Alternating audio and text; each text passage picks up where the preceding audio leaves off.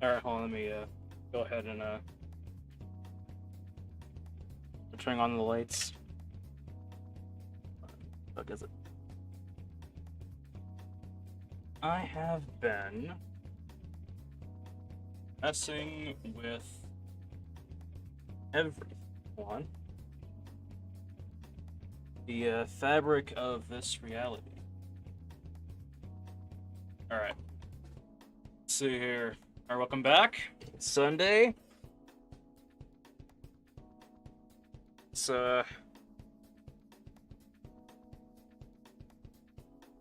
judgmental time.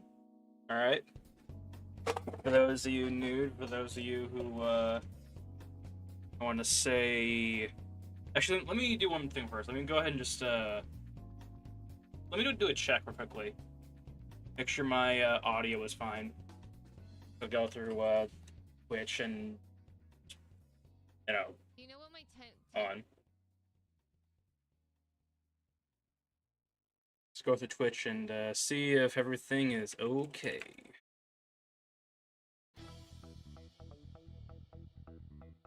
On. Let's go through Twitch and see if everything is okay. Okay, I think the music is a little bit too loud. Go ahead and do that.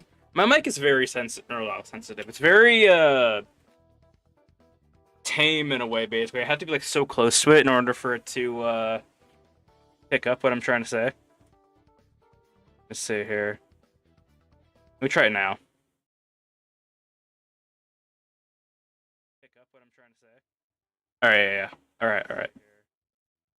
So we have... Alright, I see, okay. Let me go ahead and do this.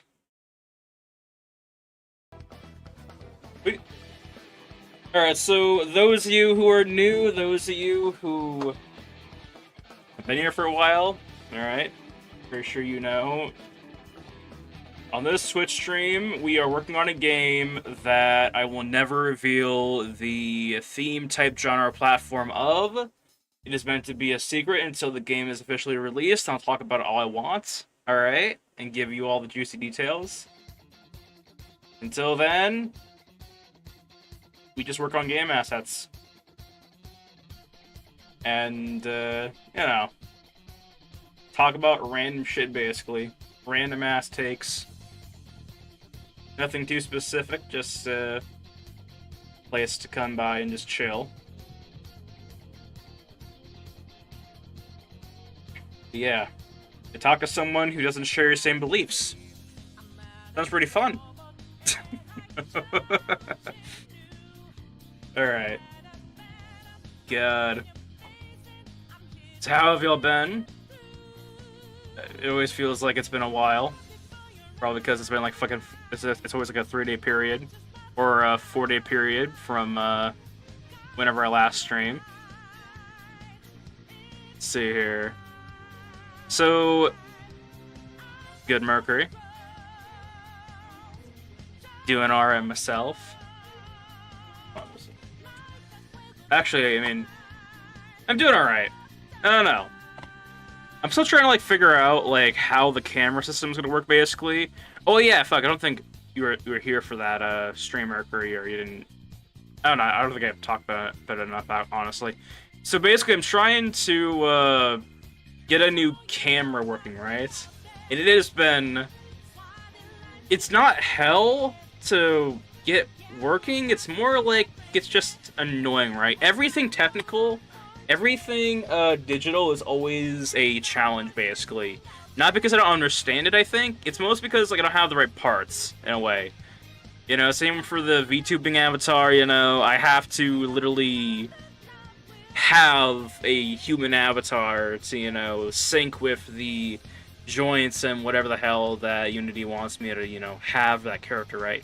For the webcam, right, I tend to be using a better camera altogether. This one's fine, but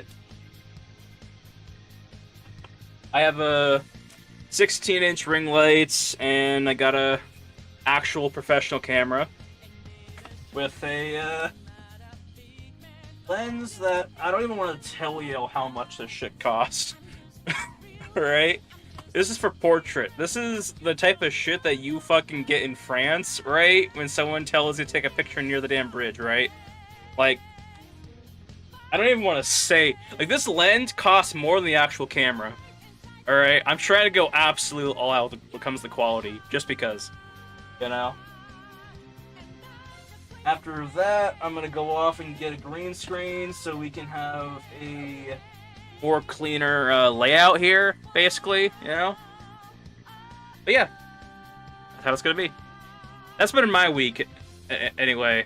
So, here's what's been happening with the camera situation, basically. So, originally, I bought the camera, I bought some cores to set up right, and I plugged it in, and I realized that for a Canon camera, in order to use it as webcam, you'd have to basically go off and buy a subscription. Use it as a webcam. That sounds like the dumbest thing ever, in my opinion. So, I thought, okay, well, there's got to be another way. You know, I can't imagine that's what people are doing out here, you know? And so I bought an Elgato Cam Link. Alright, that's coming in. And Christ.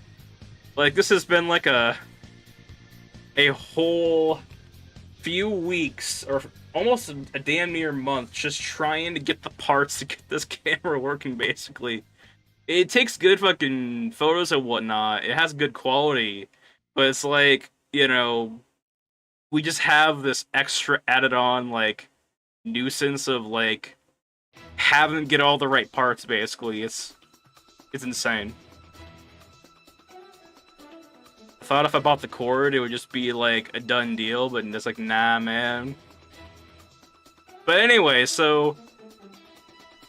eventually, we should have some better camera quality. I know this one's fine, it's alright, but I want better, alright? I want better. My whole goal for these streams is to make it better quality. You know, as much as I possibly can.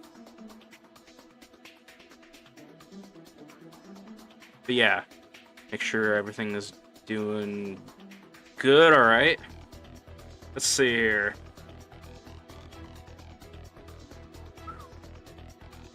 But yeah. Oh yeah, and let's see here. So let me go ahead and just go over what the hell we're doing right now. So we are doing the retopology of the strap for the Stork Frost Scepter, this weapon right here. And then we're going to take it into Substance Painter, and we're going to texture it up, or I guess bake it, basically.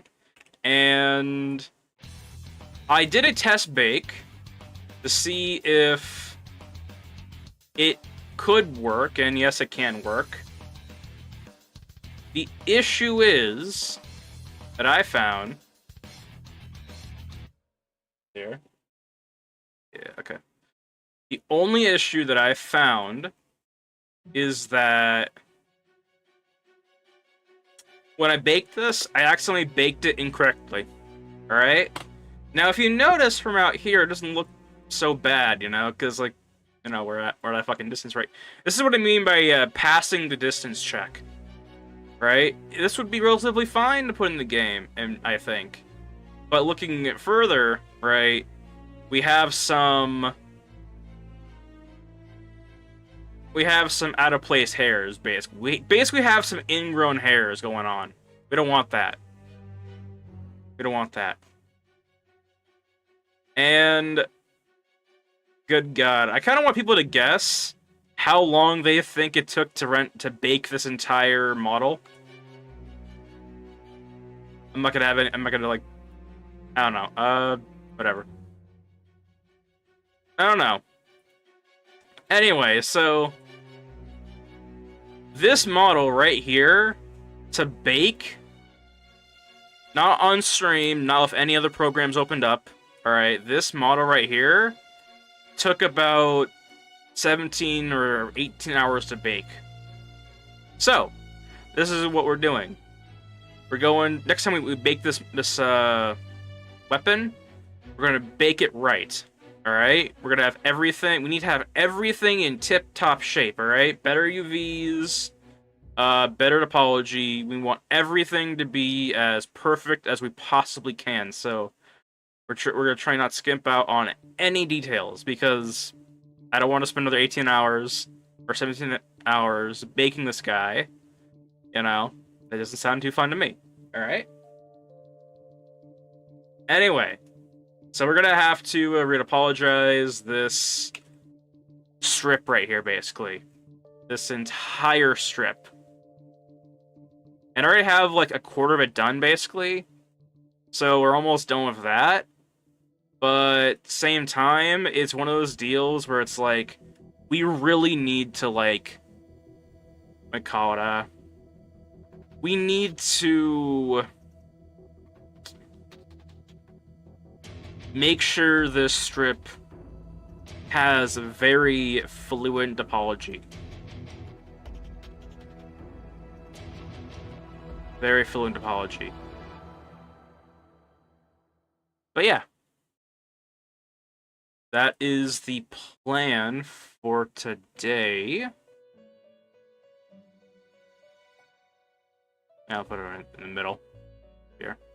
But yeah. It's honestly, the blue stuff isn't hard, alright? In fact, I mean, there are memes about the blue stuff, alright?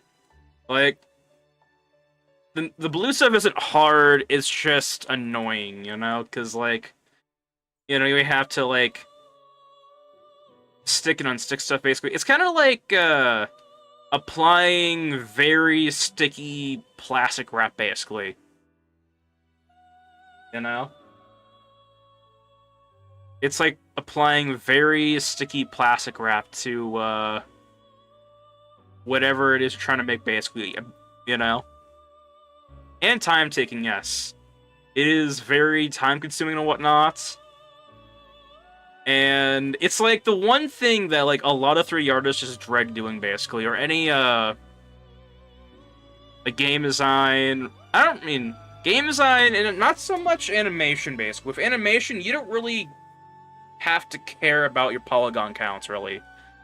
You know, if you wanted to, you could just decimate in ZBrush to get those polygons down and while still maintaining the shape of the model. But for games, right, you don't want to have the computer blow up in people's faces when when the game tries to load in all those thousands of polygons, right? So you have to apologize and you have to be wise about how you do that, right? So if I was in animation, we'd be done by now. Basically, that's what I'm trying to say. But, you know, because we're doing a game, you know, I'm not to say this isn't gonna go towards animation, of course, because you know, you know, how else am I gonna like show off the game, right? But you know, animation as in like, you know, animating, you know, the movements. You know, I mean, one thing I don't want to do, right? Because I feel like whenever someone brings up animation for a game, right? Like, I mean, in my mind, I know that it's probably not the case, but like, I always assume, like, you know, they're gonna go for a CGI style trailer, right? This game, I mean, best believe there's gonna be some post production going on, all right? Because, you know, look. Alright, when it comes to a game, alright, comes to a game that, you know, you want to make appealing and whatnot, you want to be as close to the gameplay as possible, right? I wouldn't go off and make a CGI fucking trailer about, what we call it, with this game, right? But I would add some, like, enhanced visuals, basically, you know?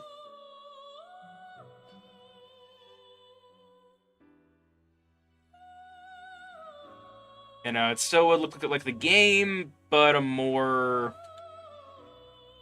a more interesting look, I guess. I don't know.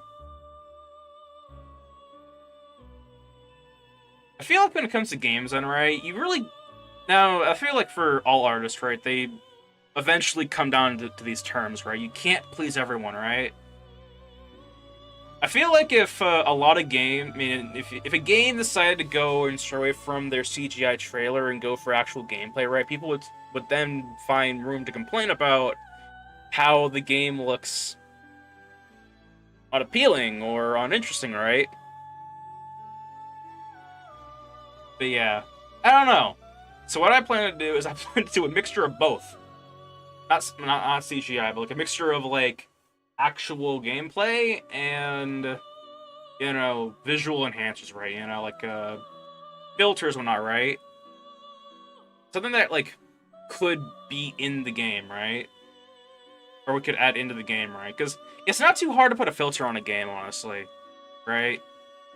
Like, you don't even have to like modify like the actual models themselves, and you put on a filter for a game, right? It's literally just like a lens, basically, right? If you look at the if you think of a game character or a perspective or a camera in a game, I'm sure you had a non-actual gameplay. Yeah. Yeah. It's all about like called making the game visually, appealing, of course, right? And one thing I would like to do, I'll definitely do that, Mercury, and just make sure that it states not actual gameplay. Because it'll probably be like a cutscene, if anything. I kind of want that in a way, right? Like whatever the actually that might be a better idea, honestly. Whatever the hell quality we use for the promo or a trailer, right? I would like that to be the quality for the cutscenes, at least.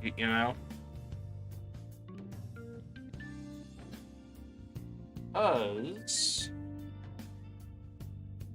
I feel like too. It's like imagine a computer trying to run the CGI. Imagine if you had a game that had a CGI trailer, right, and that CGI quality was actually in the game, right?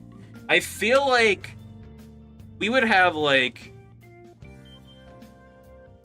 exploding, combusting computers at home, all right? It would literally be that case, because like what I mean by animation, not really giving shit about polygons, right, is they really don't have to care, right? Because it's a goddamn animation, right? And animations can have like millions of polygons, basically. And I want to reference this too. In most cases, right, a single environment or the the environment interacting around the player, right, usually will have around 30 to 50,000 polygons in it, basically. The environment itself, not including characters or whatever, right? Like the actual environment. Kind of funny how the only thing holding back games is yeah, basically. That's the thing too, right? A lot of it comes down to code, right? Primarily we call it what would we call those things? FOVs or what is it? Yeah, it was a term.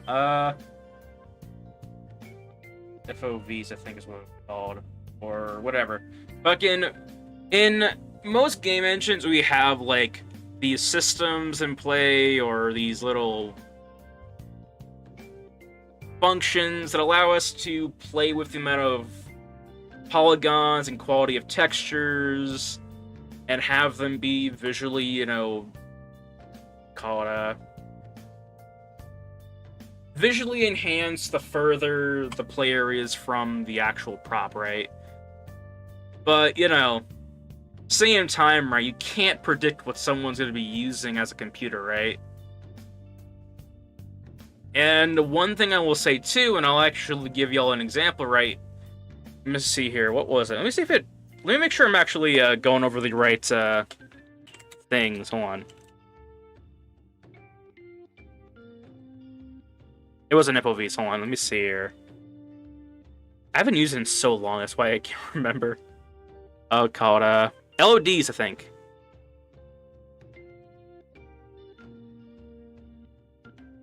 I think that's what it was called. LODs or whatever.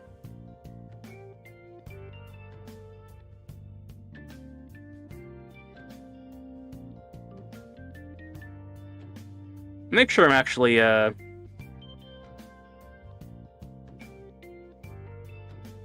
getting it right. Yeah. So LODs refers to level of complexity in a 3D model, basically. Essentially, what that is let me pull up an example. So, like, the further you are away from that model, or the camera is further away from that model, the less and less detail that model is going to have, basically. Hold on.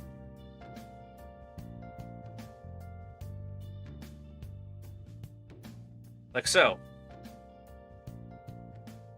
Further you are away, the less and less and less and less polygons are going to be made up of that object, right? It's kind of like Spider-Man or like GTA, you know, how if you're like high up in the air, right, you look down, right, the cars are like boxes, right, you know, like colored boxes with like lights on the front of it, basically, you know? That's basically what that is, right? That is how you can get away with like using a lot of polygons or whatever the hell. But same time, you know, if the character is like right up in that, in the object or whatever the hell, and has a lot of polygons, you know, that's gonna be bad, right? Because now the LODs aren't doing anything because, you know, your character, your player is close to the object, right? You know, so like we have to essentially do the blue stuff. I mean, that's what we have to do the blue stuff, I mean. But yeah. Also, I mean, you know, for CGI trailers, right? It's like you don't really have to care about polygons comes animation, right? Because it's not like it's not like the camera's gonna lag, right? It's all rendering, of course. You know? But I feel like I kind of wish. What's a good game example that died? Lawbreakers. If y'all haven't ever seen I can't pull it up because it has a copyright song in it, basically. But if y'all ever seen Lawbreakers in the CGI trailer of that, it looks so fucking cool. It's basically Overwatch.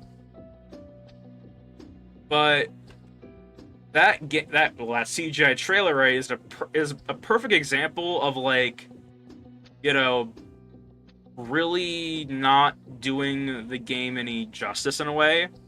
I feel like, okay, if I'm gonna release a game, alright, well, this game, right, I would want to have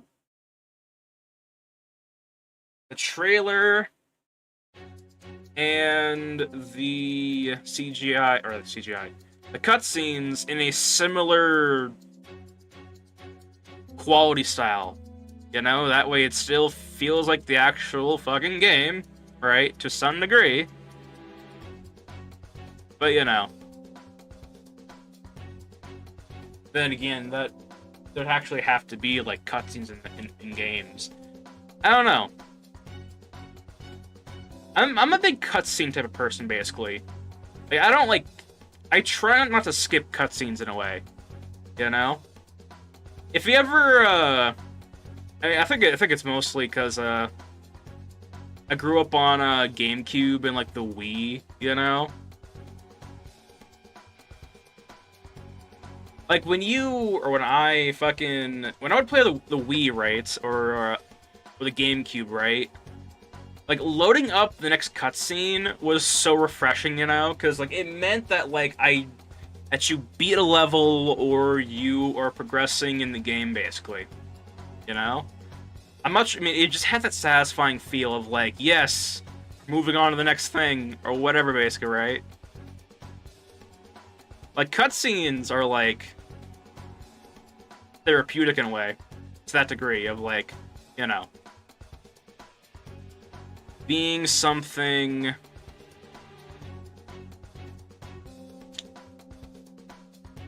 that sparks accomplishment. But yeah. I don't know.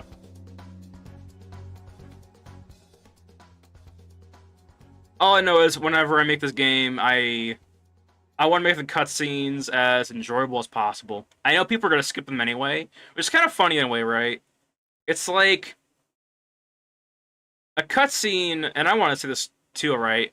Actually, let me see if I can post, honestly. Can I, let me see, can I put... Let me, go ahead and make sure my screen capture is on Maya, specifically. I kind of find it funny in a way, right? Because, like, in most 3D contents, right? It's like a game or a cutscene or whatever the hell can take damn near hours or weeks to build, right? Especially if we have to make every asset from scratch, right? If you had to make every single model from scratch, then you know that cutscene can take damn near weeks or months, right? All for someone online to skip it. Press spacebar. Kind of funny in my opinion. But yeah. Let's see here, can I should be able to put this in.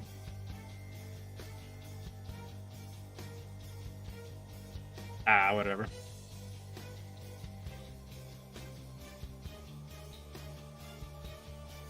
Damn, whatever. I don't know. I can't wait to get to affiliation. Alright? I want to put in the goddamn emotes. Alright?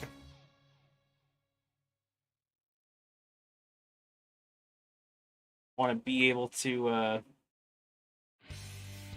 see those in chat. But, you know. But God. Like that... Oh, let me just pull it up, honestly. I can just pull it up instead of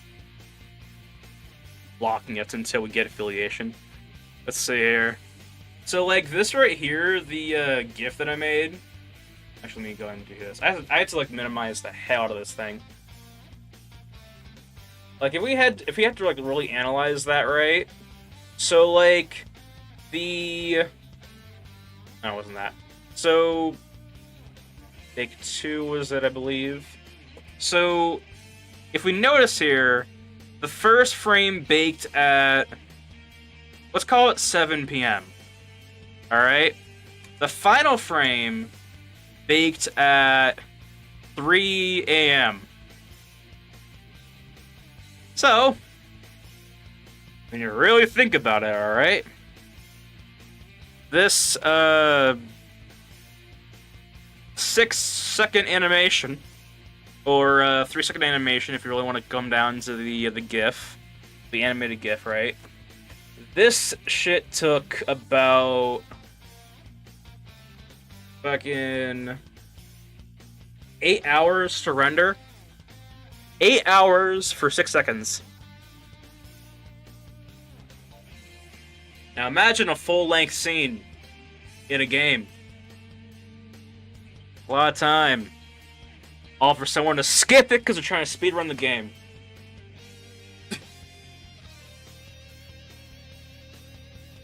But yeah.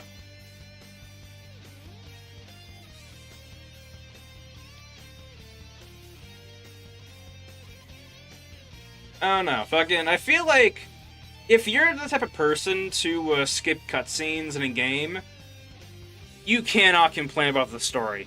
Alright? If you skip cutscenes in a game, I feel like that, or in the game, right? You, at that point, cannot complain about the story. Alright?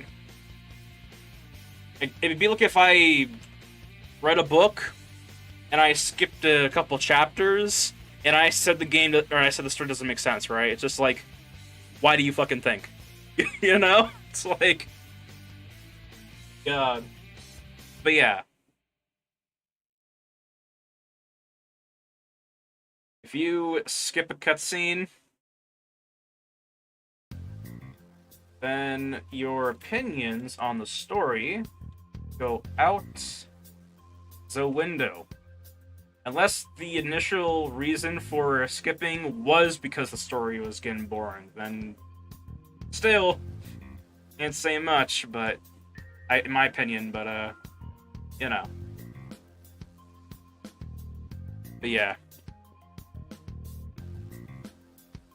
I don't know.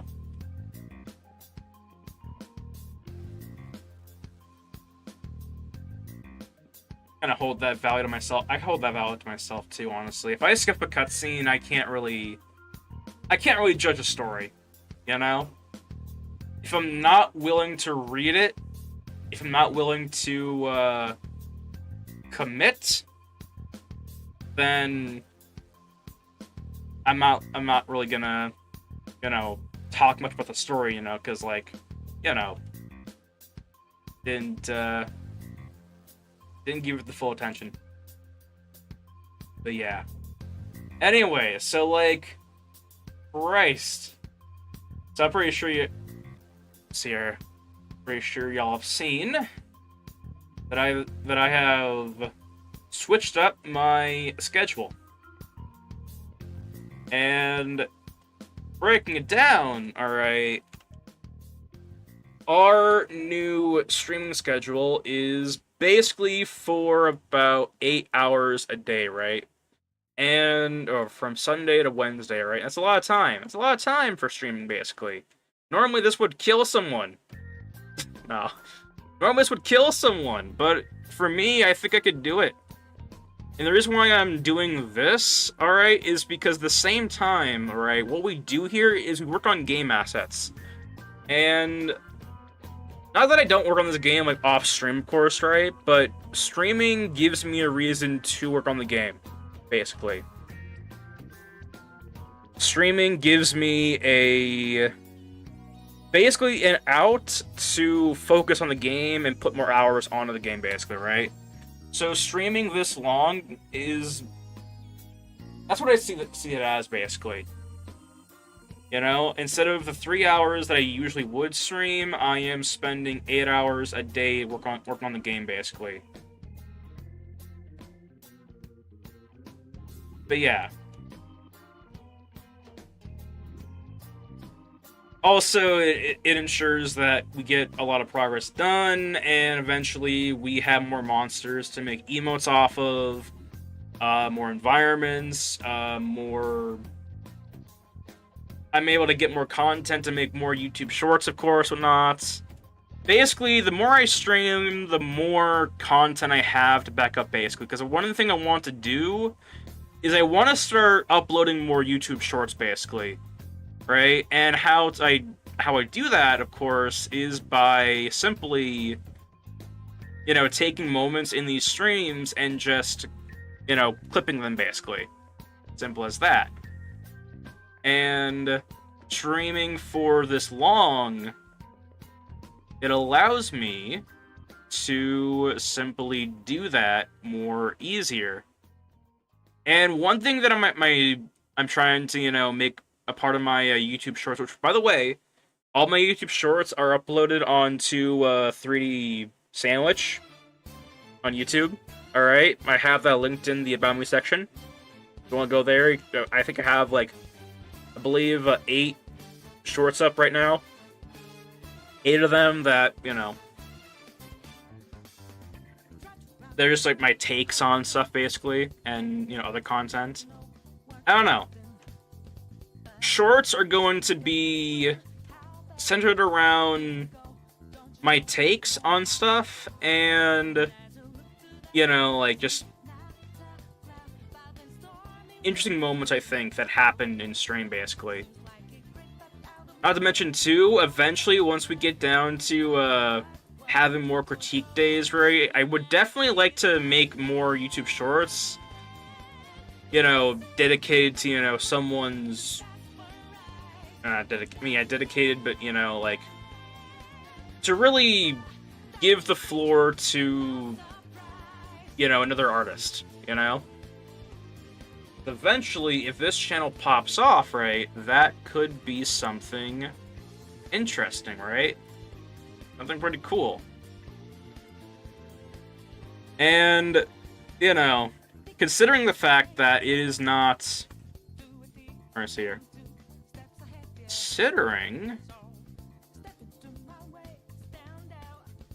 Hold on. This thing isn't breaking. Whatever. And considering the fact that, with the possibility of this channel getting more popular or, becoming a larger community, right, those critique posts or shorts could lead to the shout-outed artist getting some recognition, of course, but, you know, getting some useful tips from, you know, the community, the comments, and potentially, if the work is good enough, you know, that is recognition. You know?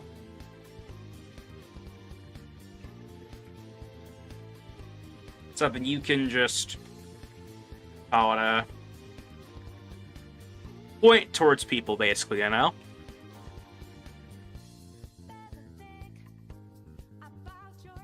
I don't know. A lot of times in art, I kind of see it in some cases. I see it a lot, honestly.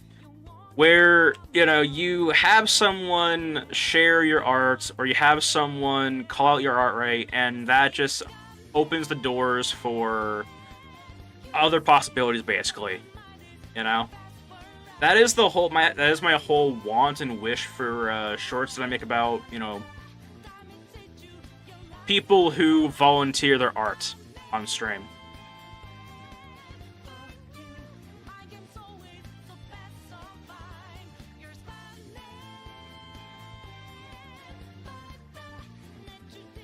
That's the whole idea of that.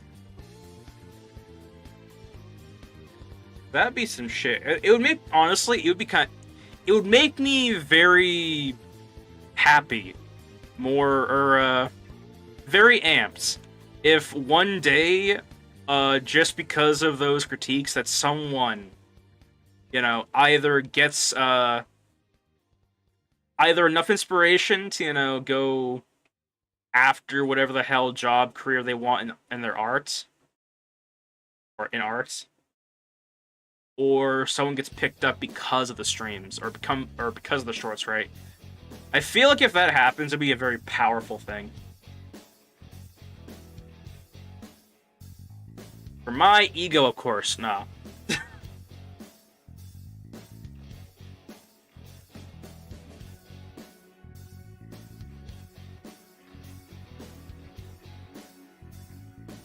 There's one thing I preference too. I try to preference as much as I possibly can. Like this game, I want... a game. For this entirely, alright, just art in general, what I make because I want people to enjoy, basically. I feel like that is the entire point of art to begin with, right? To make things that people enjoy. So, why the hell wouldn't I want someone to, you know,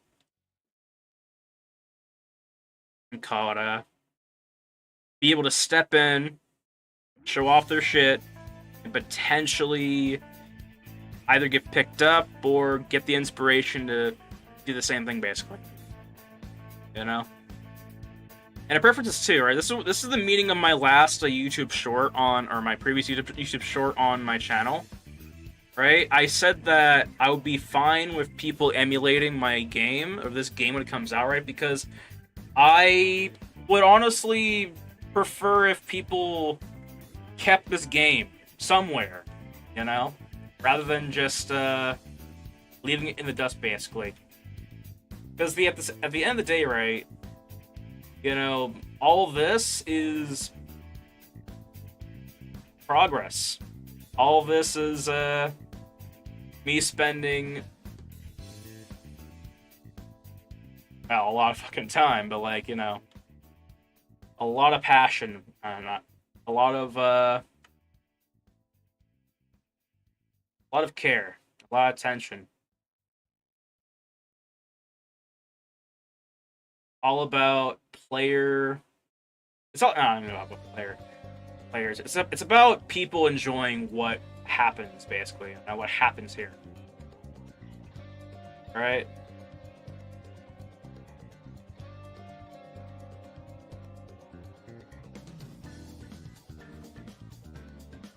That's all it is ever about.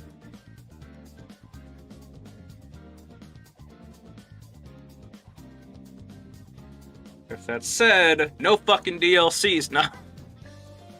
Nah. With that said, though, I'm... God. We're gonna price this game at a very affordable $80 price tag, or we're gonna have $50 DLCs of like a single skin or two. All right, you get a skin and a half. You buy one DLC for $50, you get a half skin free. That's like the pants. All right, you don't get the shirt. Not until next DLC. All right.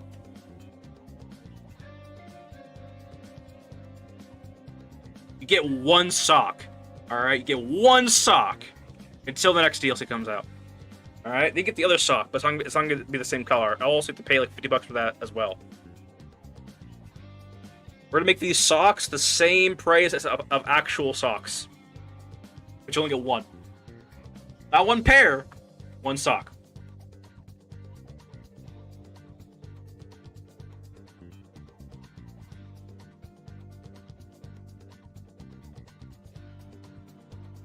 You don't get the full pants. Mismatched socks. Just... yeah. I'm the same way, honestly. Like, sometimes I think it... Honestly, when it comes to my clothing, right, I don't really give a shit, really. I'm not someone who's out here wearing, designer bullshit, basically. You know? Again, most of my shirts, alright, and I'm gonna say this too, I think people probably have, if you look at my shorts or my videos, right, you probably figure this out by now, but I wear a lot of fucking Hawaiian shirts, alright? A lot of Hawaiian shirts and a lot of the sleeveless shirts, basically. Like, I have like one pair of like actual pants, the rest of them are like we call it like shorts and whatnot. Fucking, I don't know, it's like a cargo shorts, basically. But yeah, socks wise, you know, sometimes the Australian fit, yeah. Australian, Hawaiian, you know. I'm very cultured, alright? I wear the Hawaiian shirts, the Australian cargo shorts, and the American, sleeveless shirt. See, I am cultured. Kinda, I don't know. You see, the difference between you and me is that I go to Taco Bell. I'm cultured now. You know what? But, you know, I'm pretty sure, right? I mean, we call it, I cannot wait for, I mean, if it happens eventually, you know, my Twitter thing, you know, blowing up, and I get, like, all of those people who try to shut me down, you know? You know, the people who are like, that's not right, you shouldn't be saying that, you shouldn't be wearing Hawaiian shirts or whatever, right? The community that likes to cancel people, right? Cancel culture or whatever, right? I cannot wait for them to come by, alright? I cannot wait for them, alright? it's gonna be fucking, it's gonna be funny as shit. I mean, I'm not gonna let anything happen, of course. I'm not gonna like do anything like risky. Well, not really risky, but like my level of riskiness, you know, of like, oh yeah, I'm gonna call it. It's gonna be like the Trump meme where like he's like eating like a taco bowl or some shit in his office, right? It'll be like that, but like less we call it of Trump's attitude, right? Just be me fucking around, basically. You can't wear that. That's offensive, and not gonna lie, the people who commonly wear those colors or those types of clothing, they don't give a fuck. All right. Fucking.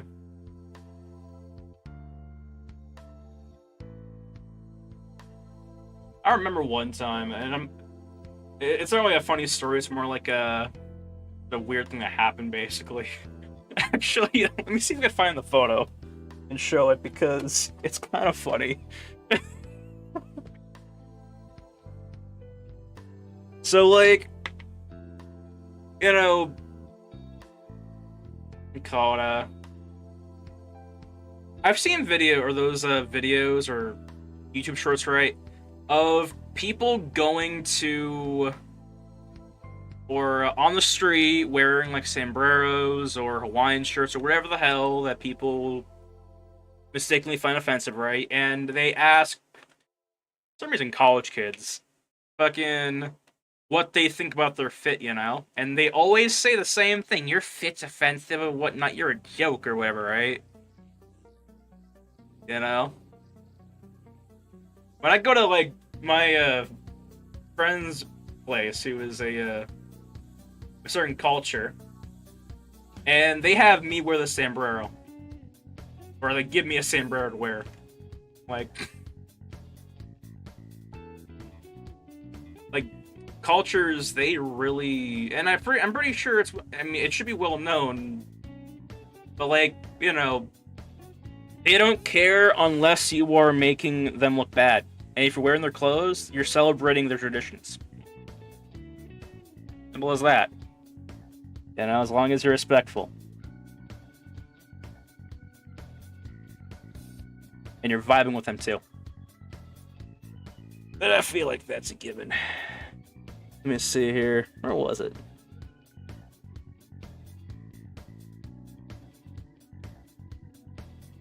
I'll have to find it later. But, I don't know. I'll probably post the picture in the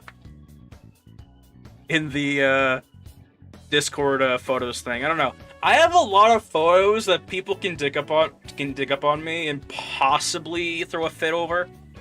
All right. There are already a lot of photos out there that people would probably be pissed about. But I would just honestly, I think it's just comical. Hold on. Let me go looking. I might have some.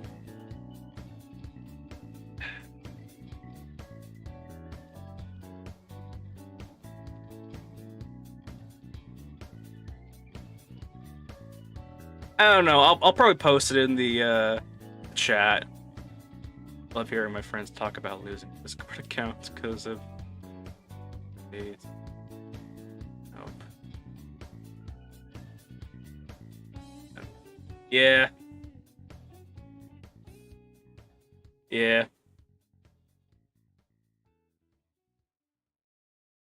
That's the thing too, you know? Like, there's been a lot of people who've been like, or friends who've like been trying to get back in contact with me, right? And, you know, nowadays, because of what I do, right, I'm always skeptical of like what exactly I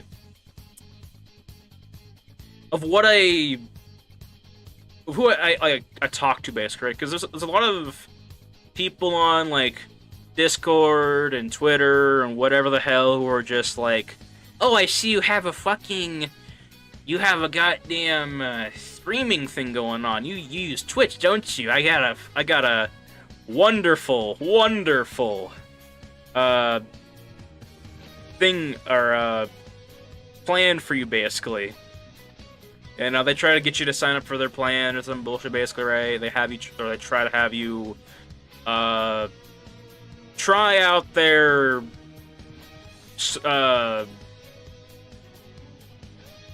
plan to get you more followers, right? And you know, I'm pretty sure that's probably how those accounts get stolen. Actually, fucking, I don't know. I get random accounts, right? And some of them like are actual like friends that I've known for years, right? You know, they call me up and they tell me the details, right? Of like, yeah, my shit got hacked, right? Just like, what the fuck is going on? Because like a lot of people are just, or my friends list, right, are just fucking gone, right? Like they've been raptured by the bots or the scam accounts. Insane. But yeah, I don't know. How long have I had my account for? Actually, let me see. I think I had it since 2016.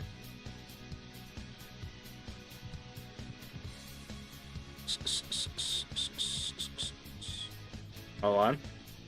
I'll check. Let's see here.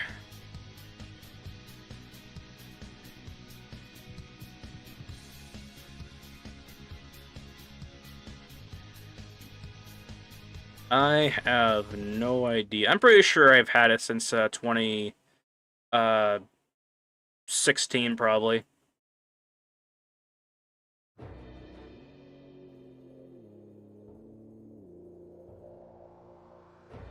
Whatever. I've had it for a long time, whatever.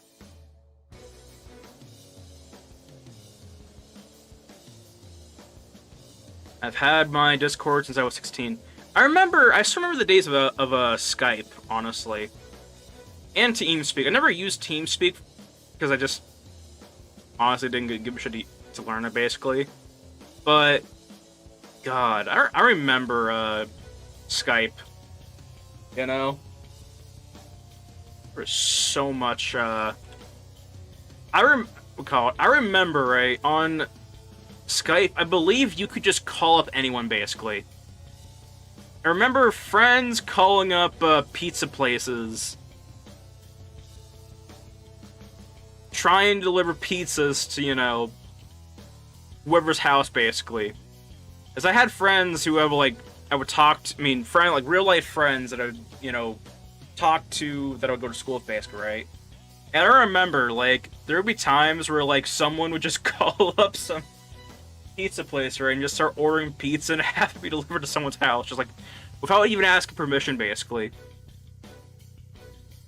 It was kind of funny. It was a jackass move, right? But it was like, what the hell? That is the only difference from, like, Skype and Discord, right? You can't, like, just call up people. But yeah. That shit was fucking funny.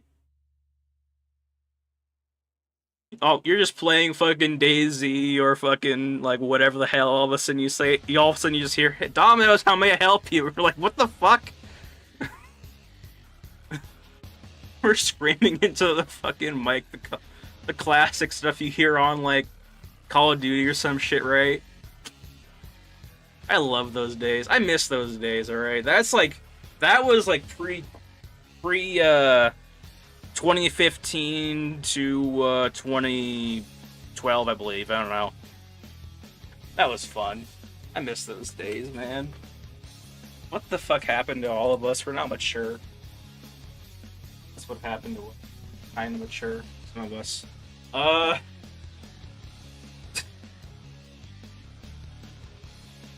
yeah. I don't know. Oh,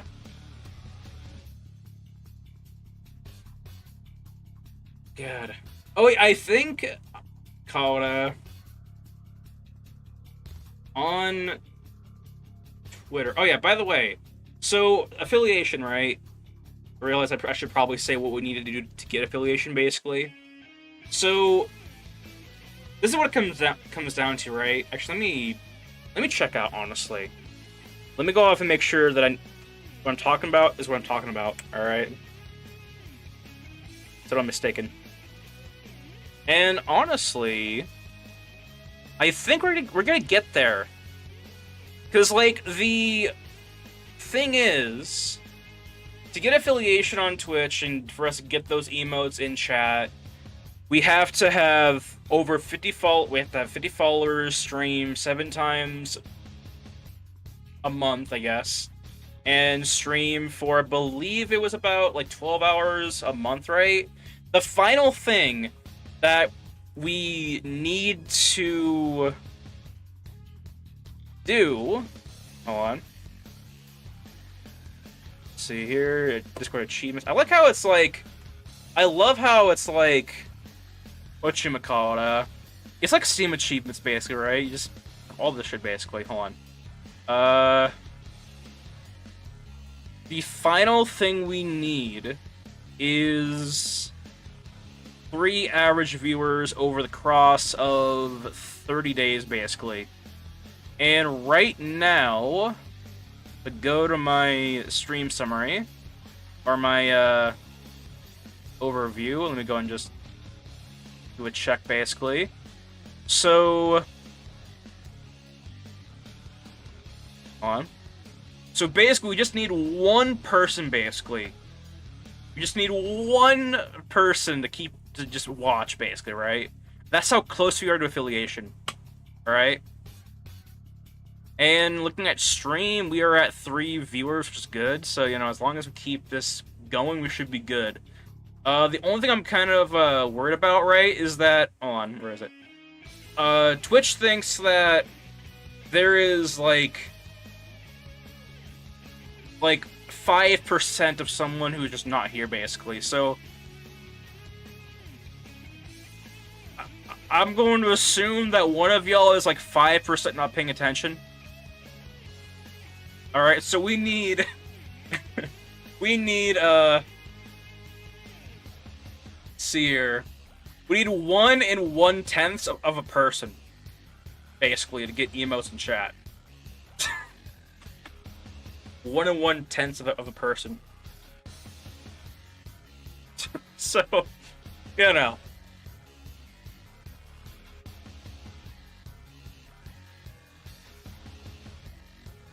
Which was weird, honestly. It's like, we call it, yeah, I'm definitely paying attention to what's happening. Yeah. There's the 5%. No. I have no idea what the hell it means by that, by the way. Like, so, you know, Twitch is weird. I don't think it's good at, like, keeping track of everything, right? But at the same time, it's also not too good at keeping track of anything at all, basically. Because, like, you know, it has miscounted a lot of my stats, basically. By 1 point or less, basically. Or, well, 1 point or less. In some cases, right, it will miscount whatever the hell stat that I'm at, basically. So whatever I see, like 50 or 54 followers, right, I have to account for an additional one. That's Twitch is not counting, basically. Same for fucking viewers.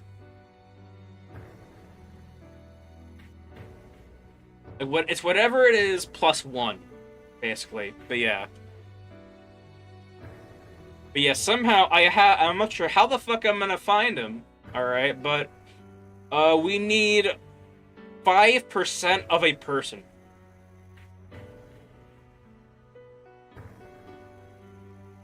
When they said managing a Twitch channel or Twitch account was hard, I didn't think this is what they meant.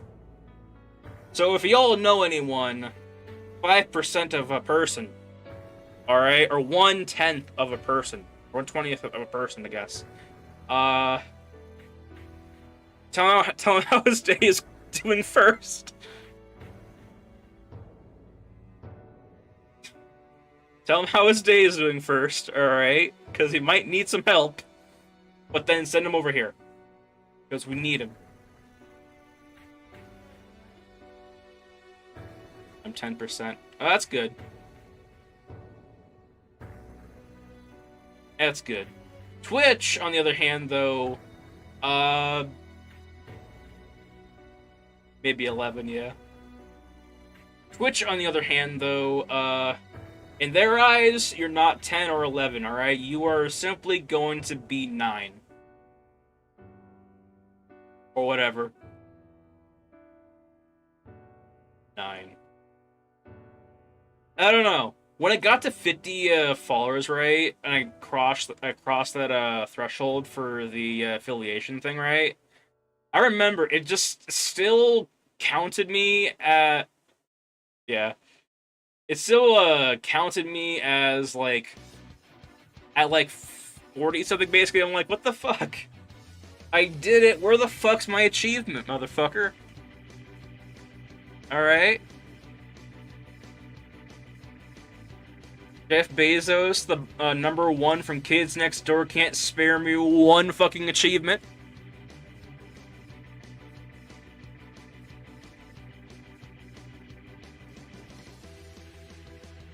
I really hope someone got that reference. The #1 from Kids Next Door. If not, I'm gonna feel old.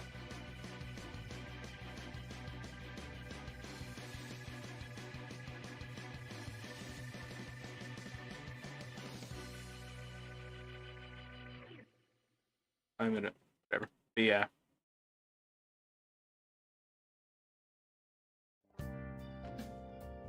God. I can't wait for this game to, be full of motherfucker. Oh, god damn it. So okay, so... I'm not even sure if I want to explain it or not, but, basically, #1 from Kids Next Door is a character from an old cartoon who was bald, who basically owned an entire agency, basically, if you will. And, yeah. Dude was basically a boss, in a way. Or a leader, in a way.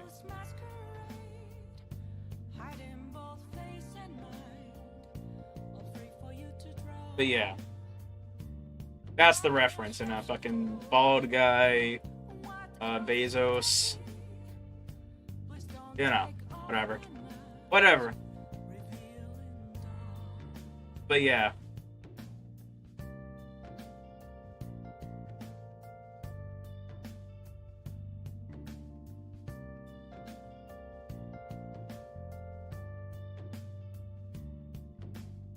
It...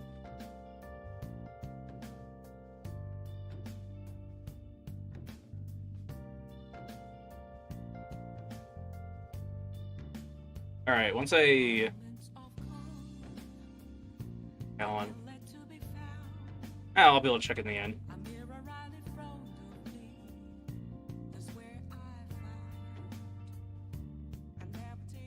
I have to make sure that everything, every edge, like this one right here, is connected to some point, basically. But yeah.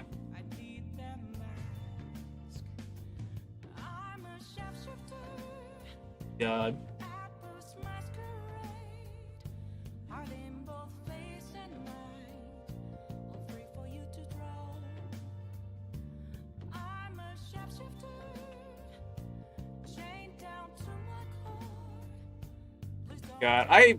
God,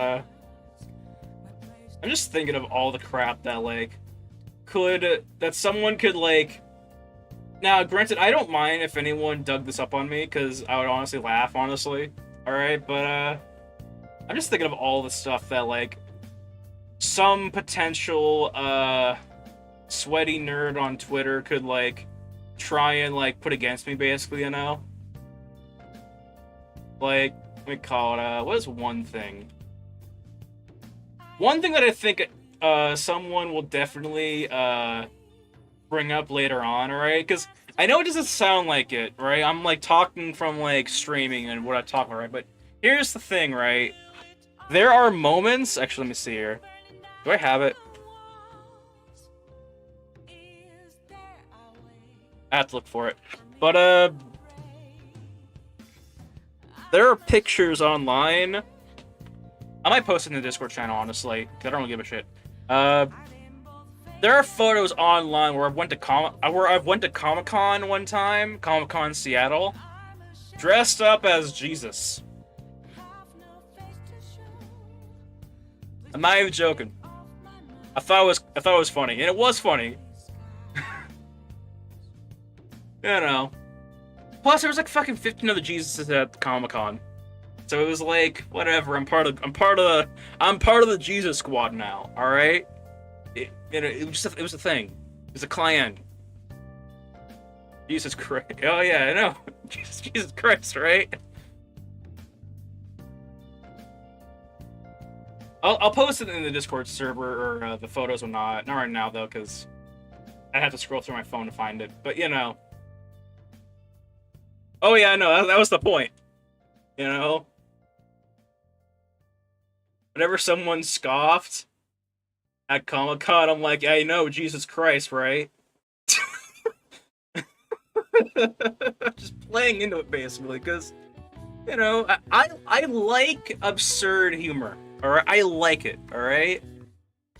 I want to build my entire, like, brand around it, basically, you know? Just, like, I do things, and not that I can get away with everything, but, like, I want things to be so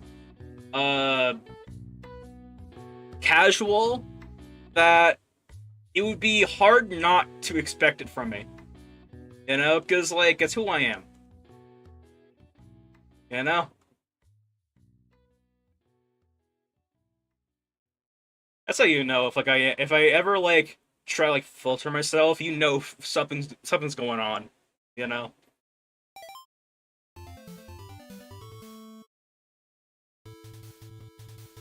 It'd be that case of like blink twice if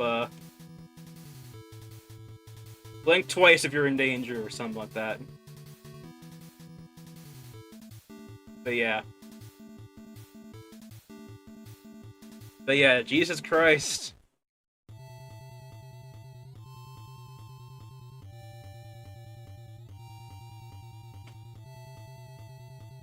It was funny as hell.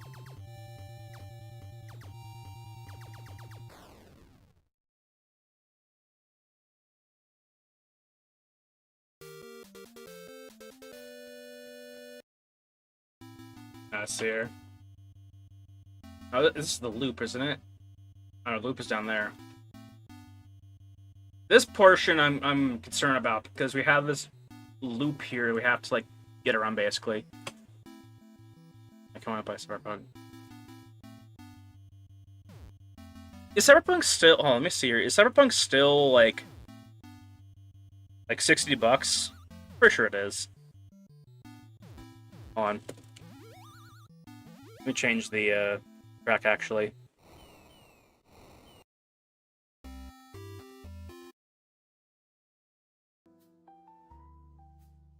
Cyberpunk 20. That game has been out for like damn near 4 years, right? I wouldn't expect it to be 60. Oh. Let's see.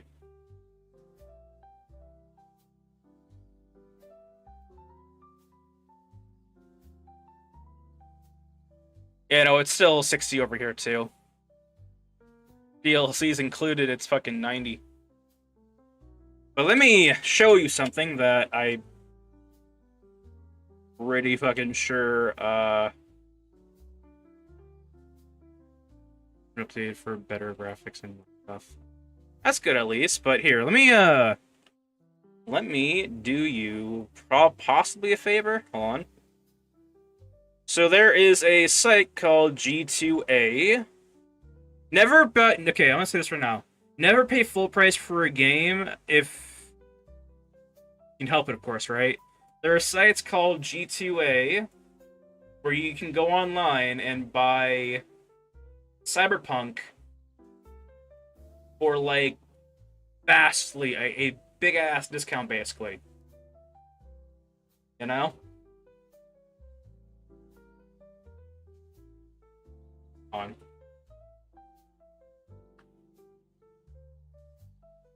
And I never buy games off of Steam. I always get it from here, and I just plug it in. You know, I still wouldn't buy this game, honestly. I don't know.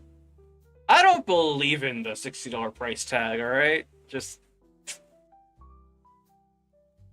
come here and like honestly, for what games are worth, I think it's kind of. I mean, call it a hypocritical type of thing, right? But like, I think for a game like Elden Ring, I think 45 is fair. You know, for a game like Baldur's Gate, I could see like a like a $40-$30 price tag being fair for that game too, you know. And I know why games have to price their shit to like the fuck hold on. Like 77 fucking bucks, right? Cuz like, you know, we call it investors, right? It's like the more you make games, right, the more you have to make a profit, right? And a lot of these games, they cost money to make, right? They cost a lot of fucking money to make. And you never know how many people are going to be purchasing that game, right? So I want to let's say this, right? Let's say you obtain, let's see here. Let me go ahead and just can we get bigger on this one actually? Let's see here. Let's say you, for your game, investors decide to say, we're gonna give you let's see here. Actually, let me see here. Let's go off of a pure example. All right. How much did Justice League kill the Justice League cost to make? All right. Okay, so let's say you have a $200 million budget, right? You gotta make back two milli, right? 2 milli. Now here's the thing, right? Let's say you sell your game for that $60 price tag, right? Let me show y'all something. So, I know it's fucking $5.99, but I'm calling it 60. Killing me. Or biting me, I don't know, whatever. So, here's the thing, right? Steam takes, I believe, 30% of all sales. The game engine you use, if it's Unity, I believe that it takes an extra 12%. If you're using Unity. If you're using Unreal Engine, that takes 5%. And if you are using the Epic Games engine, instead of paying this 30%, you're only going to be paying 12% of all your sales, basically. So you're literally better off selling your game on Unreal, basically, or on the Epic Games launcher, right? But most games go to Steam because, you know, that has more traction, right? So let's go ahead and assume that was Turtle Rock Studios that made the Suicide Squad game. Hold on.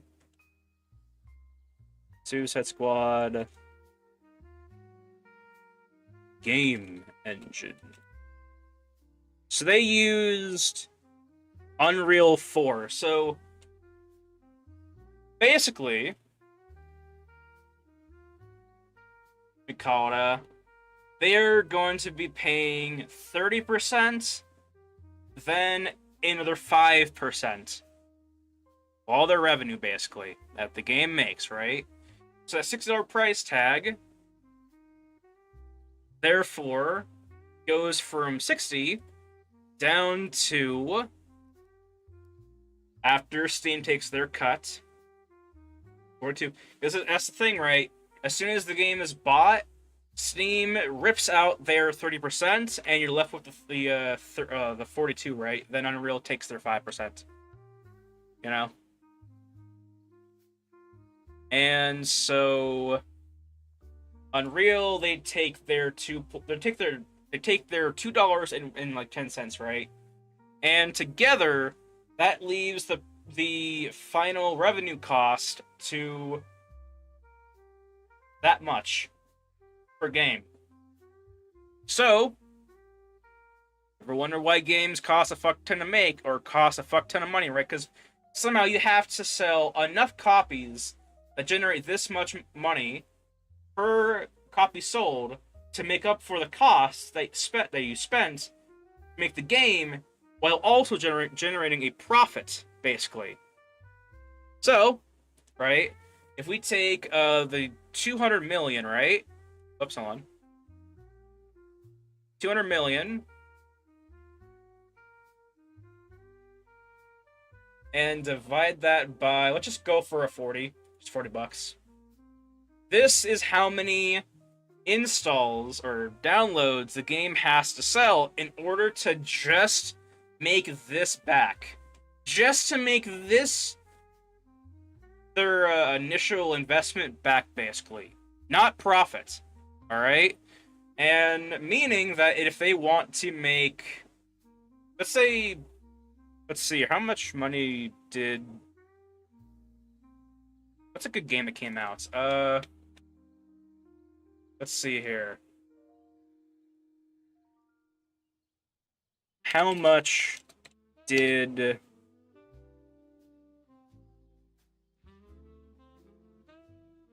see here. Whatever. So basically, let's say you want to generate a profit of $1 million for this game, right? $1 million. That's for the whole company. That is for your employees, your investors, because, you know, they gave you the money, they want an investment, right? Actually, fuck it, let's just say the investment is like 15%, right?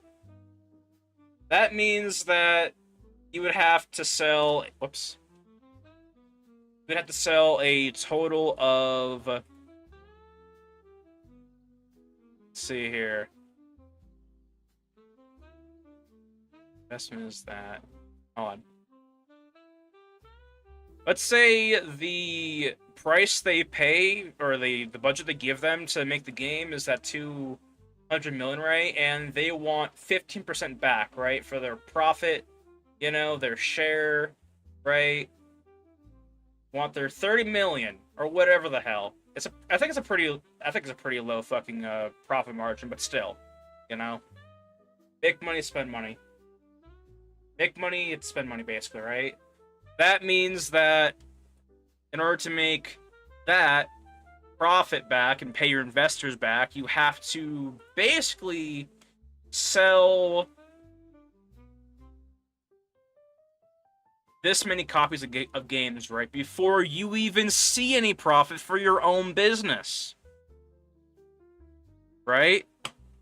So the only way for Suicide Squad to Kill the Justice League to make any sort of profit is if they were to sell around this many copies. Now, how many copies did the game sell? Let's find out. On. How many copies sold? Oh! Oh, look at that!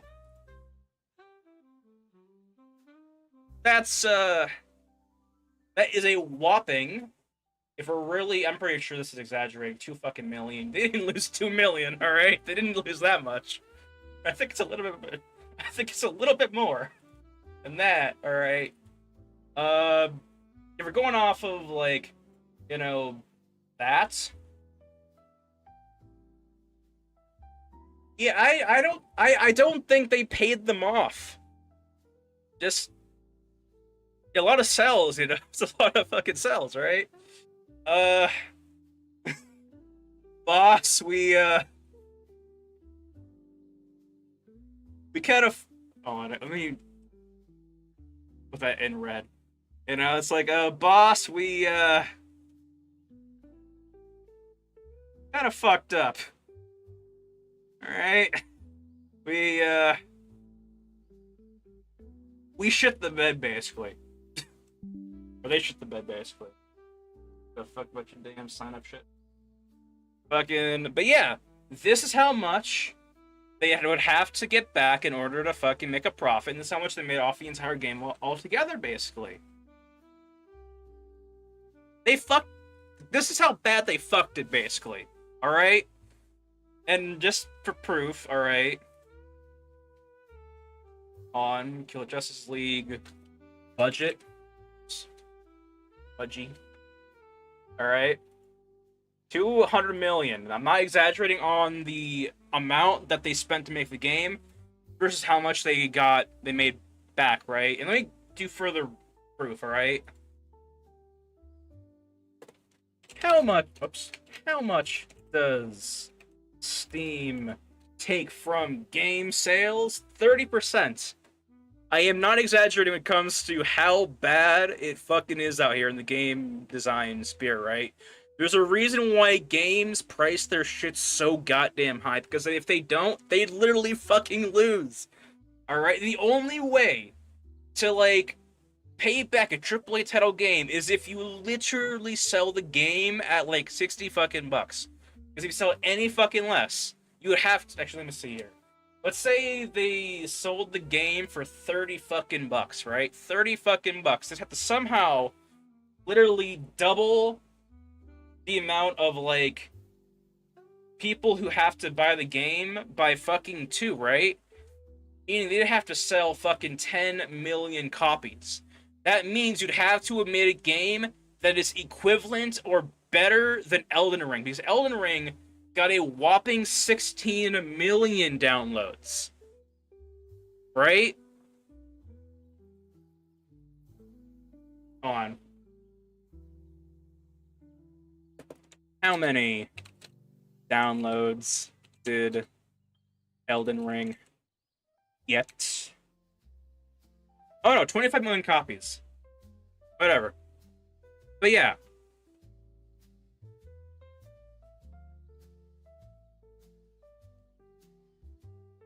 But yeah.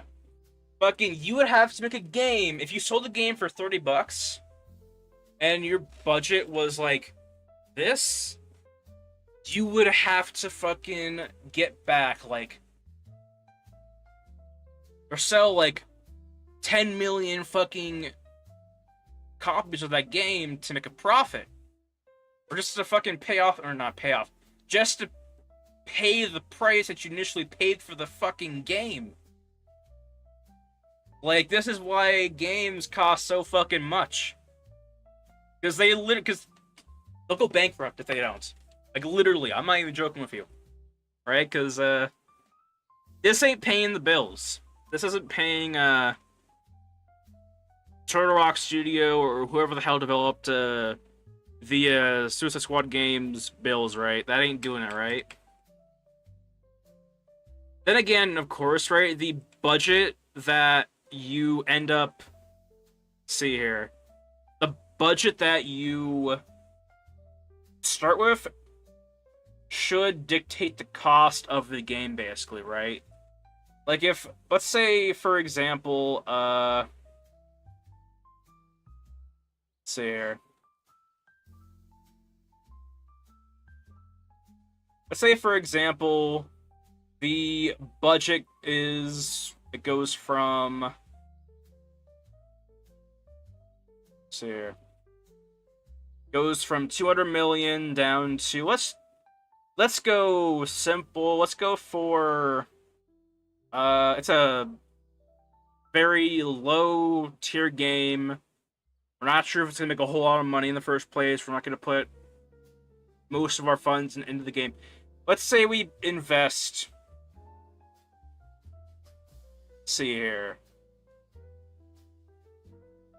$5 million into the game. All right. For this, let's say we have a price tag of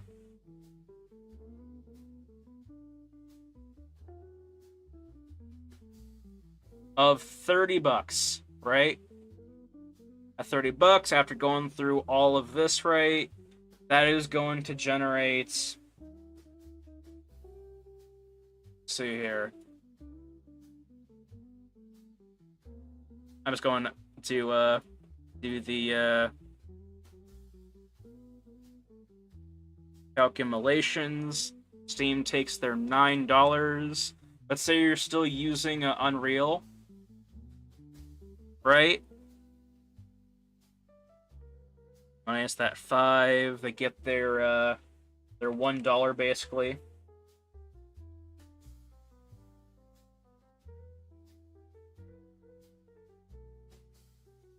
So basically, you're chopping this down from $30 to 20, right? In order to make the 5 million back, you would have to sell then at that point only 250 copies, or 250,000 copies, right? Compared to the fucking 5 million for $60 fucking game. Like, a lot of money on a game or a budget isn't always the answer, all right?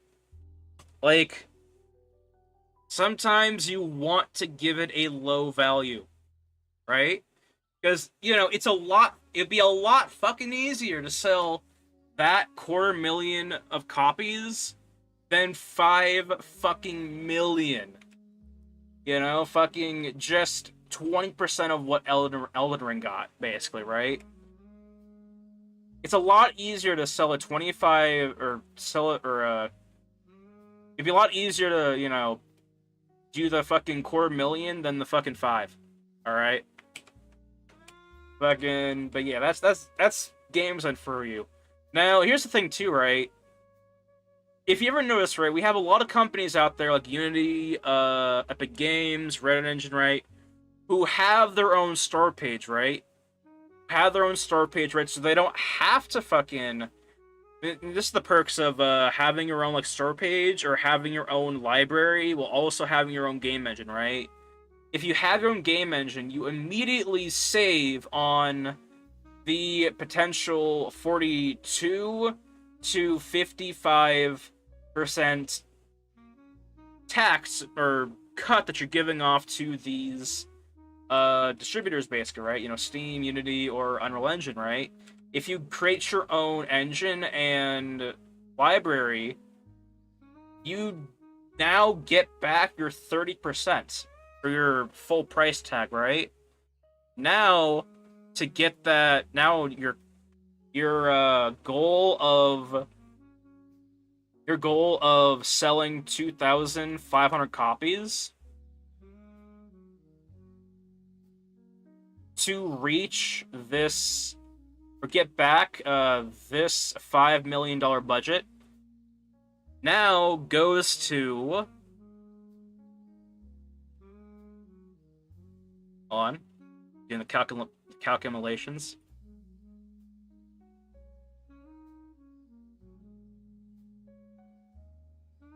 Now goes down to just a little bit just see here. I said do this right. Goes down to 167k downloads that you'd have to manage for that game, basically, to get back this amount of money. Right? And if the game is selling that well, right? Then anything you make after this is going to turn into a profit, basically, right? Like if and I'm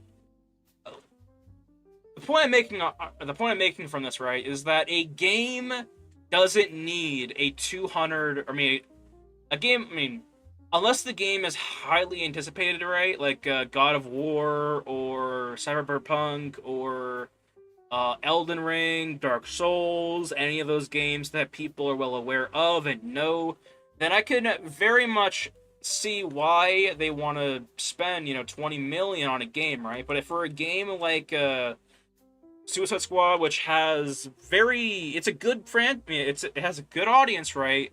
But a lot of those audience members, they are watching movies. They're basing a game off of a movie in a cartoon, right? Or a cartoon movie, right? Like, just I feel like it would be a lot better if the budget was brought down from like their 200K to possibly down to like 50 million, you know? Go from the 200K down to 50 mil. All right?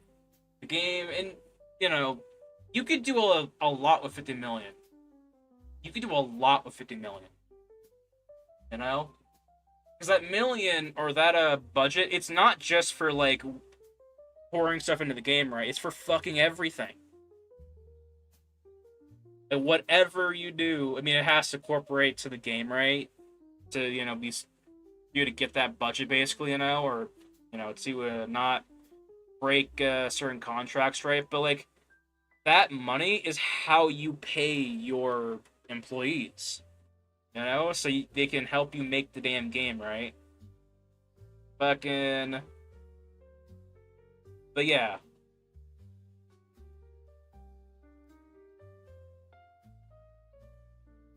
It is.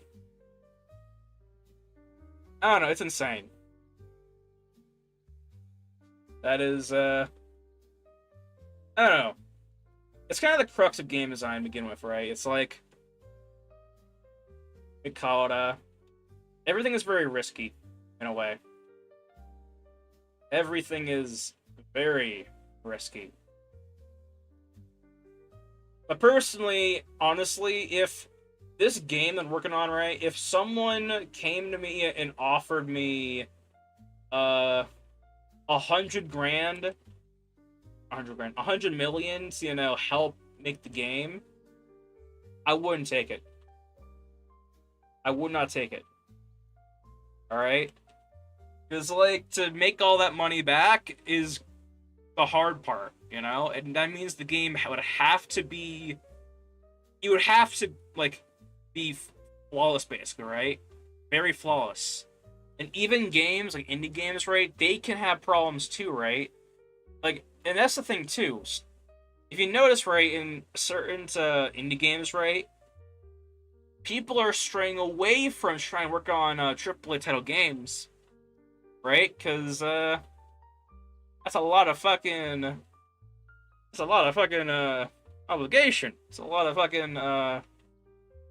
It's a big weight. We could simply go for something simpler. But yeah, I don't know.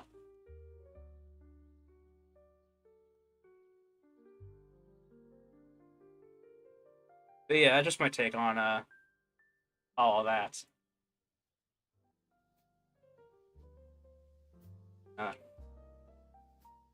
Get this thing done. Go ahead and turn off the snap or the live, so I can put this here. That's there. But yeah, that's the reason why games have like large price tags on them, basically,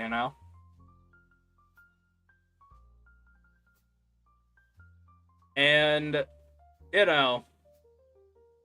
I'm pretty sure we all know that it probably does anything but work to their benefits. I don't know. It's what I'm trying to say is like it's one of those cases where like, you know, 60 bucks for a game is a lot. 90 bucks is a lot for a game, right? But and although I do believe it should be a lot less, companies don't have a fucking choice. Basically, unless they want to go fucking bankrupt, they don't got a choice.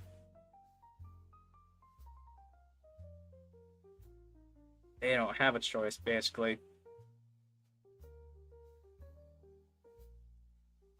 But yeah. One of those deals.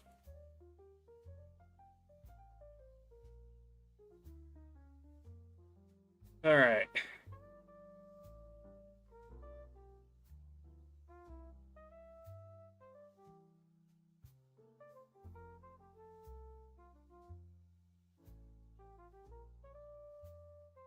Let's keep going. Want to at least try and get this thing done today. The strap, I mean. I don't know. The perks of call it these extended streams is that call it we really do get to spend more time with this, basically. Of course, but you know.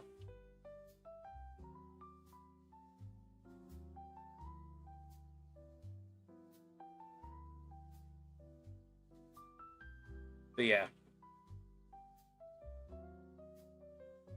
Go ahead and do this quickly. Change the track up, basically.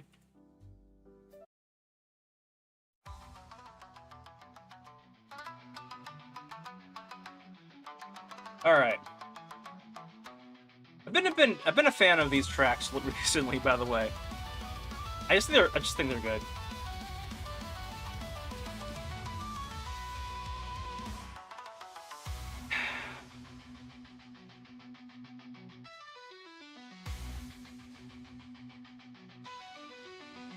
All right.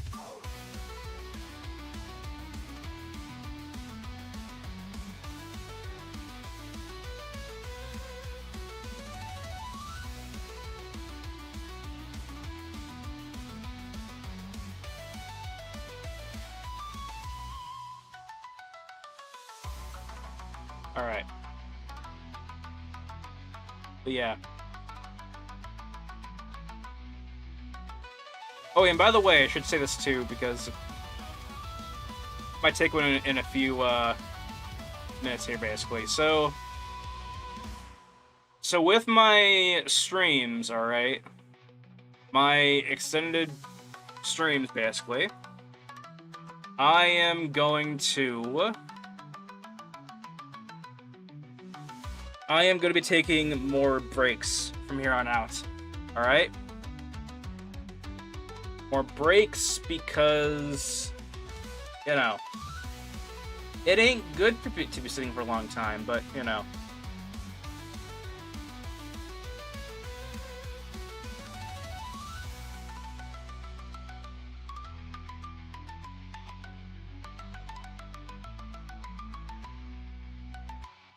Ugh.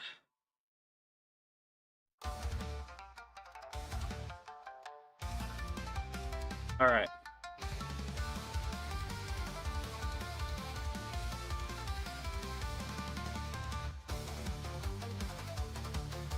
All right.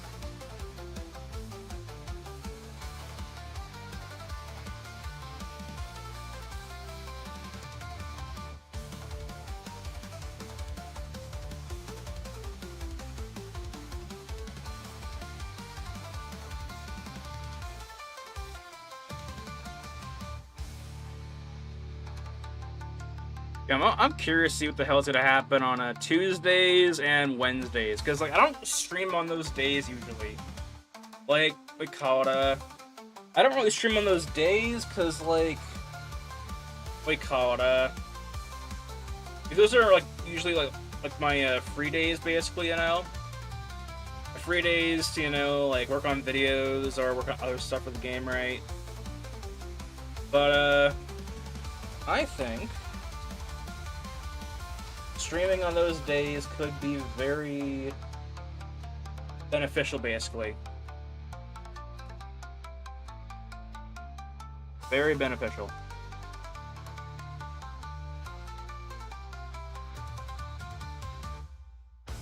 I don't know. Also, I feel like I do want to switch up how I stream, basically, you know?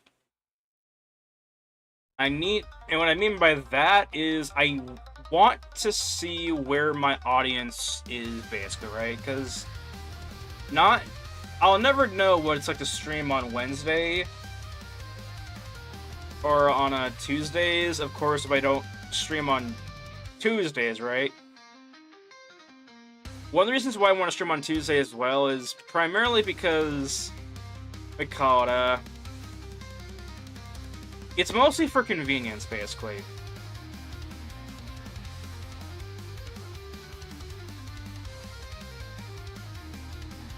Also, the new streaming times that I can stream and whatnot, or that I am going to stream at, like, I feel like I'm in that low point of streaming, basically, or in that, I want to say, I'm small enough as a streamer to do that and relatively get away with it, basically. There's perks to streaming with a small audience, basically. There are perks into it, basically. One of which being that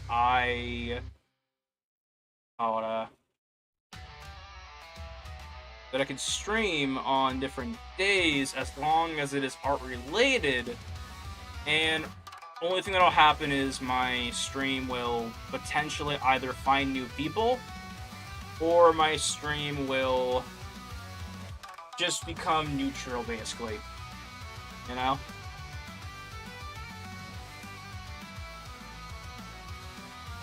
But yeah.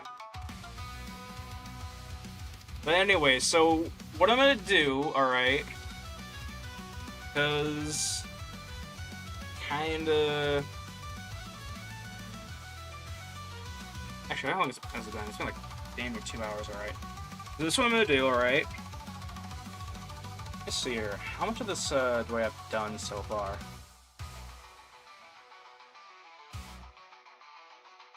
We're getting there. Definitely getting there. Alright, so here's what I'm gonna do, alright? Because I don't want to damage myself more than I already am doing streaming, alright? That's what I'm gonna do, alright? So I am going to take about a minute break, alright? Basically, I'm gonna get up. Alright? And let me go ahead and play some going away music, alright? So let me go ahead and just this one might be good. Alright. I will be right back.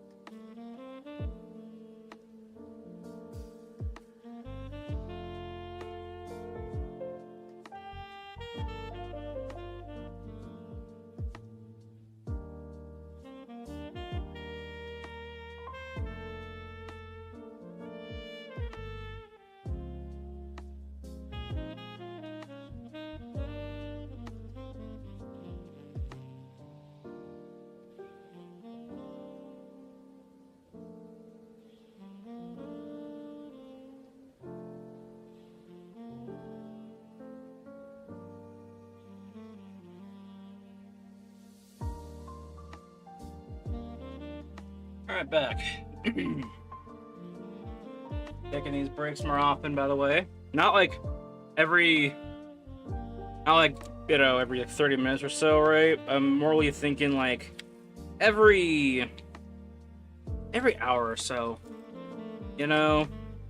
Or 2 hours or so. I don't know. I don't want to set a set time for me to take a break, because I know for a damn fact that I'm probably not gonna follow it, basically, right? Especially not like to an hour T, right? Like, there's gonna be a case where it's like, I am...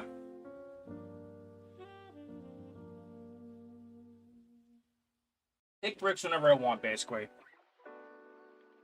Now, let's go ahead and, do a few things.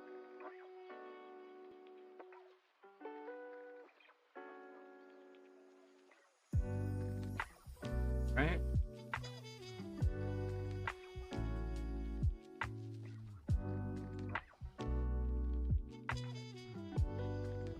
Alright.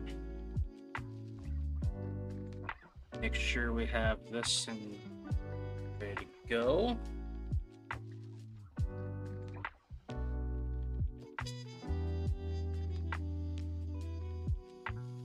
Add on.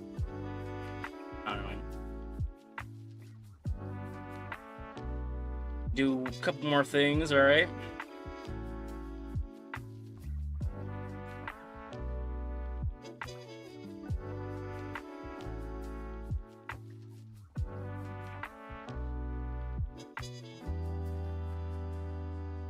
Alright.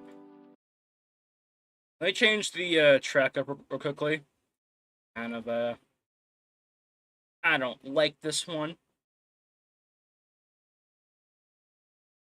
I don't like it. What reads game design? Or making games as an instrumental, primarily.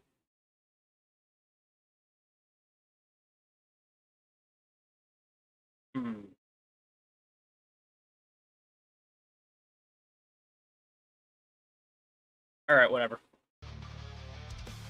Let's do this.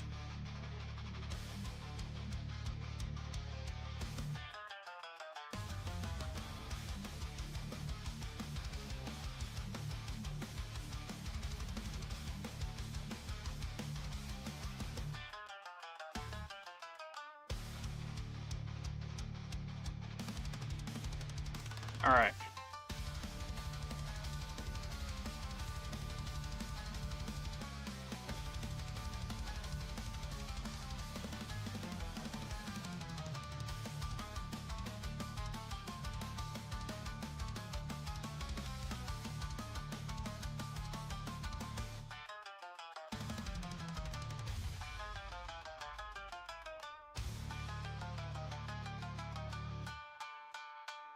Alright. As long as it is not doing some shady shit, should be okay.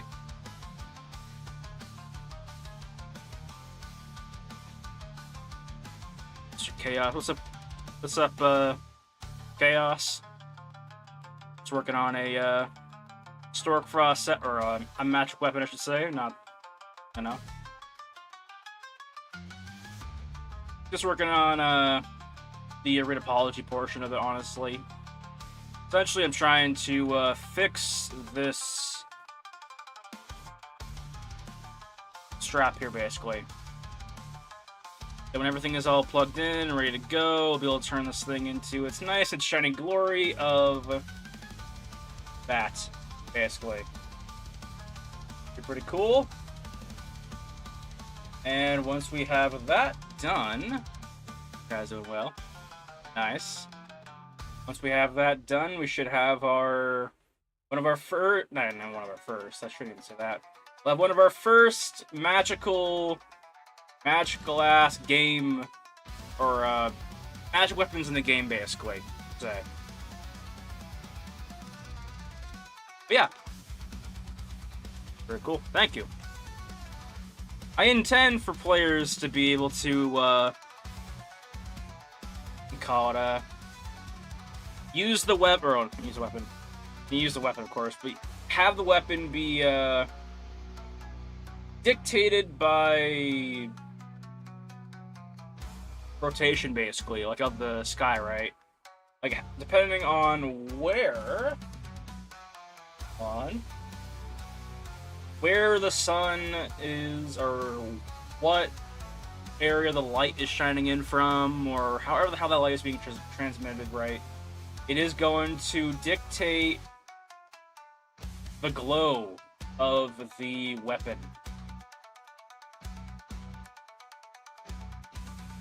To a very, very large degree. Because, you know,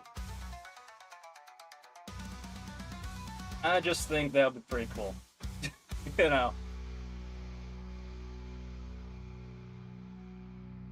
So here.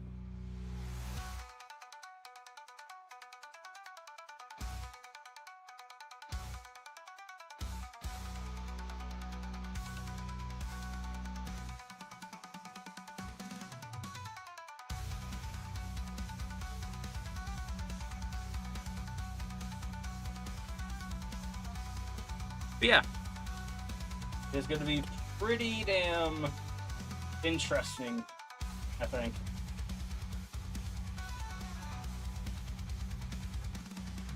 So,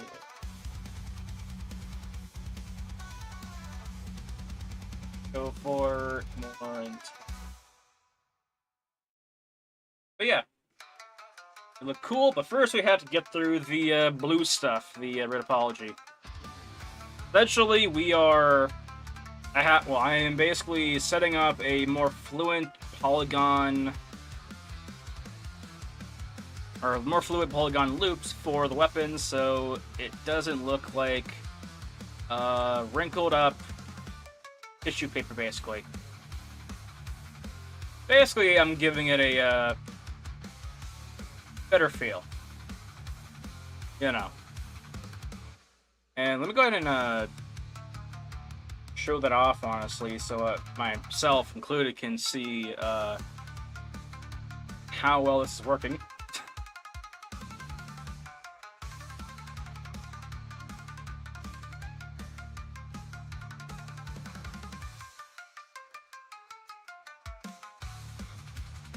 But yeah.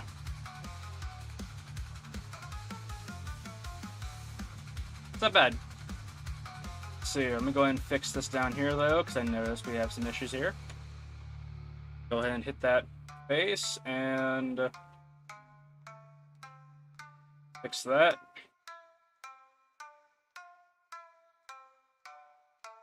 Done. Alright. Go ahead and zoom in. Yeah.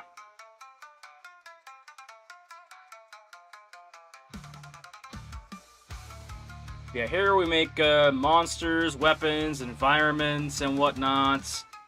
Basically everything under the sun, and, you know. Do it in long, long sessions, too.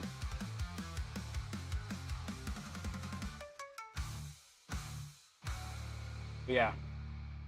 One of the gimmicks, too, is that I will never talk about the theme, genre, type of the game, basically. That's primarily for, I want to say, let's see here. That's primarily for suspense and mystery of what the game is, basically, of course, you know. Just a little fun thing. But yeah, the game will take shape live, though.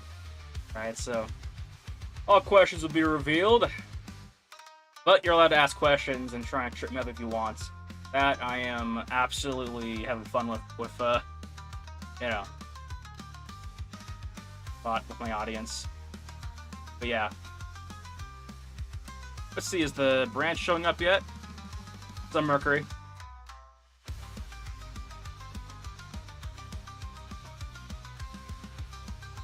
Let's see here.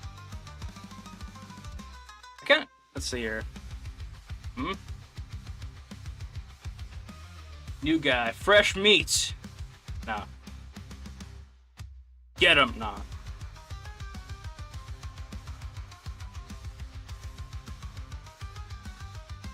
There. Whoa, what the fuck? Hold on.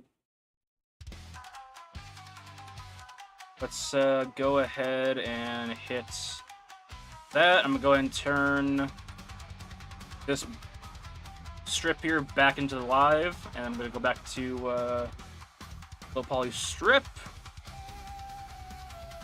and do one of these. But yeah. This is the first monster we got done. Actually, let me go ahead and save this real quickly. Yes, sir. Do that. Okay, this is the first monster we've gotten done basically. First monster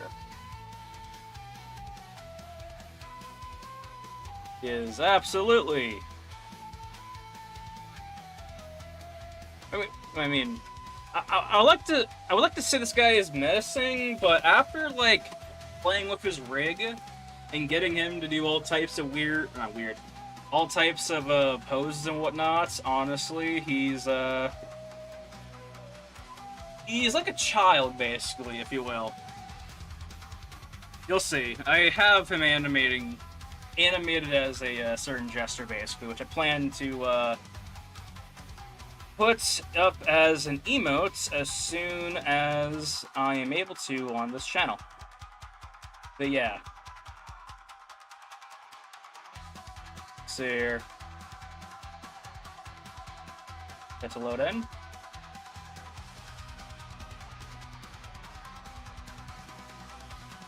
See here. Branch sitting down.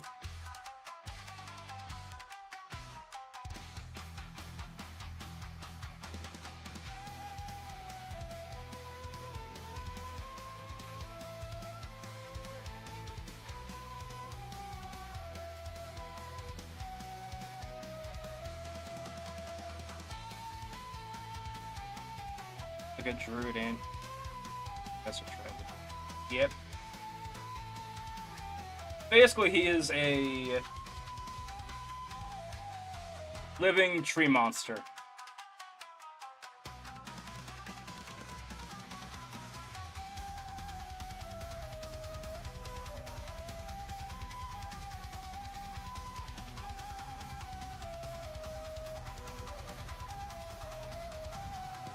But yeah. Oh, it's been fun messing with this guy, basically. Turning off his joints quickly. There we go. It's a lot better. But yeah.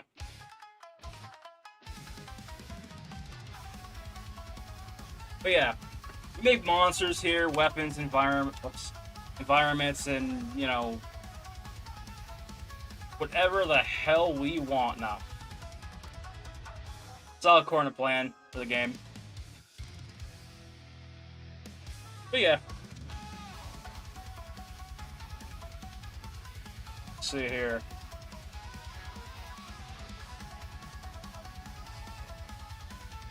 By the way, so like, I'm not sure if I posted honestly. Actually, I think if anyone like goes on my social media platforms, like on Twitter, they're gonna see it anyway. So on the promos that I am now dishing out, basically, right? So we call it I decided to do something kind of fun, all right, and I kind of want to show it off in a way. Hold on. Let's see here. So essentially, instead of just posting up like normal, generic, boring ass fucking promos for the channel, right? I decided to essentially make promo cards that each have like a fortune cookie like think of text at the end of it, basically, right? Now, every card is different, of course, right? You have such classics as, and yes, I'm judging your life choices, alright? You have I'm Starting to Think You Live Here. We have, all types of cards now, basically. It's every goddamn week with you, like it's gonna be, you know? But yeah. Try and collect them all. No, I'm just kidding. Basically, I'm trying to add some more flavor to my, the way I plug my channel, basically, right? You know? Every single card is going to have something misfortunate.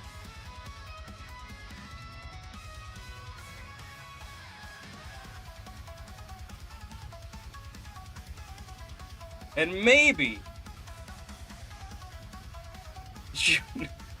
a Puppet Master. God.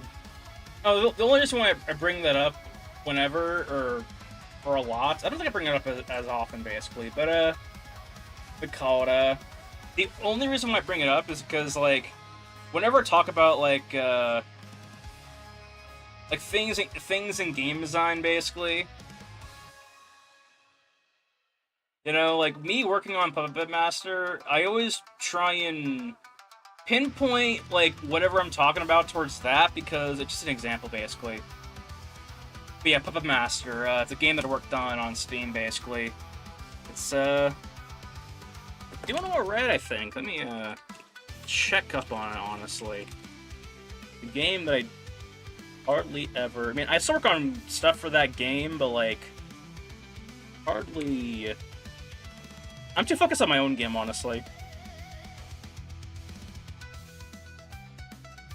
But yeah, right now we have 33,000 installs, or 33,360 installs for that game. But yeah, pretty good.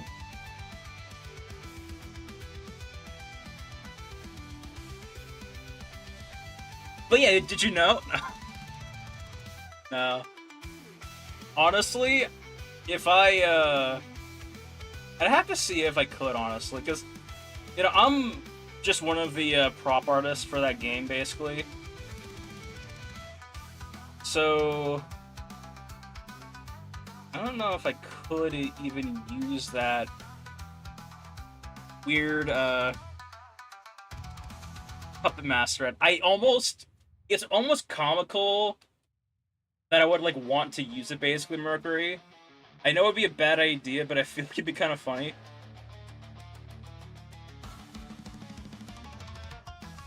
You know, as long, I mean...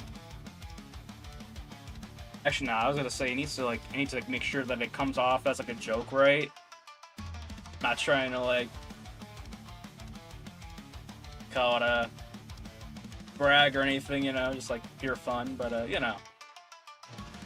I have to see if I could do that, because, like, I don't know. I'd have to ask the main dev of that game, basically.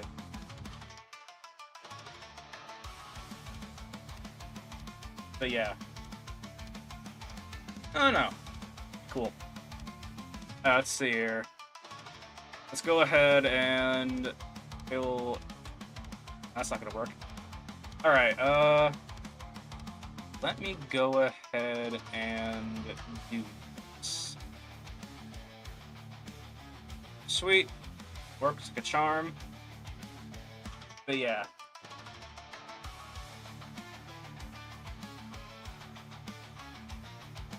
How much more of this ribbon do we have left? Fuck. Okay. You know what? I quit now.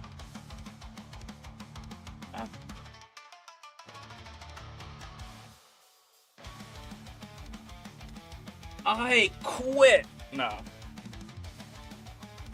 Let's see here. I feel like when it comes to, you know, like, doing all this, like, weird... call it, I wouldn't call it weird. I mean, it is kind of weird, honestly. Like, all this fucking, like, tiring... busy work, I would say, is like, what do you call it? Like every step you take into, you know, making a model or doing this blue stuff, right, is another reason for you not to give up, basically, you know, because because all that down there is progress we have to work on and, like, shape the low poly around, but up there is all the stuff we've done so far. So it's like, backing out now means all that time is wasted. I swear to God, if I don't make fast progress at this new streaming schedule that I'm doing, going from 3:30 to 11, alright, then I need to consider what the hell... I need to consider my adaptation when it comes to game design. Which, by the way, I feel like this is perfect, a perfect example of, like, you know, why games take forever, right, to make, right? Because, like, you know, this stuff takes, you know, forever. You know, but in the end, it's fun.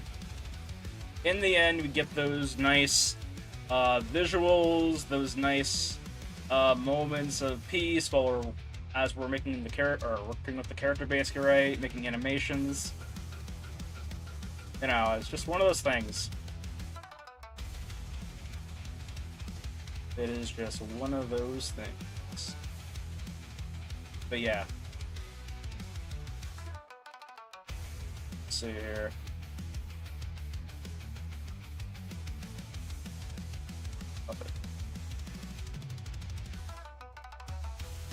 Okay. God, so let me tell you what the hell happened last week, alright? So last week, it's kind of funny. So, I went up to a cabin in the woods, basically, right? And it was supposed to be there for vacation. From Tuesday to Friday, basically, right?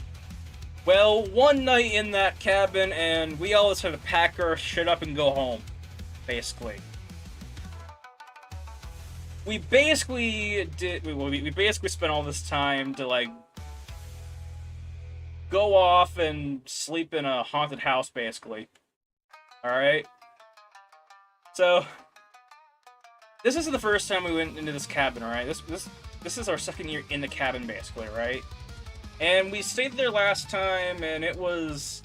I don't want to say it was, like... I didn't notice any, like, ominous stuff happening, but, like...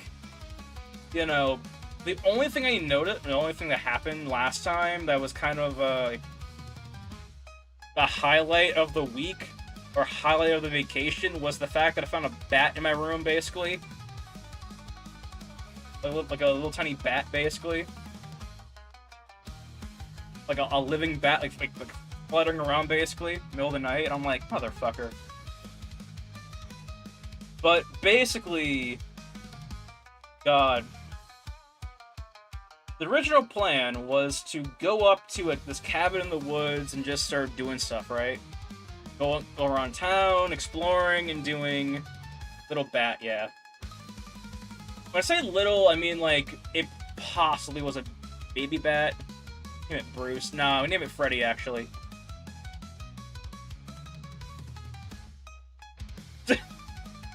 Bruce Wayne. I mean, that motherfucker scared the shit out of, the first time, basically. Because, like, beyond that point, I never actually seen, like, a live bat in real life. You know? I live in the, I live next to or close to the shore, basically. Or close to the water, basically, right? So, like, we don't get bats around here, you know? It's fucking too cold around here, you know? It's usually, like, 60 or 50. But, you know, it's also raining like hell. So, like, you know, we don't get a lot of bats. We get a lot of everything else. Anyway, so, like, that was last time.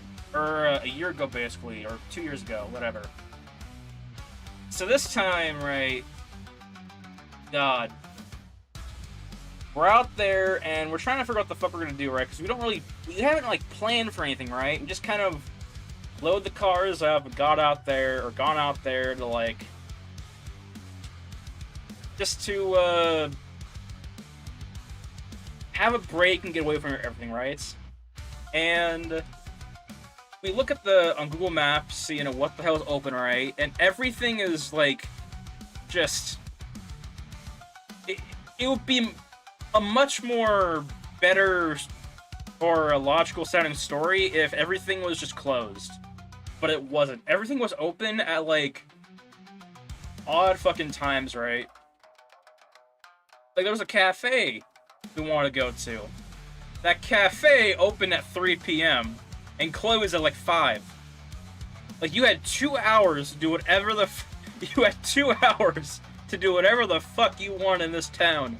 After that 2 hours, pack your shit and go home, basically, you know? Go back home to your bats, basically. To the bats in the attic, alright? Or in the upstairs rooms, basically. Like, everything was open for like 2 hours, or like 4 if you're lucky. Oh, thank you, Mr. Chaos, for the follow. Oh yeah, shit, let me, do this for you. So, hold up. So in the panel section, or I can just send a link through chat. Hold on. How many people do we have on? We have 3. Whoever the second guy or the third person is, I'll just send this off to that person too. But if you want, we have a Discord community server. If you want to join that, you don't have to. But you know, post a lot of interesting stuff in there, updates that what's happening to the stream, you know.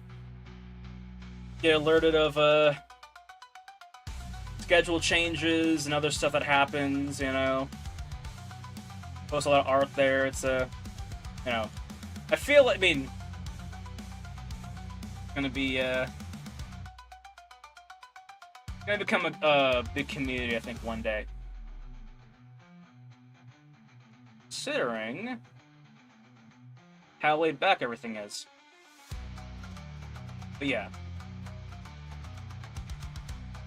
Let's see here. And by the way, alright, so a couple streams before I mentioned, like, whatchamacallit, how there are hints all over the stream that indicate what the game is, right? Indicate what this game is. And I mentioned also before that, like, depending on how you interact with the stream, you'll get certain hints basically, right? If that icon that showed up whenever someone follows, that's a hint. Like, that icon, it ain't just some random ass icon that put up on the screen, or that I have as a notification. It actually means something to the game. Like, it's a thing you'll see in the game, basically. Including a lot of other icons that I post on my promos, or I put in my videos, or whatever, basically. You know? A lot of them. A lot of icons. And they mean something.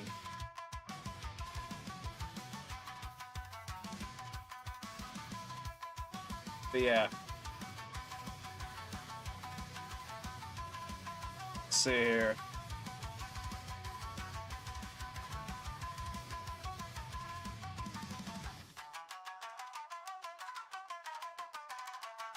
And actually, let me see. Don't want to like give a hint at what those icons mean. I do. I think it would be more fun if I do like this. All right. So those icons, those symbols are essentially they are things that resemble a certain class I would say in a game, right? That symbol that shows up whenever someone follows, that symbol is fire. Every symbol has a name, based on the symbol, of course, and that will tell you what is in the game and what the game could be. So, and I'll tell you this, there's 42 symbols that you could just find and try and figure out what the icon is and correlate it towards what is in the game, right? Because, you know, we're making magic weapons, right? This is called the Storkfrost Scepter. So, you can only tell what the hell fire means, right? You can only tell. That means y'all are gonna be pyro classes. Could be. Best believe, though, I want to go absolutely crazy with magic, alright? Because this is a magic weapon, right? And I feel like in most games, right, they do the most generic thing possible with magic, right? Like, how many games out there have it to where ice is like your level 1 spell, or the first spell you get, right? Or ice is generally the spell type that slows people down, or whatever the hell, while like fire is like the heavy hitting damage type, right? And that's cool and all, right? But I want something in this game. I want something more, right? Like ice.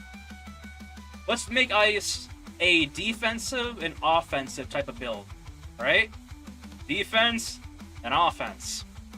I feel like in a real scenario, ice would be so much more deadlier than fire. Alright? Like a single cube of ice, or a foot-by-foot cube of ice, that would weigh close to 60 pounds. Imagine that being hurled at you at a very high velocity, right? Especially if it's attached to an ice spike. You know, a pointed ice spear. That's gonna hurt. Fire is gonna kill you fucking over time, but you're not walking away from a giant block of ice, alright? I personally think ice is a stronger spell type than fire, alright?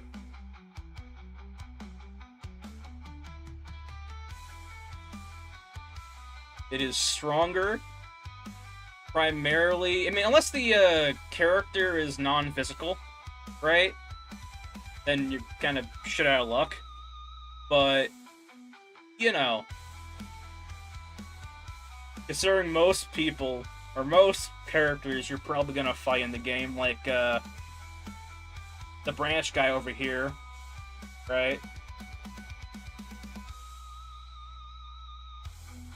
They're all physical. Wouldn't make sense for ice to really just knock someone out, basically, right? Very least. But yeah. This game is gonna have a lot of qualities. But yeah. There are several icons, and I'll say this too. In the panel section, primarily, there are a lot of clues there. There's a lot of icons there. And they're not just there because I thought, oh, it's a cool icon, that'll be interesting, right? No. I wanted preferences too. Everything that I do, design-wise, if it looks random, there's a purpose to it. In fact, let me pull it up. When it comes to something like this, these icons down here. This is in my stream schedule, by the way. We have this shit changed. These icons down here, they mean something.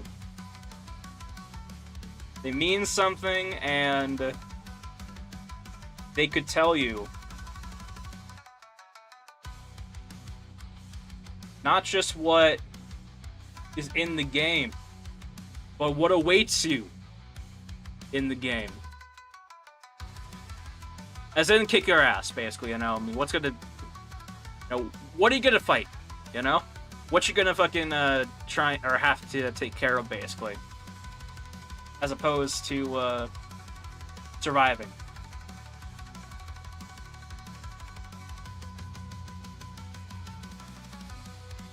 But yeah.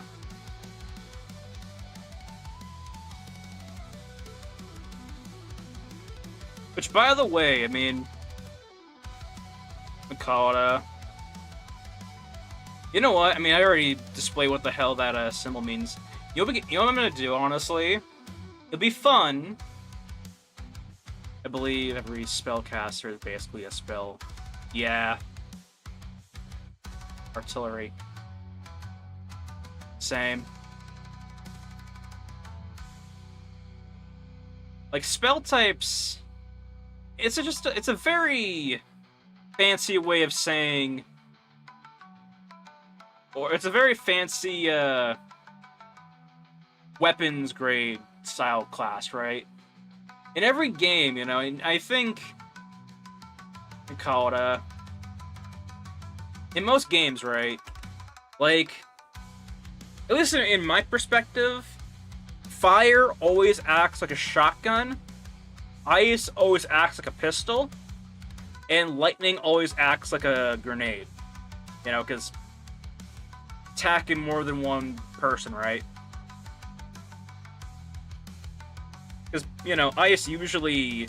Ice is like the spell that costs less mana sometimes, right? You can fire it off more, right? You know, you can just keep on firing it at people, right? While a spell type or a fire type is more like charged, right? You know, costs more mana, and it makes a bigger fucking... a bigger splash of damage, right? But yeah. I don't know. I feel like a lot of games, like, go either on purposefully or inadvertently go down that route of, like, whatchamacallit, standing by the combos of element powers is the coolest. Oh, hell yeah, alright? Combining those powers is just insane. I used to play a game back then. It's a very old game. Like 2007 type of game. Called Mabinogi, alright? And they had, in my opinion, the best combining spell power mechanics, basically. And they had it down on point, basically. So much where they didn't, like, go for, like, quality over quantity. I mean, they didn't go quantity over quality, basically. What they did instead was they just really hammered down, like, a couple spells, right? Like, if you... They had 3 spells, right? They had, I blame 3.5D. Oh, yeah. I'm pretty sure this came from that, primarily. I haven't played D&D, but, you know. They had ice, lightning, fire, and water. You know? All elements live together in harmony. Now, basically, right, you could combine any one of those 2 spell types, basically, right? To the point where, like, we call it you can combine, like, fire and lightning and create a giant, like, lightning explosion chain link. You can combine ice and lightning to make several, up to 5 individual projectile, like, chain link damaging attacks and whatnot, or spell attacks, right? You can combine lightning or fire and ice to create, like, more powerful, like, 5-shot, like, bolts to fire at people, right? It was insane. It was so fun. Like, having just those 3 or just 4, those 4 skill, or I guess 3. A lot of people just use those 3, honestly. To have, like, those, like, 3 skills meant that you had a conglomerate of other stuff you can have in the game, basically. And to me, that's pretty fucking fun for a game, right? I need an Atlas game, I think. With bending combos, imagine it. Yard power, massive amount of braces your attacks.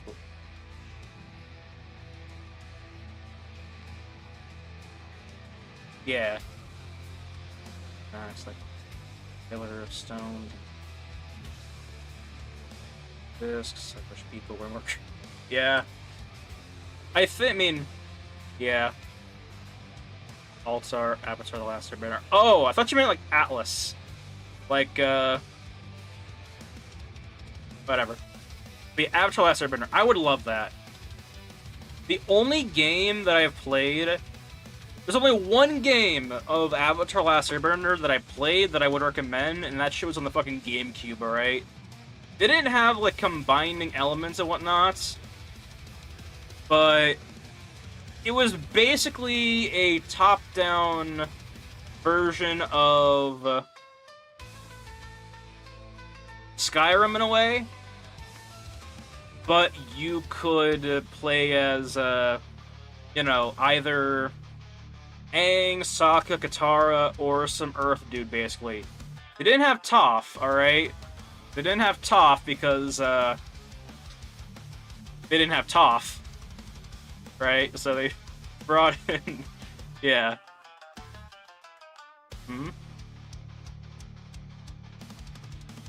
They just brought in some random-ass guy, basically.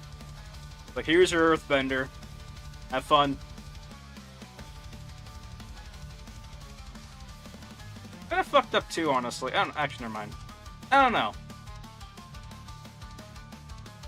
I think it's mostly, like, the lack of creativity is, like, more or so... It falls upon, like, the coding aspect of the game, right? Because, like, you can create, or you can, like, workshop, like, the best spell... Or best spell. The best, combo spell mechanics, right? At the same time, someone has to make it, right? And the more complicated you make it, right, the harder it is to do that, right? And then, you know, it has to be refined, and if it's already complicated to hell and back, then, you know, there's gonna be a lot of bug fixing, basically, right? But yeah.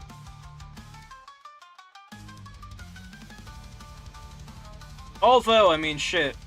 A lot of times and whatnot, I mean, people just, like, copy code, alright?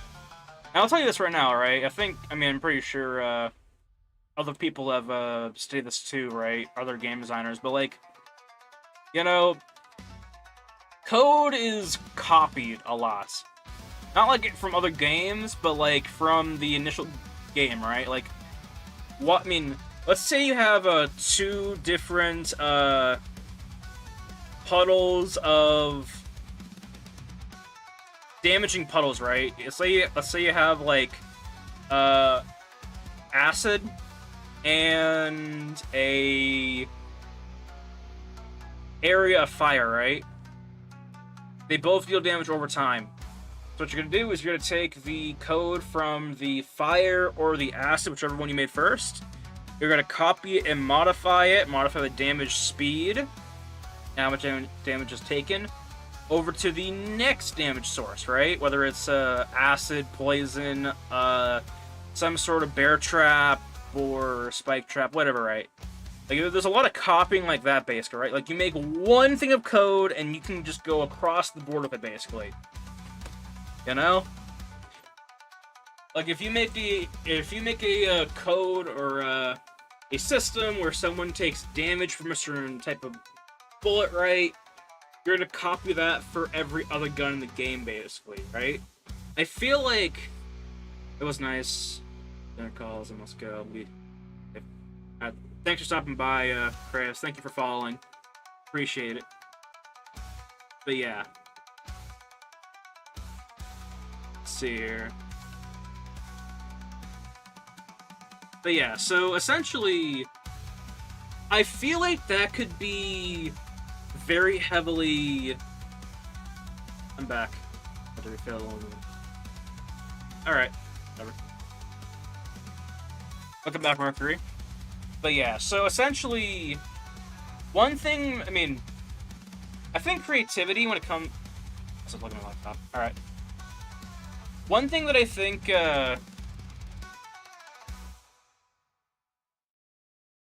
called, on the topic of, like, creativity, you know, being lacking in games, right?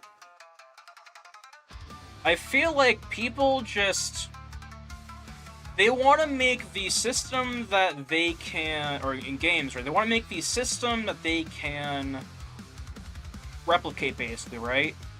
Like, if you have a game that has to do with guns, right? All you have to do is make one bit of code or one system of code to allow someone to take damage from, you know, a projectile being fired and being, you know, collided with, you know, a firearm or some sort of mesh, right?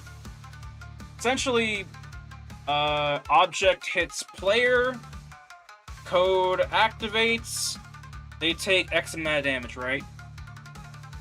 Take that code, you copy it on every single gun, and you modify the damage based on what that gun is, right?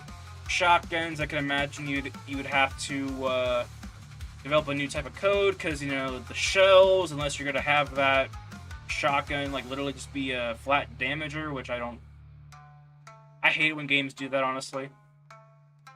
But yeah, so... In games like, any RPG game, alright, when it comes to, area effect, or, let's say you have a game that has... Let me see, I'm gonna go and just do this quickly. Let's say you have a game that has... On. That has... On. That has...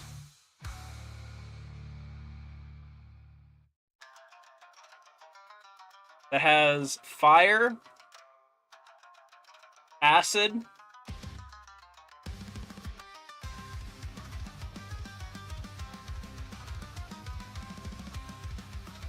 and a spike trap, right? Spikes. And you code one resource to call it to deal damage over time, right? Let's say 2 HP every 2 seconds, right? Let's say you develop this code for fire, right? Well, if you are going to be resourceful, you're going to take that code and copy it for acid and spikes, right? And it's going to be potentially a different amount, or set to a different amount for each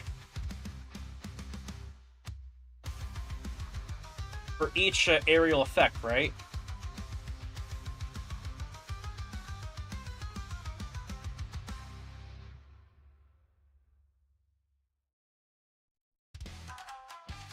This method of coding in each individual, people aren't out here coding each individual area effect, right? They're making an area effect code for one resource, then copying it over to the other ones and just modifying the outcome, basically, right? Simple as like just changing the number, basically, right? Same thing goes for certain attacks in games. Different weapons deal different damage. All you have to do is copy the code from one weapon over to the next, set the damage amount, good to go, right? Unless you're doing some sort of, like, weird thing with the weapon and whatnot, then, you know, and by all means, you're gonna probably change the code, right? But, what do we call it, the other thing is, too, right, is that when it comes to that, when it comes to games that have to do with spells and whatnots, or games that incorporate spells and whatnots, I feel like they do that a lot with their like skills and abilities in games, right? Like, they'll take one spell and then just, like, copy the effects and move it on to the next spell, but it's just more... It has different plugins, basically, right? To make it seem better in one aspect, but worse in another aspect, right? You know?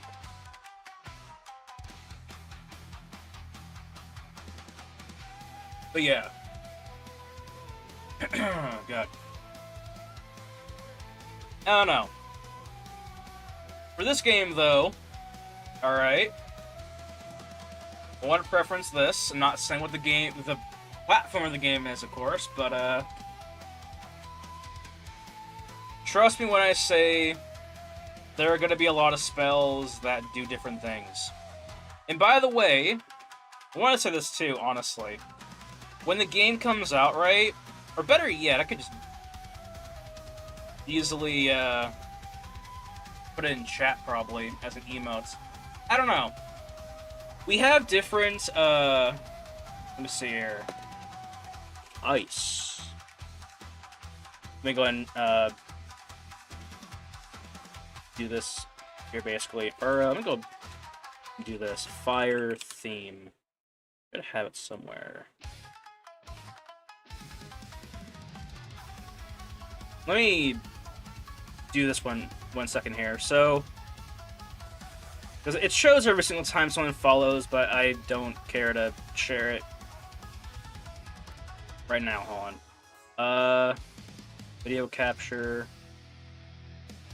The screen capture. Let me make sure I'm not exposing the entire game right now, alright? Fire. Theme. Right? There we go. So, let me go ahead and just do this, alright? So,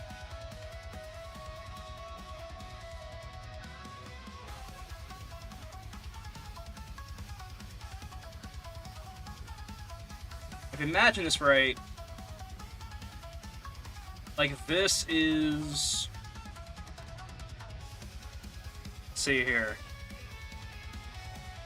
This fire icon here, there's a reason why it's black and white and not in color. And if you know games, you know the reason why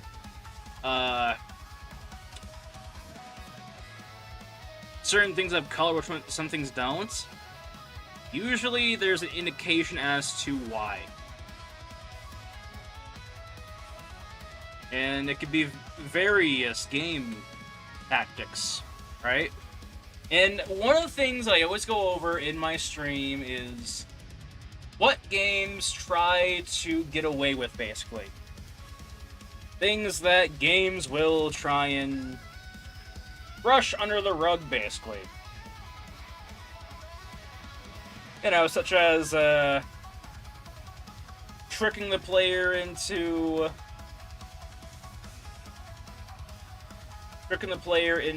doing certain actions or practicing with certain game mechanics by having them do some sort of action, basically, right? But yeah.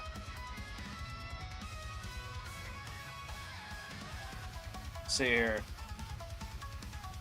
Which, by the way, alright, I'm not sure when I want to. Actually, I might be able to just do it right off the bat, alright? So this is what I'm going to do, actually. So there are a total of... Let's see here. Right now, at the very least. There are a total of 42 icons in the game, basically.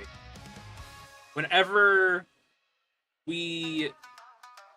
Fuck, I wonder how I'm gonna do this, honestly, because I want to add those icons as emotes or as little stickers in the chat, right? How about this? It'll be like a...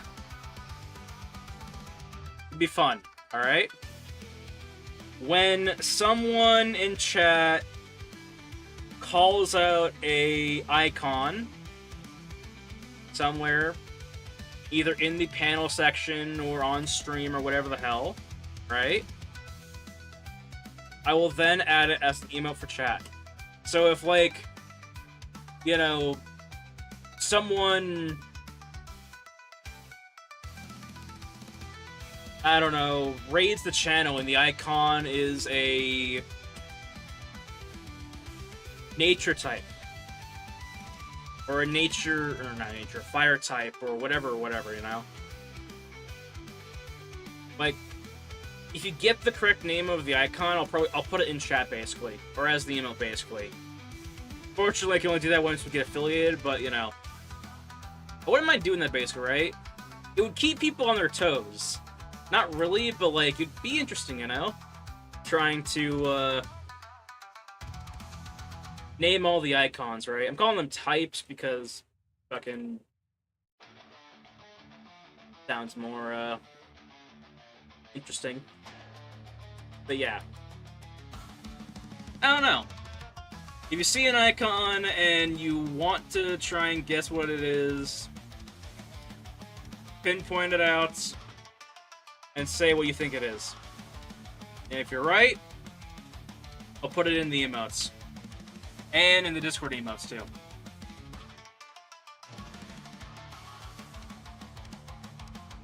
I could put them all in there, but, you know. I feel like it'd be more fun if we did like this. It would be... kind of like an achievement hunter type of thing, you know? Like a little bit of a achievement gatherer, I guess. I don't know.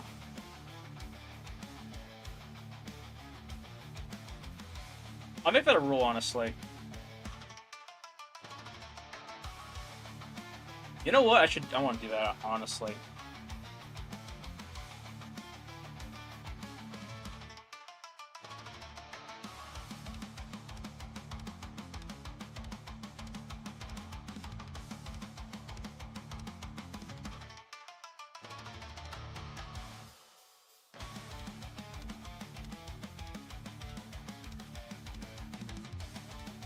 I don't know. I've already promised. I mean, I've already said that, like, call it I already said, but I'll say it again, right? So, along with that achievement type of thing of, like, trying, well, me, or putting up, like, a little thing where if you guess the correct icon, it gets put in the emotes, right? I want to preference this, too, that emotes aren't going to cost money to use, right? I'm not locking... I don't plan on locking emotes behind the, whatchamacallit, the subscription rate. I think that's the most stupidest thing ever, alright? Locking emotes behind a goddamn paywall, alright? Like, people complain about fucking DLC for games, right? Having to pay money for a fucking, like, for a skin, or for some extra content in a game, right? We have people out here selling fucking emotes for $5, right? A month. Like, no. Alright, all emotes are gonna be free. All, you know, the GIFs and the still images, you know, or the still PNG or JPEG emotes are gonna be all free, alright? But if once I get affiliated and people want a sub to get rid of the ads, alright. That is, ask that you can do that, of course. And, you know, of course, it'll be heavily appreciated. But, you know. It's gonna be a case where I don't want to put a paywall on that type of stuff, you know? It sounds wrong, honestly. Right? Like, who the hell pays for a fucking emotes? Or to use an emote? Like, I mean, I guess I don't know. I know some people could say, oh, but it's like supporting the streamer and whatnot, but like at the same time, right? We call it, I don't think GIFs or, you know, little icons to play in chat should be the, or should be the only or one of the things that, call it, that incentivizes the viewer to, you know, spend money on the streamer, honestly, you know? Besides, we're making things here. We're making stuff here, and personally, I think it would be a lot more better if I had something else to offer up on the subscription thing, honestly.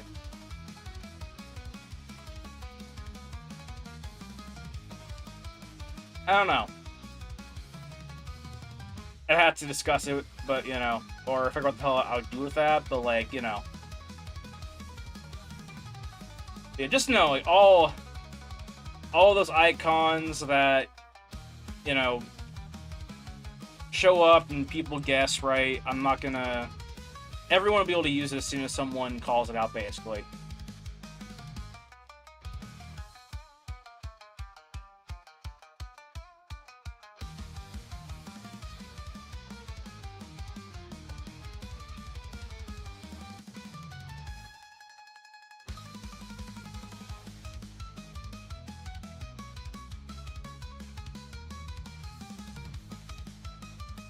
But yeah. Let's see here.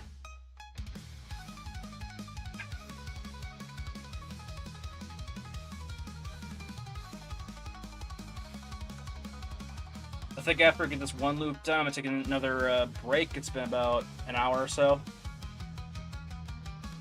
The breaks aren't going to be like 5 minutes long, by the way. They're probably going to be like a minute, you know? Nothing, I mean, you know.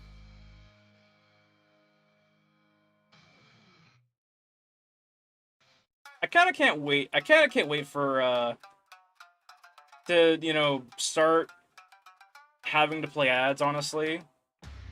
Because, you know, it's going to be, I think it's going to be kind of funny. I'm actually going to use those moments to take breaks, right? Or those ads to take, like legitimate, like, breaks, you know, get up and whatnot. I cannot wait, because, you know, it's just going to be like a Red Bull ad, right? I mean, I can't choose what ads play. I'm just assuming it's going to be like some Red Bull shit, basically, right? A Red Bull ad will play, right? The ad will finish, right? It'll just be a spinning empty chair. I'm just gone. I feel like it'd be comical. It's stupid, but comical. But yeah. So that's what I'm going to do right now. How much more of the strap do we have left? We have that much left. We are basically halfway done. Not bad. How many more dark spots do we have left?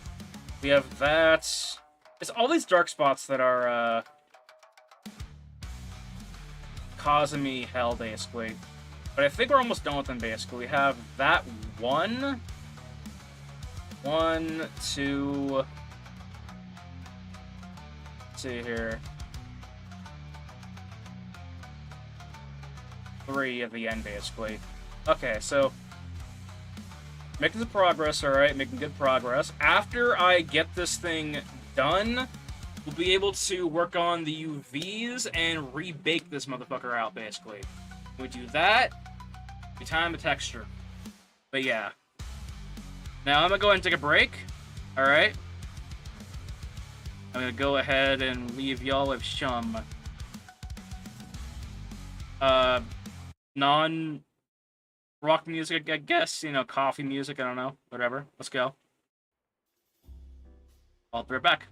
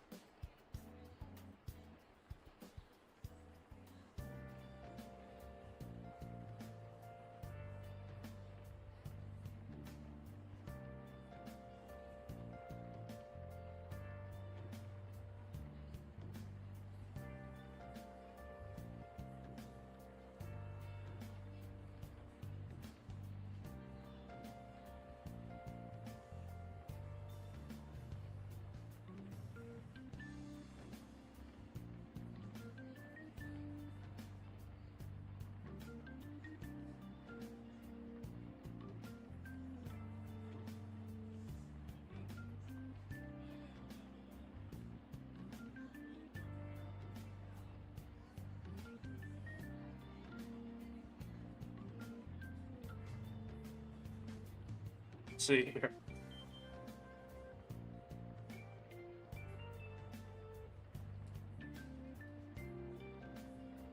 There I'm back. Bad. It'd be really nice whenever I'm able to like just you know, get up, plan that. I think what I'm gonna do, honestly, I mean, eventually I'm going to, because I think we'll have the resources to do it. I would like to have like more of a looped sequence whenever I take breaks, honestly. Whether it is for stream, or not breaks, not for stream, but like whenever I have to get up, basically, you know. We'll see. I have something cooking up, basically. Another model, of course, you know. Always another model. Then I'm gonna have to apply the blue stuff too. All right, let's change the music real quickly. What do y'all want to listen to? Not the entire fucking game library for us. You know what's actually kind of cool? So it's kind of like a loophole, kind of not. But essentially, we can play any sort of video game music, if you will. As in, game music really isn't copyrighted, especially like old-timey video game music, basically. Or else streamers would begin their fucking copyright strikes up the ass, right? So, let me think about this. I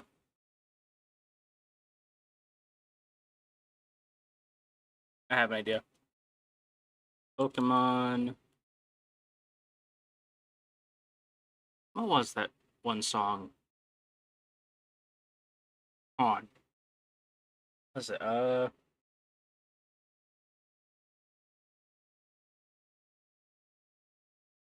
Pokemon.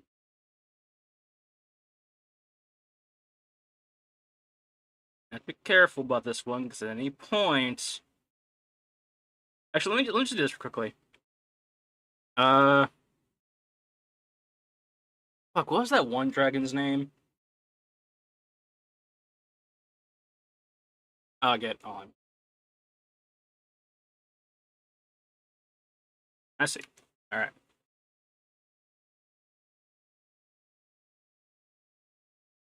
Y'all gotta love this one.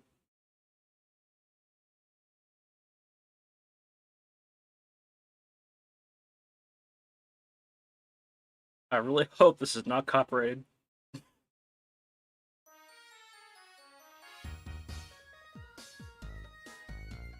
Alright.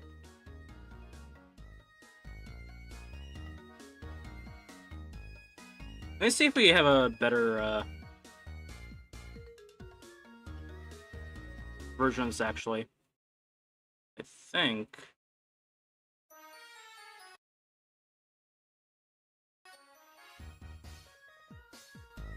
Alright, yeah, we'll do that. I don't know.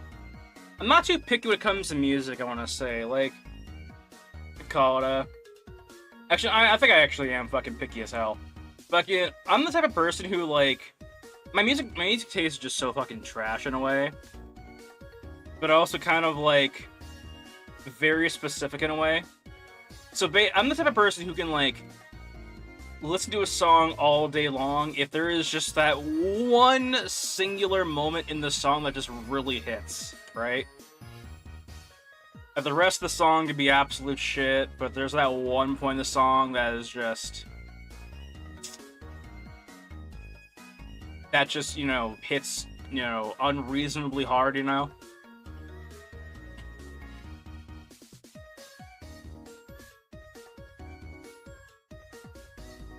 I don't know. It's one of those deals where it's like,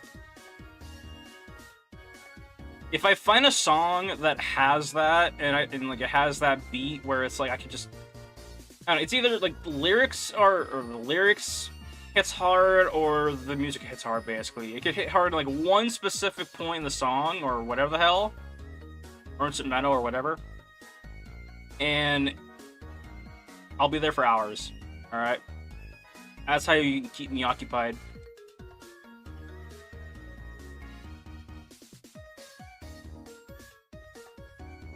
See here.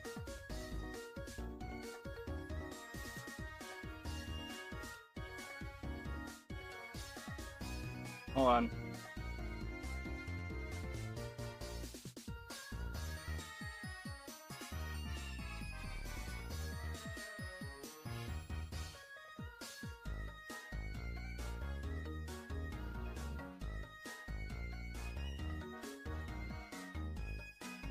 All right.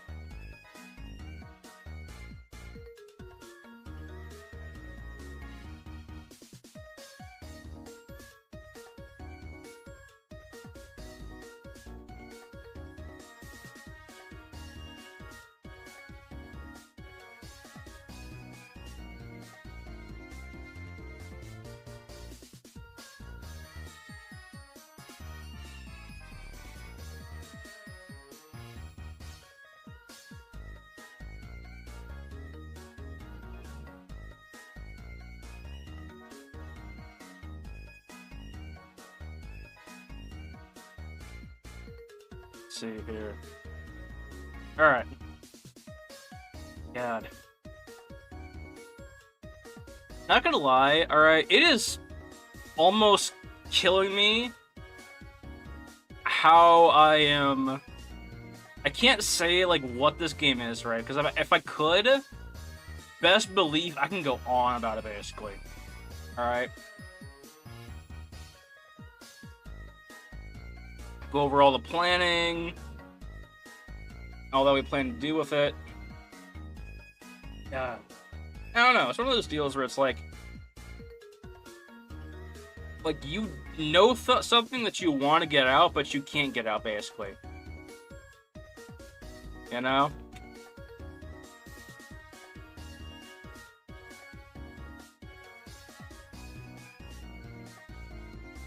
I have all the secrets.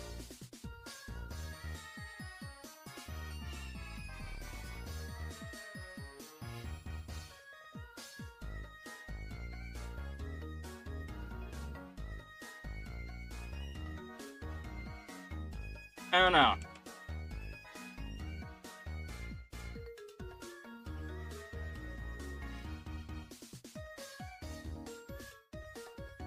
See here, what else do we have here for music?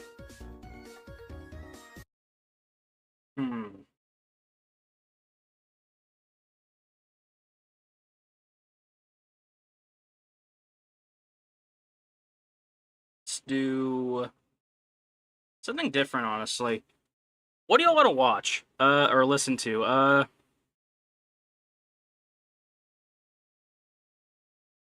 Hmm. Let's go.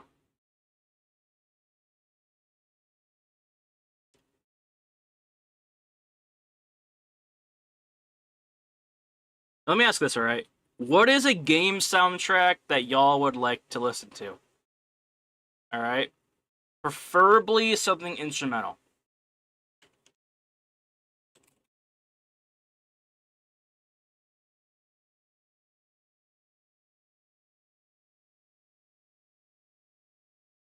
Preferably Undertale. Alright.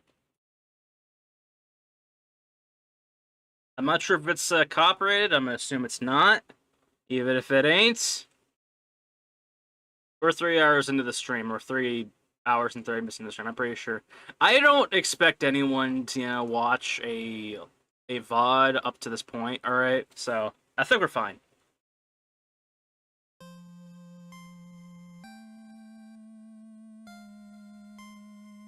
Let's see, which one has more? Oh, whatever. Last one.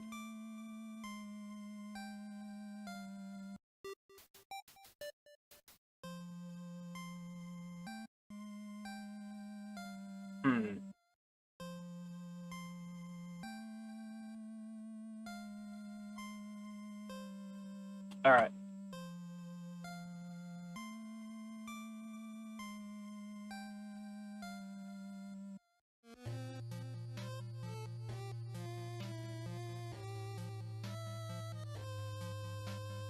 That's funny. This game, I feel like, for what this game is, right? Because it's about monsters, right? It's about.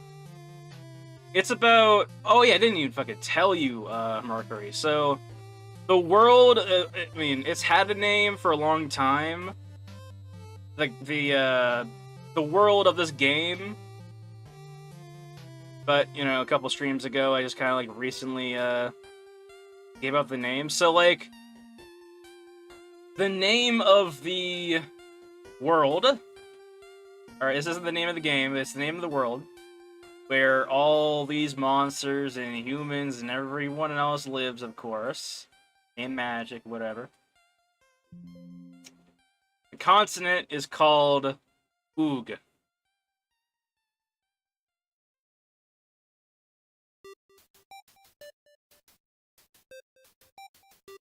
Oog.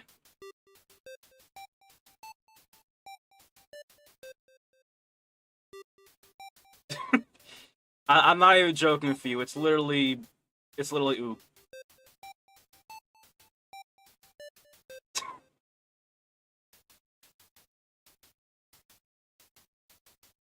So what I'm having to do, by the way, which the reason why I'm bringing up this name, alright, because I'm going to be working on it more often now than before.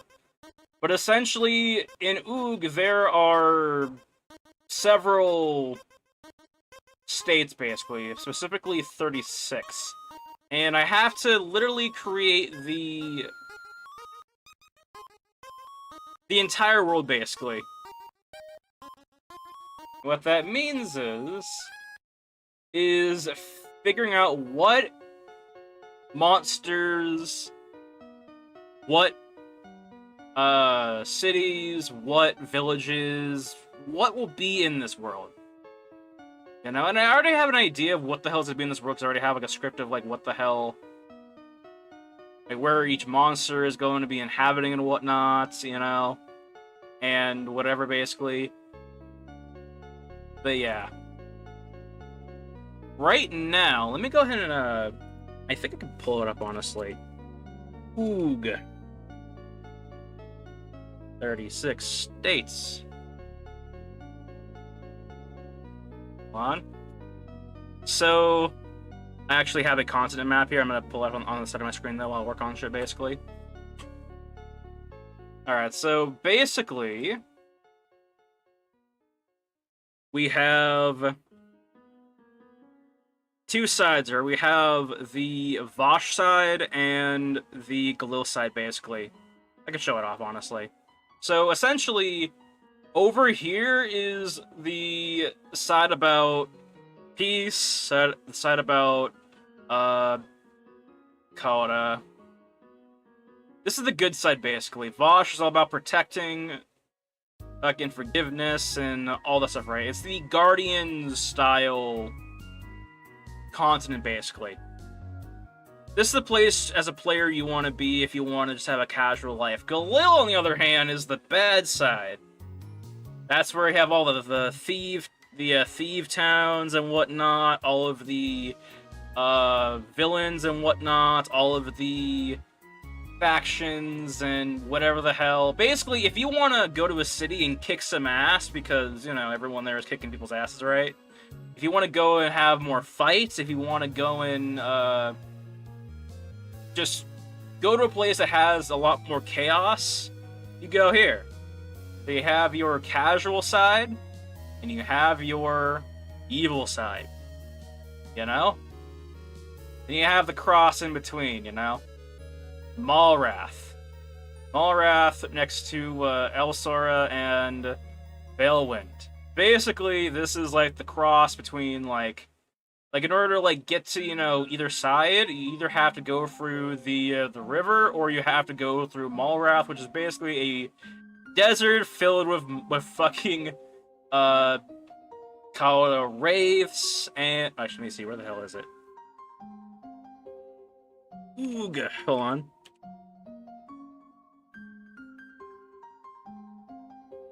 Location. I actually need to,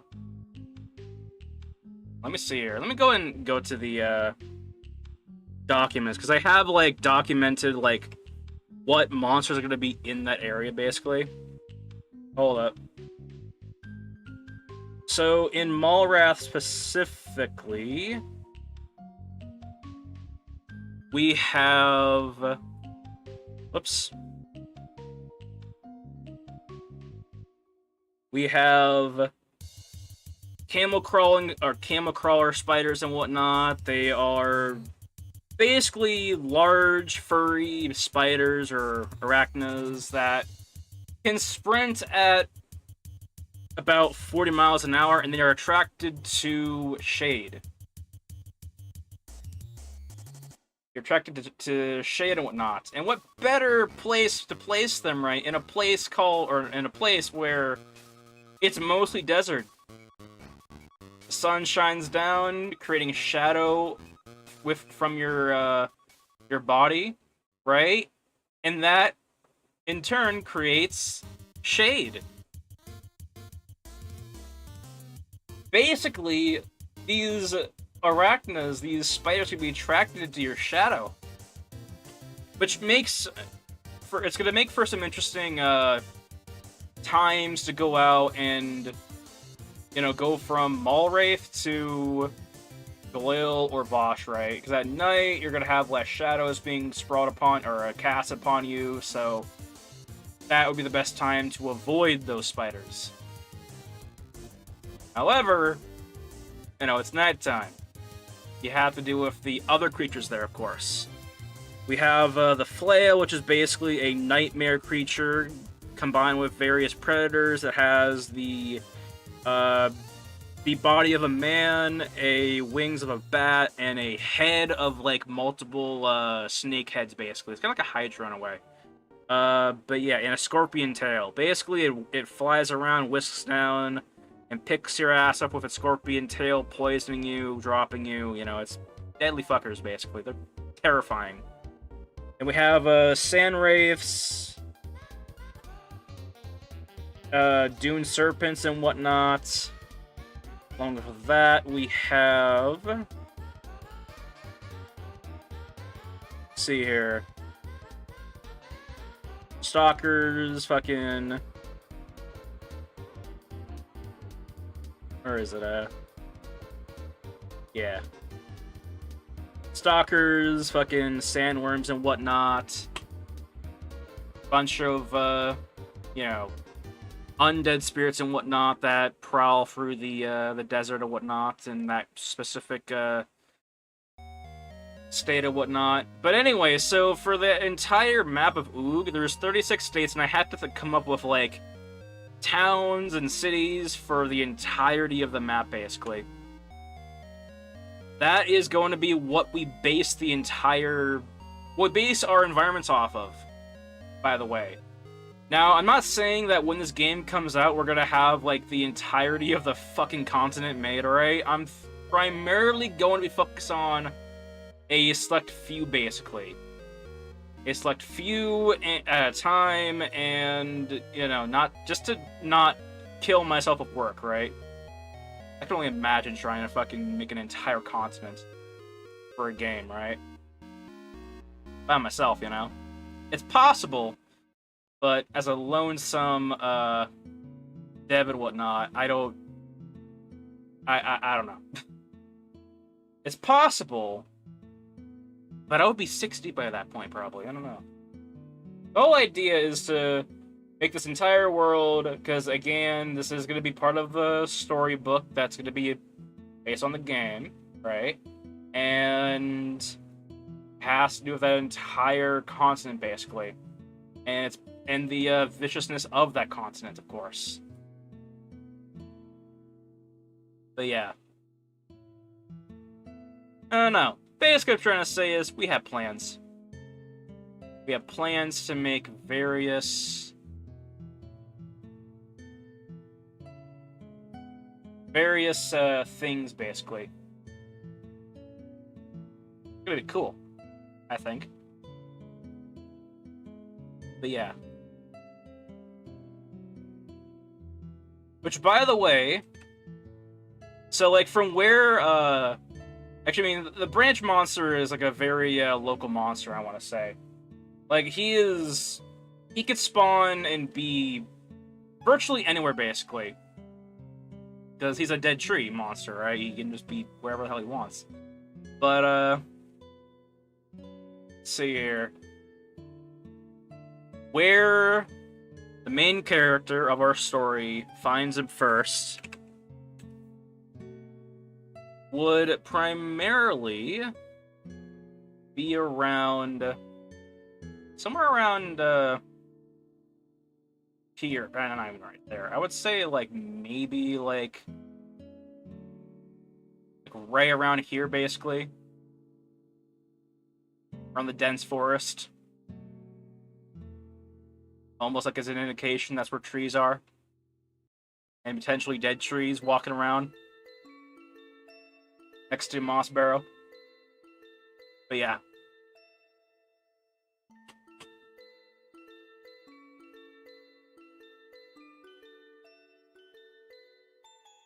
But yeah.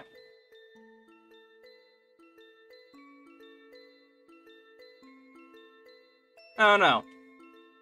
It's gonna be fun, you know, figuring out what the hell is gonna be in this world, basically. I already know, like, a good portion of what's gonna be in the world, basically. I know what needs to be in the world. It's all about figuring out what the hell else I'm gonna add to it, basically. I have an idea for, like, for, like, certain classes to introduce and whatnot.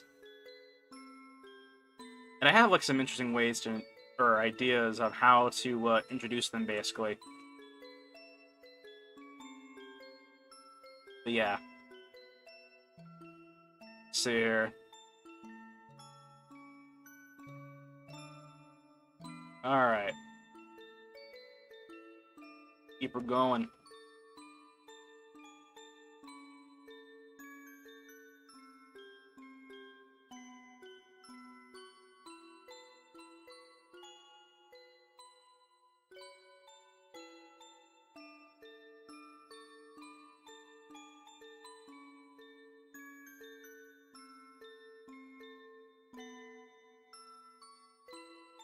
See.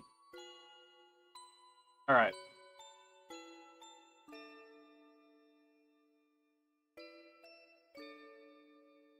Keep this going. Good God.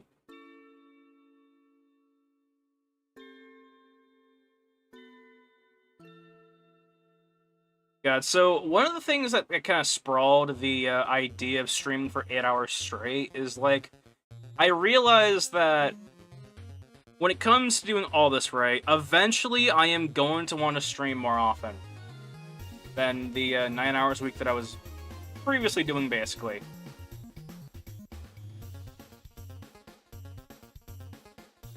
And essentially what I am trying to do is I want to prepare my mind, alright? This is gonna sound very nerd-like, very as much like I'm trying to, this is gonna sound very unhealthy, basically. But I want to get to the point where I can just, you know, hard press on something for damn near hours, right? Because that's how it used to be back then in, like, middle school and high school, you know? It came down to, like, you know, doing my art back then. I used to, like, you know, sit down for, like, damn near days and just start making stuff, right? And I'd crank things out pretty fast because, you know, I'd be working for so damn long, right? But yeah, I want to get to that point where I could just work on stuff for damn near 8 hours straight and just start getting stuff done, basically. In that time, basically. I know it sounds like a quantity over quality situation, but, you know, gotta go, man. Alright, see ya, Mercury. Thanks for stopping by. But yeah.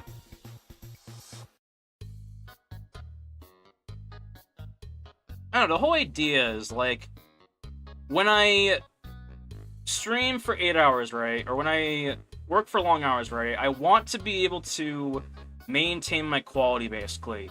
And one of the things that I want to do, or I'm trying to do right now with these streams, these 8-hour streams, is that I want to basically train myself to be able to stream or work and still produce a lot of high quality assets, even when I'm like streaming for so long, basically. Like, I want that, want that. But yeah.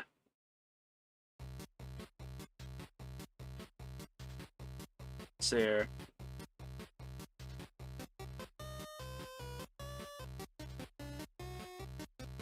All right.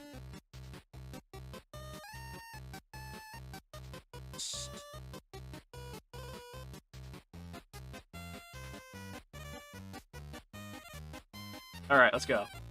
God, I haven't listened to this music in so long.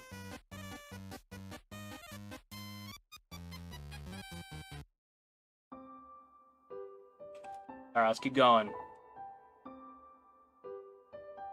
Game asset time. What I can't wait for, though, is, like, eventually we're gonna have a lot of, scenes and whatnot, right? Because if you notice, right, we work on, like, monsters or whatever, right? We can just play with them and do whatever the hell we want with them, right? Make emotes, have them drink coffee, you know? Eventually, we're gonna get to the point basically do damn near everything, right? And I want to share about the info on the call it what's happening with the VTubing avatar stuff, right? To help with that, basically. So what I'm gonna do is I am going to essentially I'm going to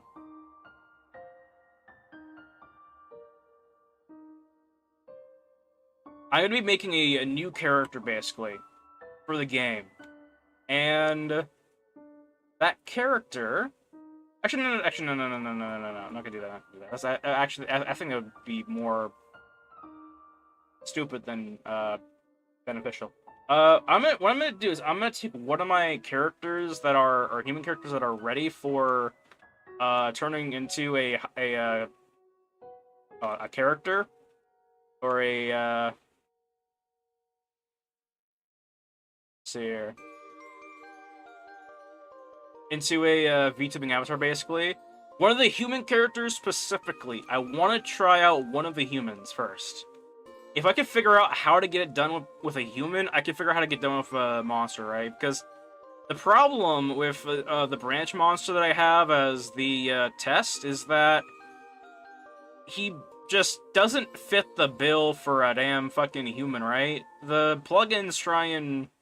or thinks that his nose is his neck or some shit, basically. Or whatever, basically.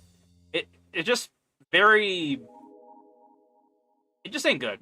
Alright, it's like, what the fuck? So, I am going to try and make a new character model and just test it out like that, basically. But I'm also going to try one thing first as well. Alright? The way we're going to do this is it's going to be a case where, like, essentially I am going to make a whole new, bring a whole new character to the rigging state, right? The rigging stage, right? But I'm going to rig that character in Blender, alright? And doing so should work. Because there you get the armature and whatnot and everything else. I don't know. Basically, if I can figure out how to get this stuff works and what makes it tick through Blender, I can figure out how to make it tick in Maya. Basically. Or compare and contrast why it works in Blender versus Maya. But yeah. We go ahead and do this, though. Theme. change that music up.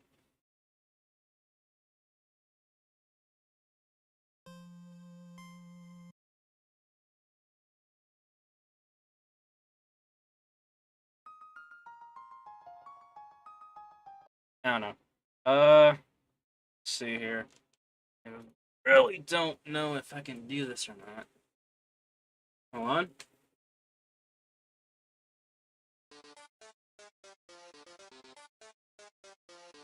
All right. In fact, let me do this one thing real quickly. I'm gonna send out another notification. Not on Discord, but on Twitter.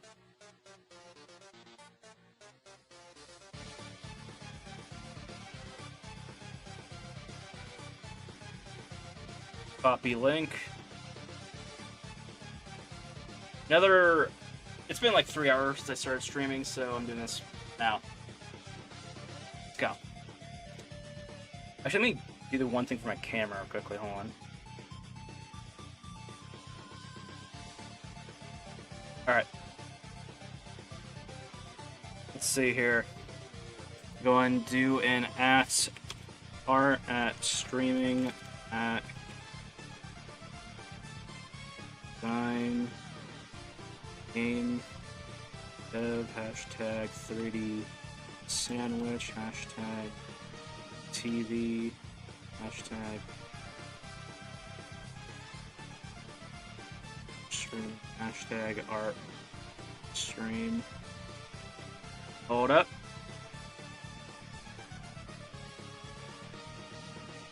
Currently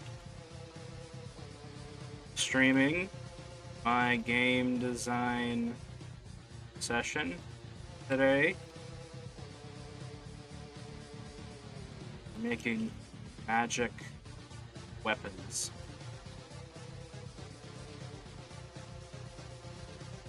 That, alright.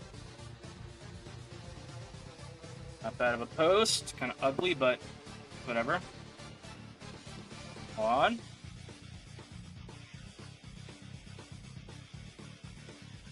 Alright.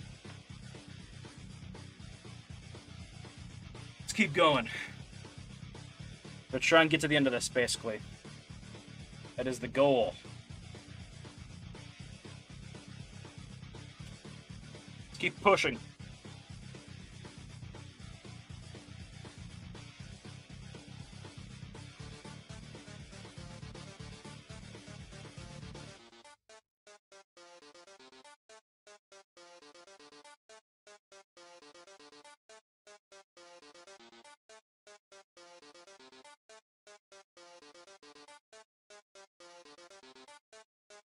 Wait.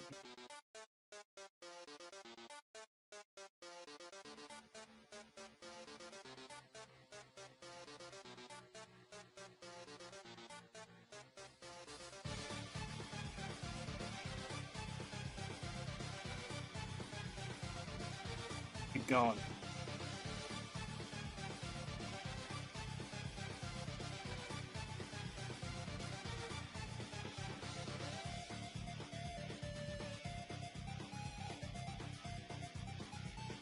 All right.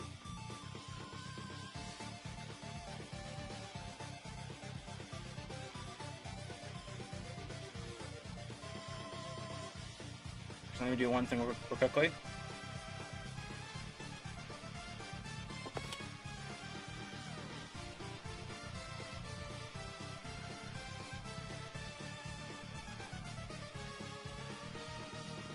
All right. Just making sure my camera is not gonna blow itself up.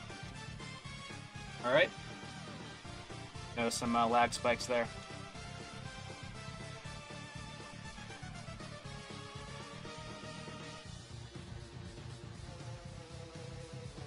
Some lags.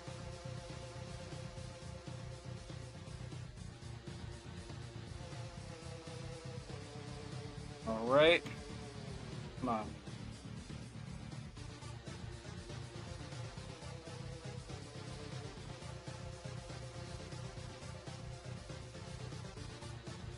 Come on. I can tell we're so goddamn close.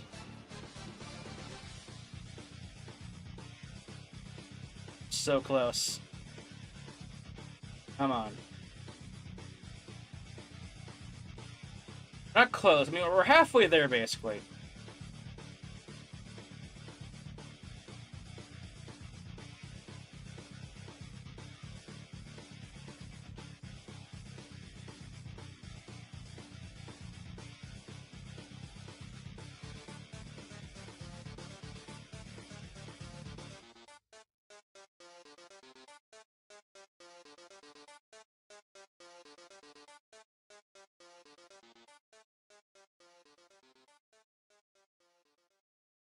Alright. Alright. Most cases. Alright.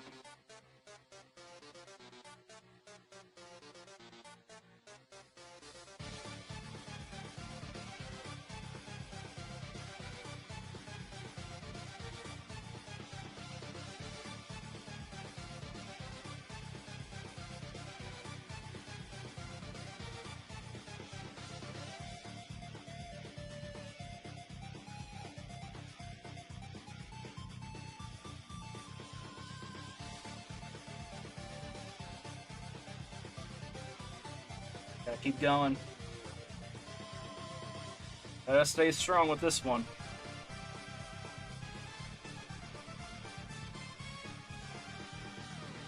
This weapon, for all I know, is gonna be someone's favorite weapon. It'll be someone's favorite weapon of all time. Working on this weapon with that in mind makes it worth it, basically.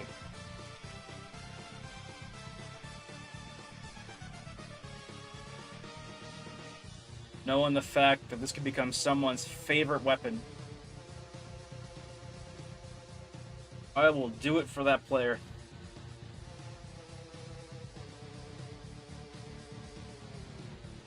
I will make this weapon right for that potential player.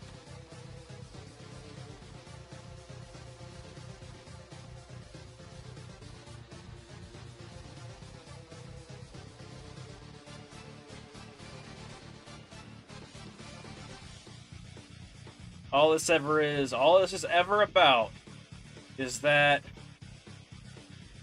player who plays this game and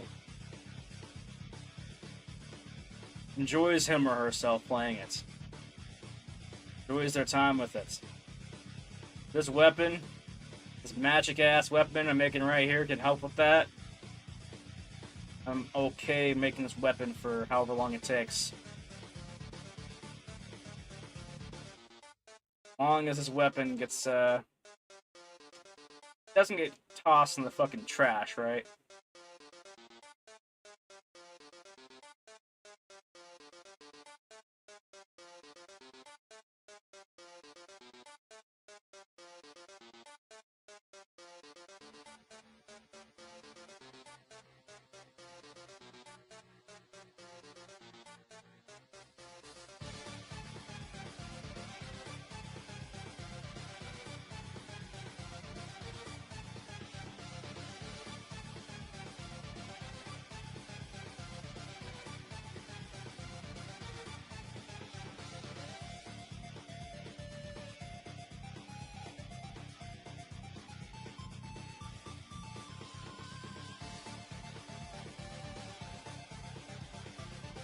Come on.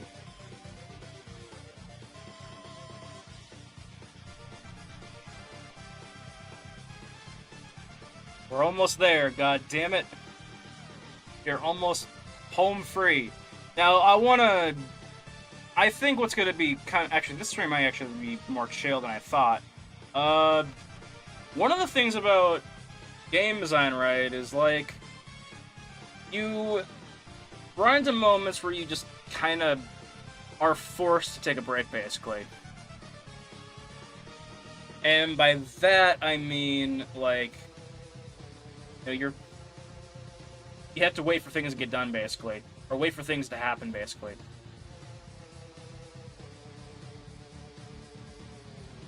Shall wait. Patience. Patience.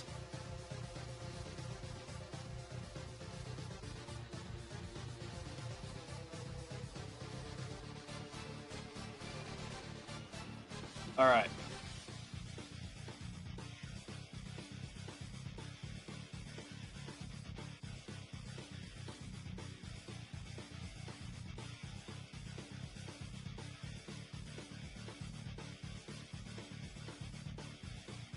Right.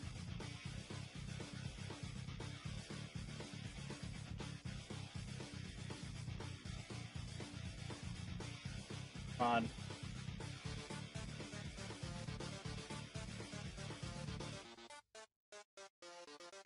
All right.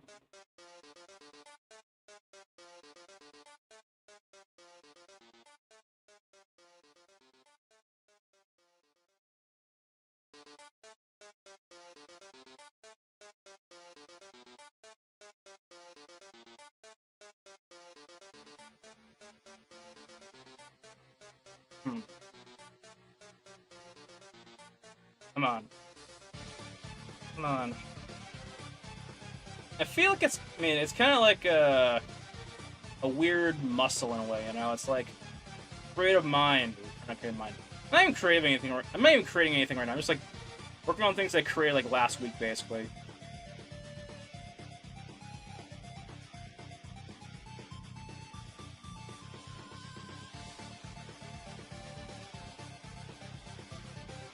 Come on.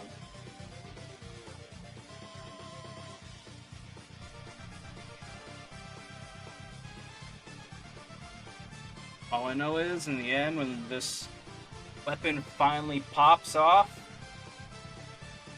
it'll be so fucking fire.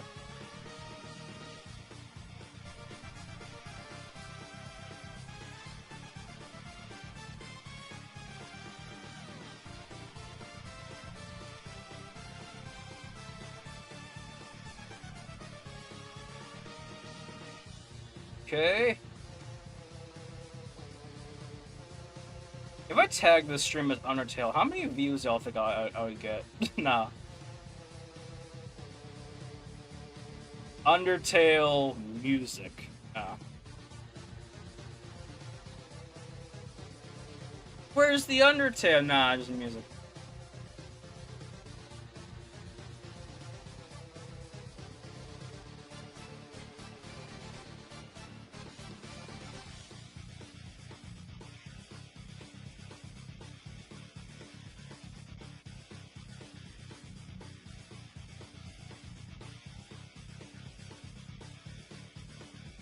Let's see here.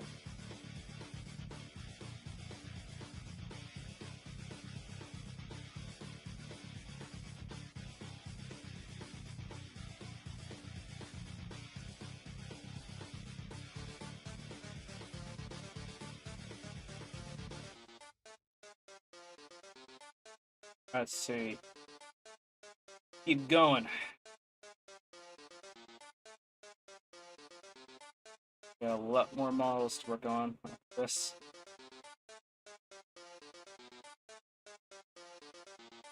Alright. Let me change music and whatnots.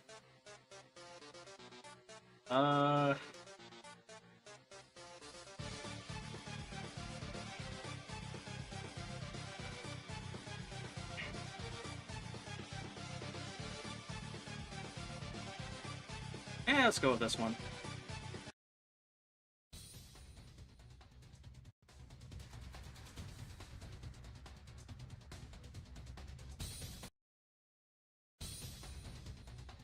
Alright. Keep going.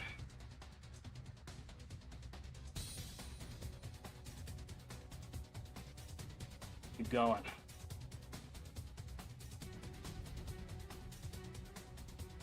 It's all about that game, man. It's all about that game design.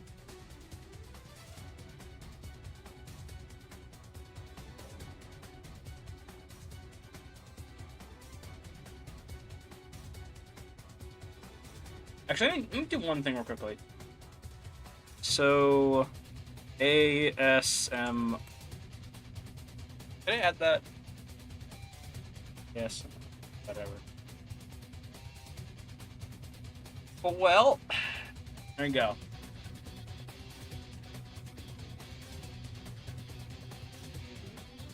Let's see here.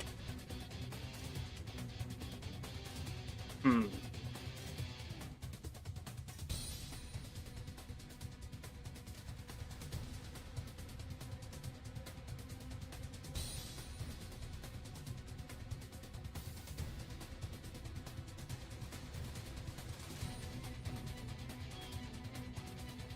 There.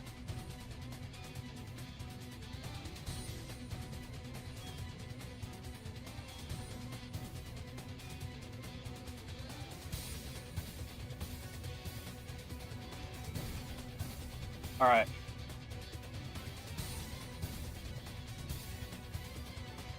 Come on.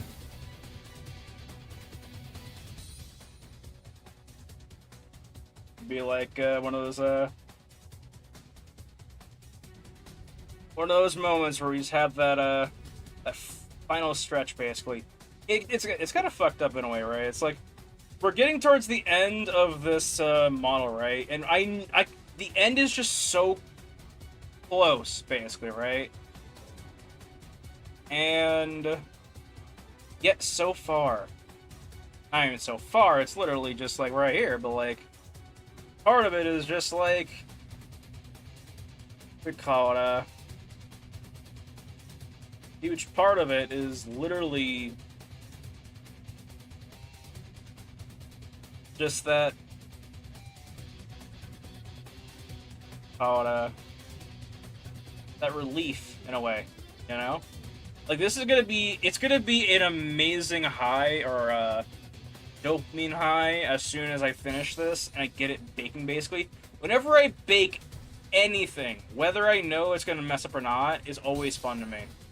Because that bake is just an indication to me, like subliminally, is to like tell me that like we're doing this. Alright? Despite what happens now, we're doing this basically. Like baking is like game day basically to me. It's game day. Not like actual like game day, it's like, you know, this is what it all comes down to.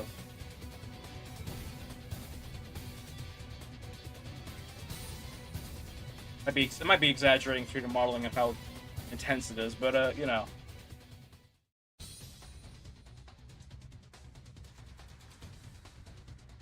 Keep going.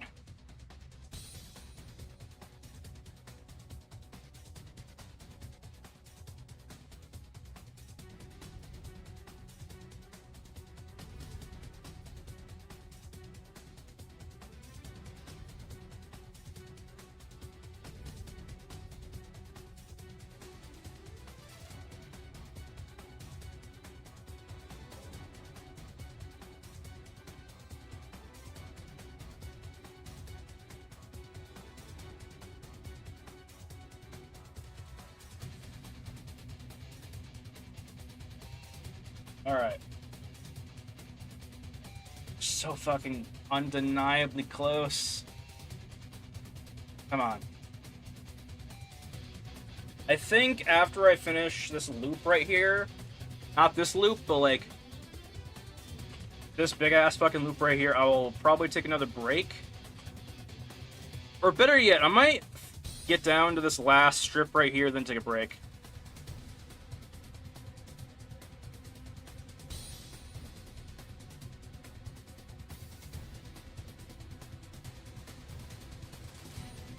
I'll come back, I'll be refreshed, I'll be able to absolutely get this done. I think that's the issue with me.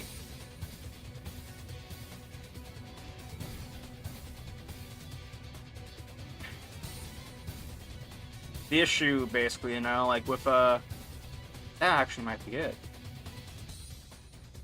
God, I remember back then, I used to take a lot of breaks.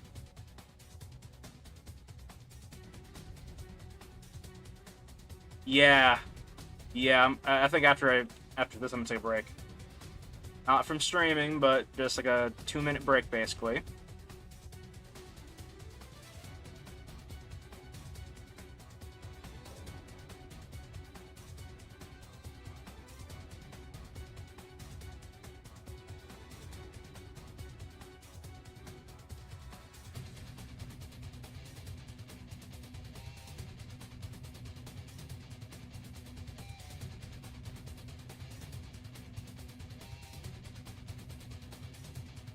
All right.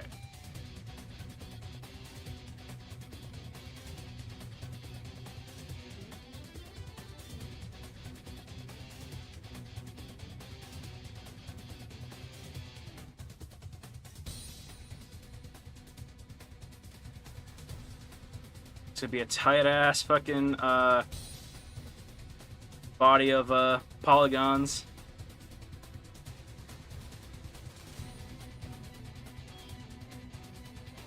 Keep going.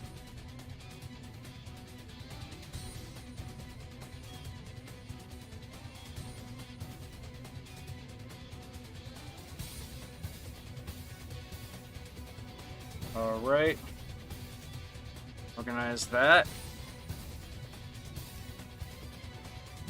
God. One thing I want to do, right, and I mean, it's not really I wouldn't say it's not really an original plan, but I want to start releasing, like, more YouTube shorts, basically, like a short a day, basically, you know? A single YouTube short a day.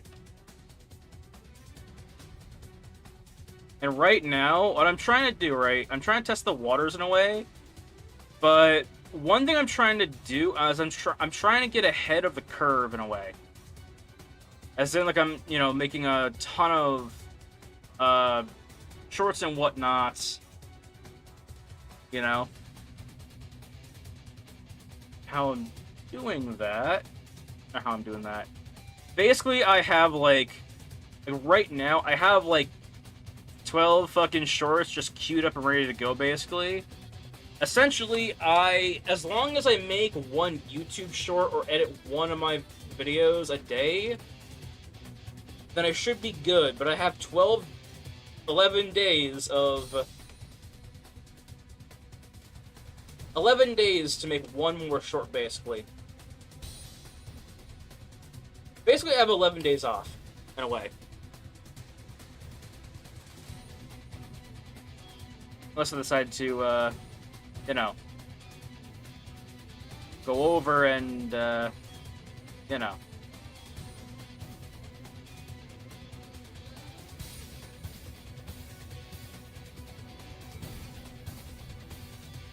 Do some extra work, basically. I don't know. I'm slowly figuring out all this streaming stuff, basically. Or this social media stuff, alright? If you haven't noticed, alright, I don't post on social media like it's my fucking life. Alright? I'm, like, very new to this and whatnot. Not new to, like, not new to, like, streaming or whatever, but, like, new in the sense of, like, this isn't what I do usually. Yeah, I started streaming back in fucking May. I would still call myself pretty fucking new to streaming and whatnot, you know? I would still categorize myself as a new streamer. You know? Even though it's been almost, I mean, damn near 5 months now, I think, actually. You know. I'm still ironing out the quirks of what the hell I'm trying to do. You know? To demonstrate what I'm trying to do, basically.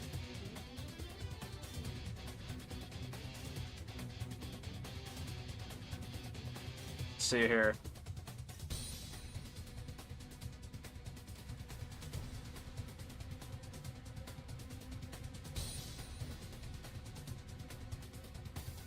Do this one time.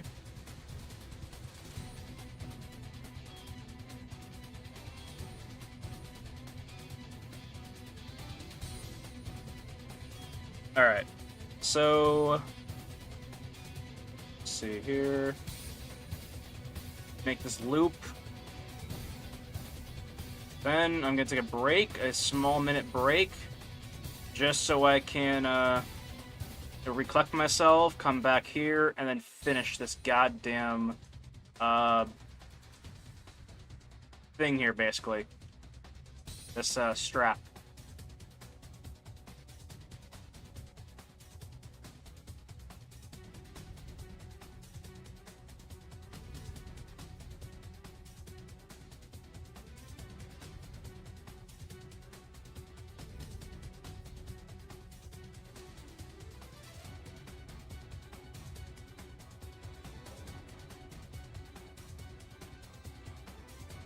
All right.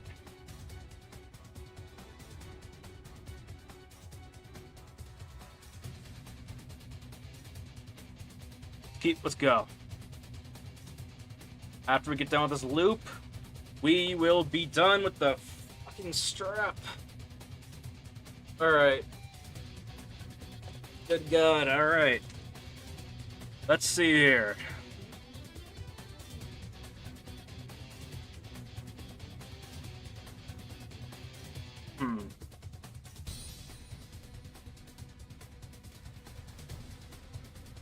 Alright.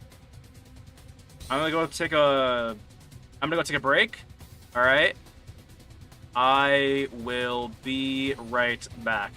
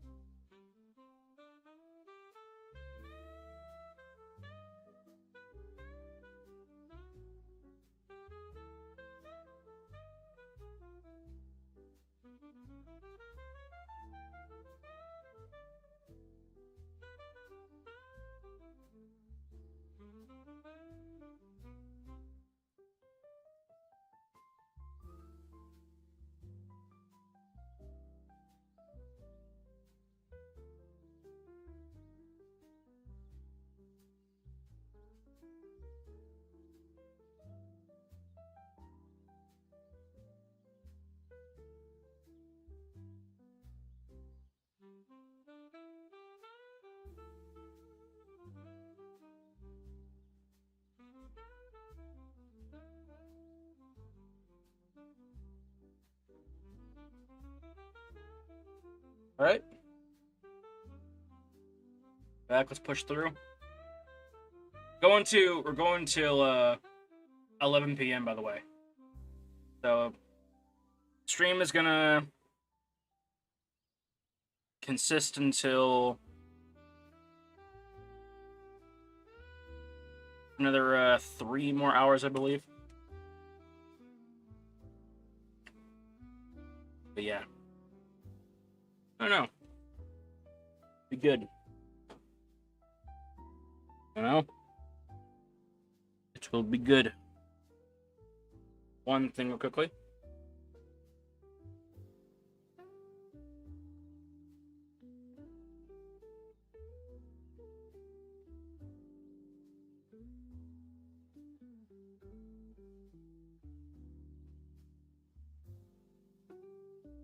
Make sure I am doing okay.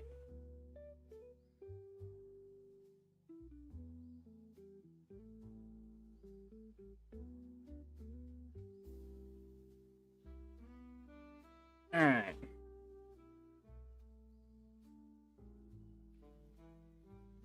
Going.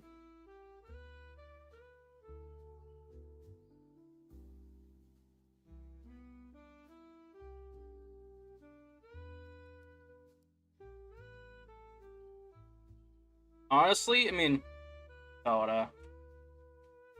once we get down to the bake,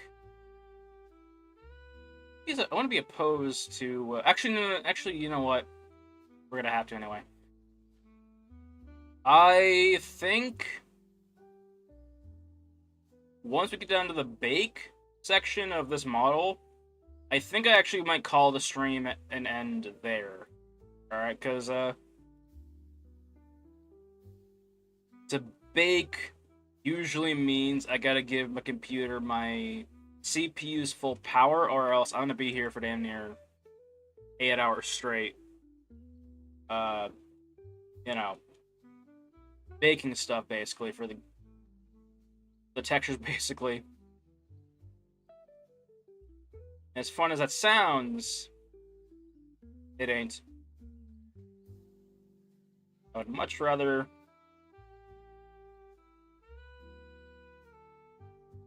cut stream and just focus on that. Cause that it's good. Doing that is literally gonna be me just sitting here for 8 hours straight, or actually, I don't know.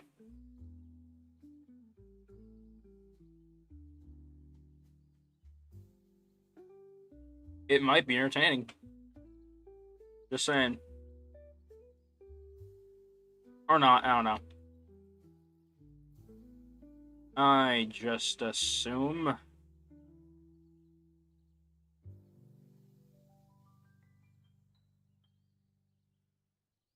I just assume.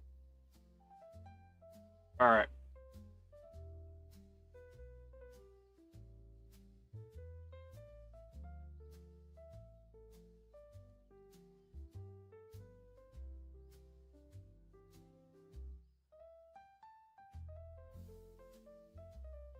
Right?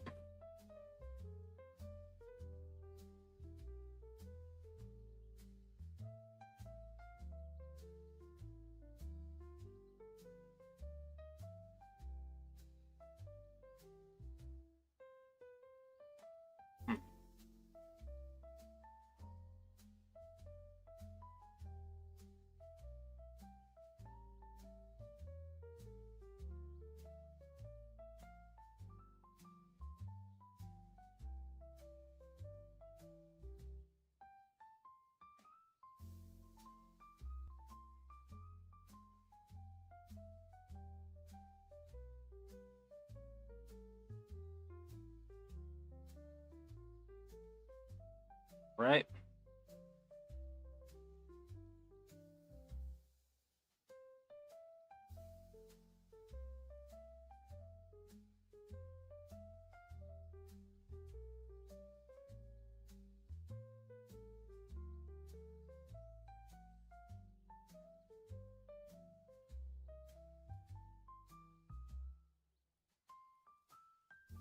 go ahead and do this. God. At least this, the blue stuff here, the Apology, isn't as bad as the branch. The branch, I think it was a lot worse. Alright? Or a lot more, I don't want to say stressful, but, you know. Actually, yeah, no, the branch was a lot more stressful because of all the fucking, the weird, curves it has, basically. That one was the worst to ever apologize. Thing is, though, right, is what I'm working on, right, is... What I'm working on is the monsters and weapons that are more complicated, but I noticed that. I'm working on all the things that are, like, more complicated and whatnot. Probably had that idea a while ago, but, you know. It's to a case where I think that is the benefits. Or to my benefit, basically. Working on all of these assets, right? But working on the hardest ones first. That way I could show how... I could show the quality of the game. But, you know.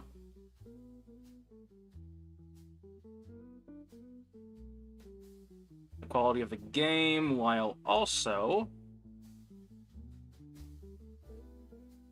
showing off... the game. I don't know. Let's see here.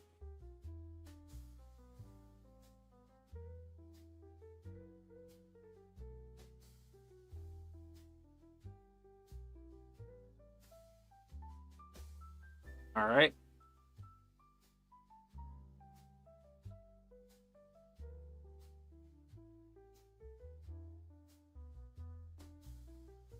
Oh, what the hell's the issue?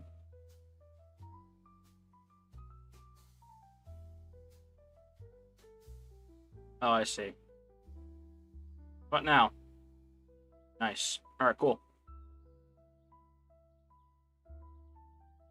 Go ahead and do one of these then. Push that over there.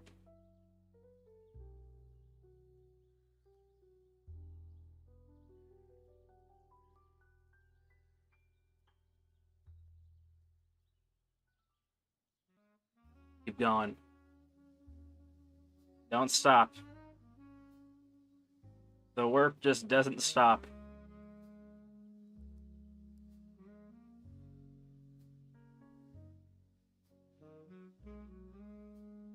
Let's see here.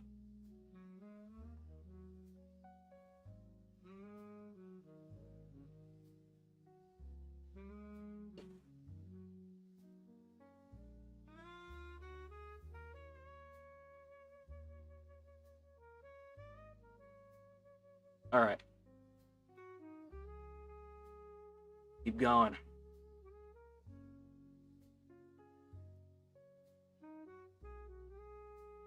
Actually, I haven't done this in a while. Let me save. Let me turn. Let me go ahead and save, and then get rid of the.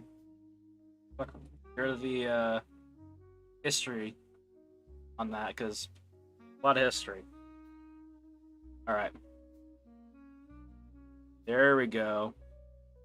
Now we're fluent. Just had to clean up the all the weird stuff we done to this thing.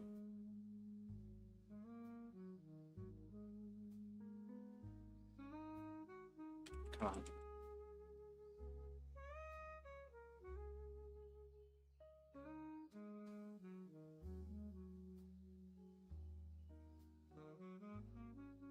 All right.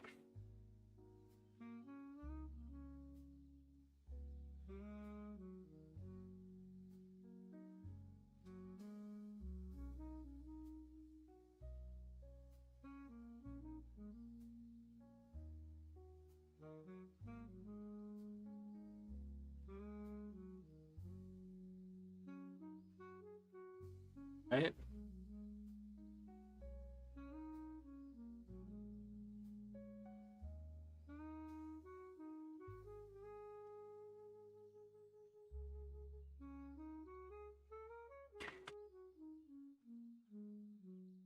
All right. God, we are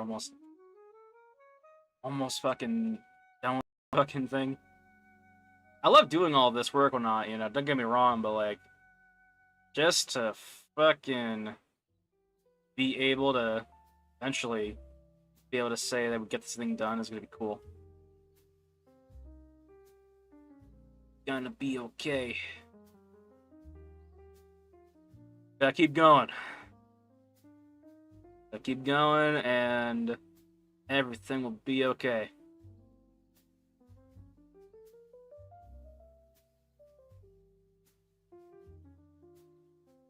Everything will be okay.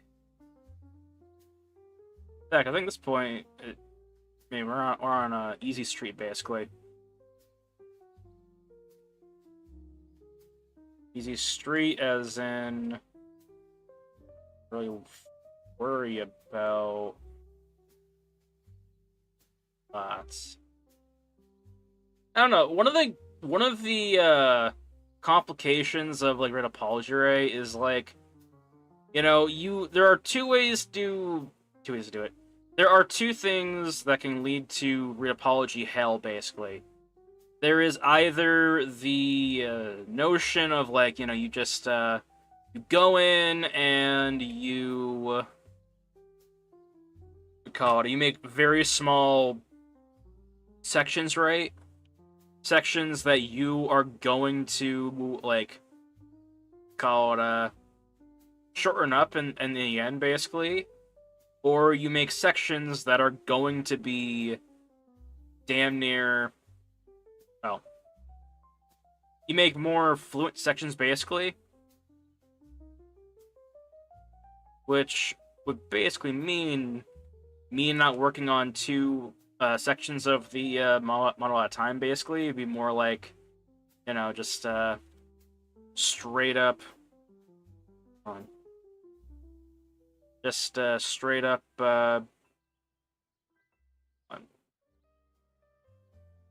do this one at a time, basically, which would be kind of stupid.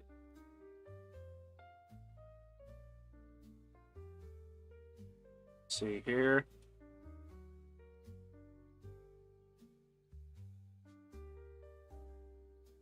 Right. Going.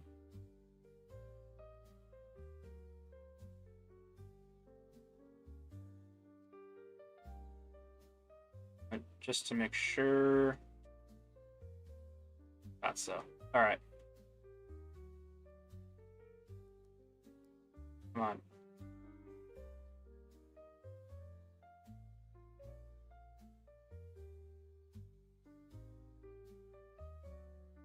Oh, I see what the hell is what's going on here.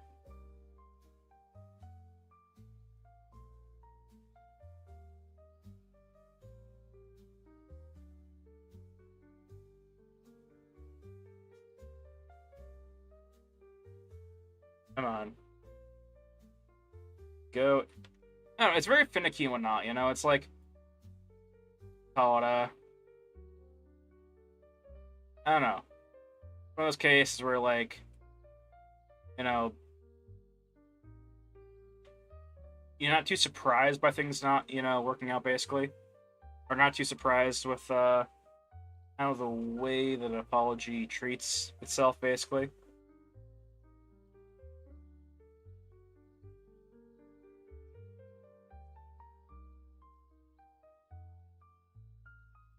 Hold on. You know, actually, I have an idea. Have an idea that could make this process a little tiny bit easier. Technically require little to no, or little. Basically, it would cut the work in half. Basically, cut the work in half.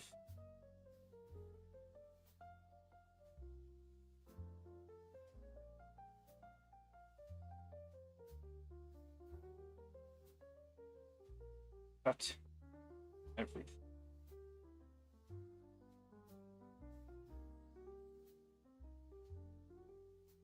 Let's see here.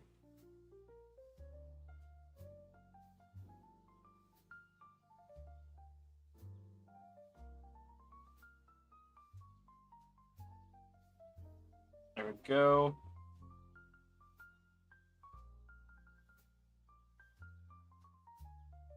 And there's that. Okay. All right. Keep going.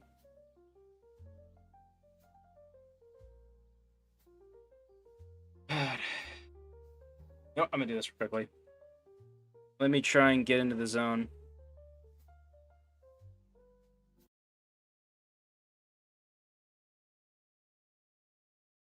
Charge battery. Okay, let me go and just go over here.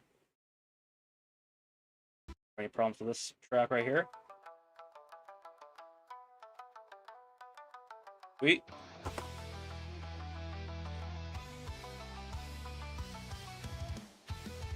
Let's go ahead and do this.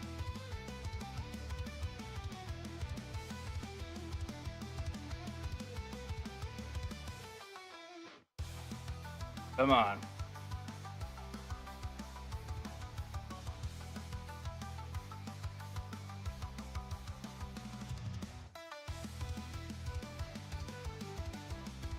It's all about getting this damn thing done, hon.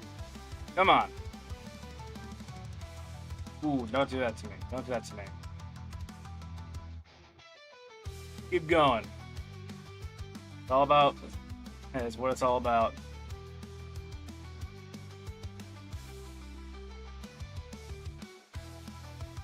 All about that idea of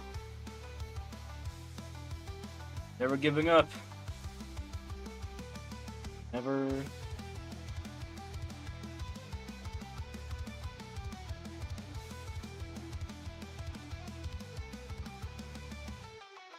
God.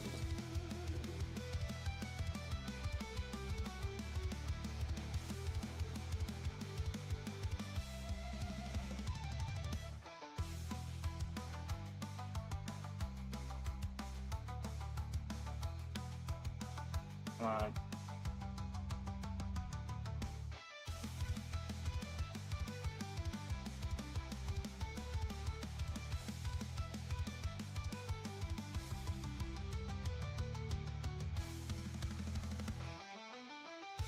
Ooh, okay, let's see. This right here is gonna get pretty fucking messy. Because of that, I think I'm gonna go ahead and just start doing this. Just gonna start doing it. Come on. Where is that gonna take me? Right there? Okay. I got this. I can keep doing this.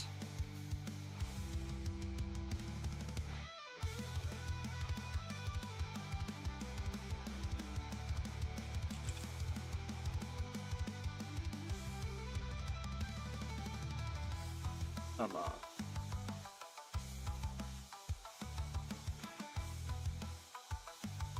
Come on, let's go.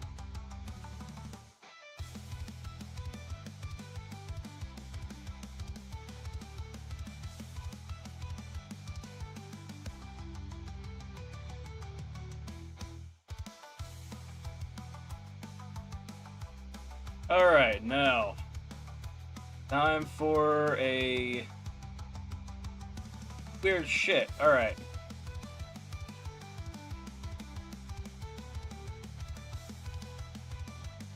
Move it up. Move it up.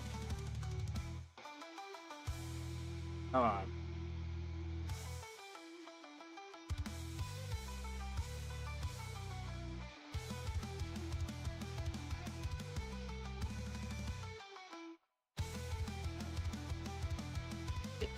Now let's just go ahead and remove history on this thing right here. In fact, let's remove history on everything.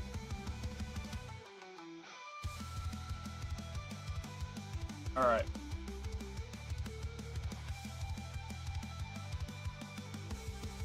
Clear dots.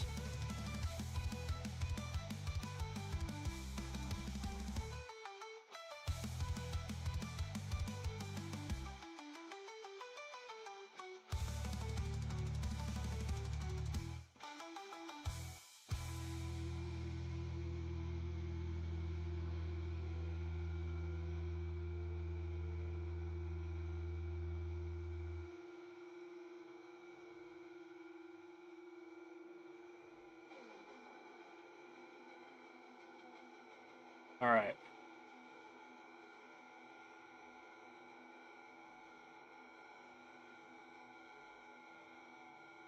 All right. Put that down. Come on.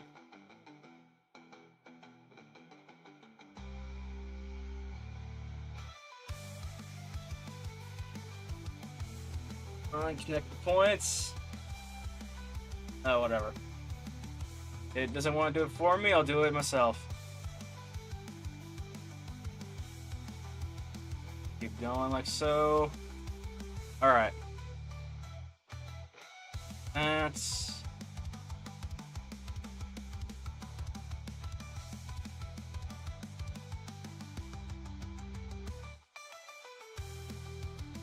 Okay.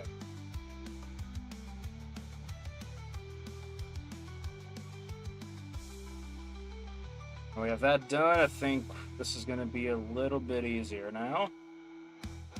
Fairly should be. Come on.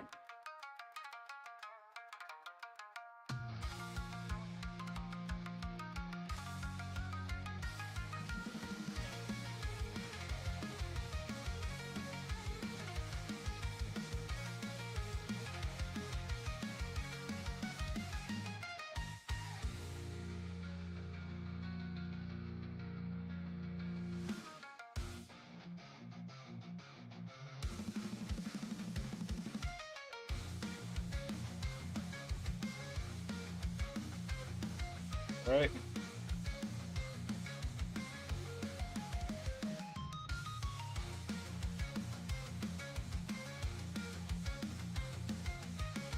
Oh, okay. All right. Now, time for that. This, time to figure out what exactly to speed this up.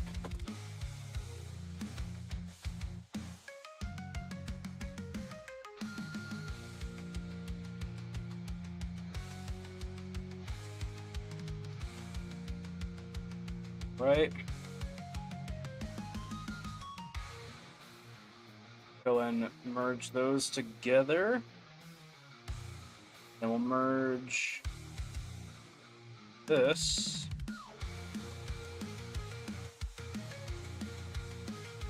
And then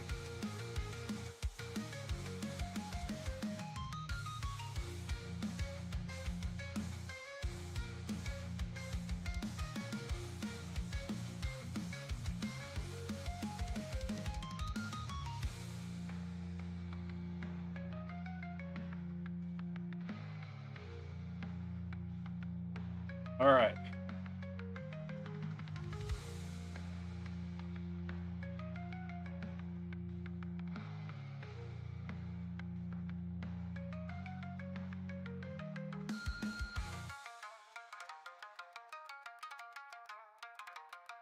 Come on. No, we are almost. This loop is nearly done.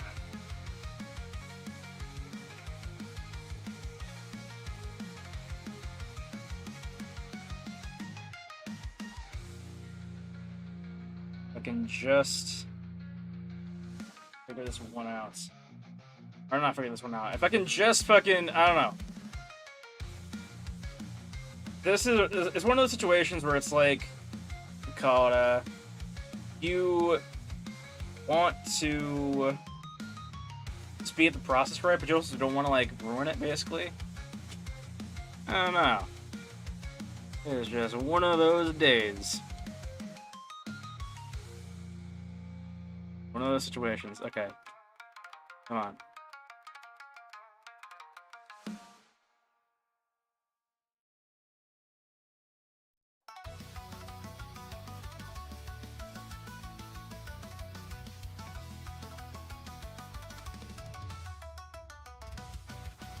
All right.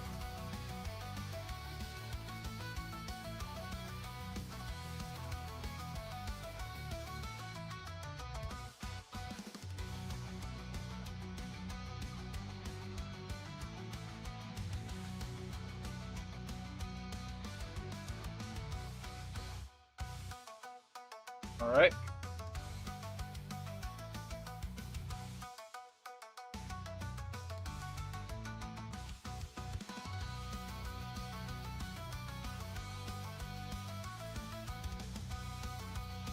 Just himself. All right.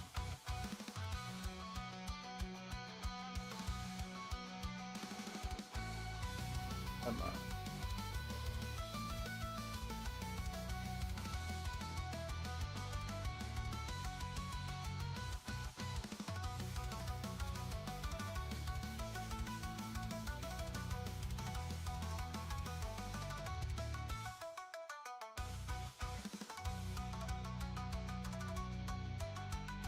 I don't know. To me, I mean, there's always a special part of like modeling and the apology section where it's just satisfying, you know, because all this is coming together now. It's all coming together live. All right, so best part is actually, you know what? You know what? Could work. Keep going with the same flow until we hit the bottom. When we hit the bottom of the fucking thing, all I have to do is just put the loop in, or another edge loop in on top. Alright.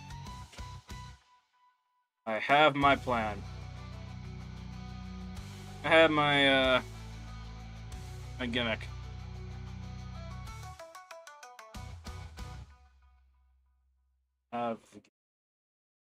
Alright.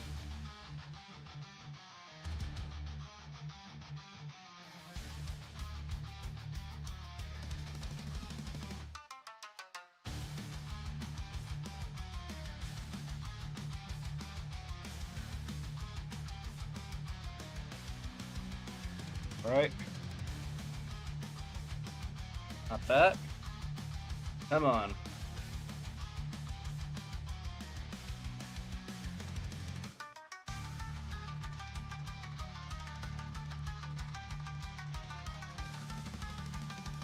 Ooh, not that, not that. Don't do that to me, please. Ooh, what the fuck? Okay. What the fuck? Okay. Come on. Come on.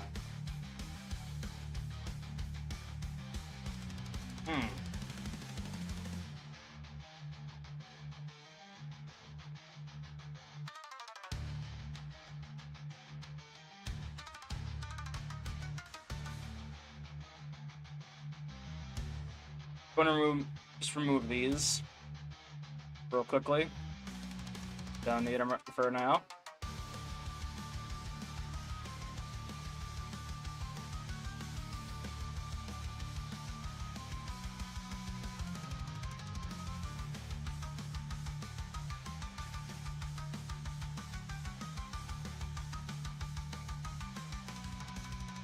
Come on.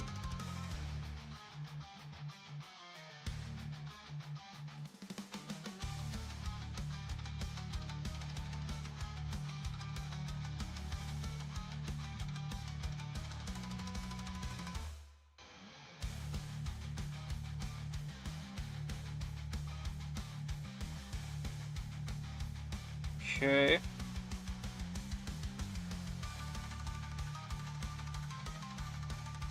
Come on.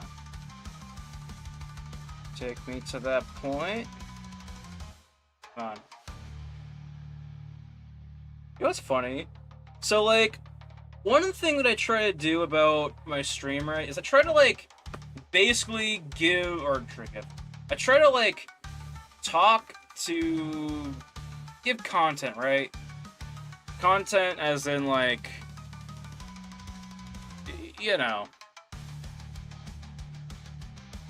some way to, like, you know, make people feel welcome and, you know, include them, or not include themselves, just feel okay to talk in chat, right? That's the whole reason why I talk a lot on stream and whatnot, right?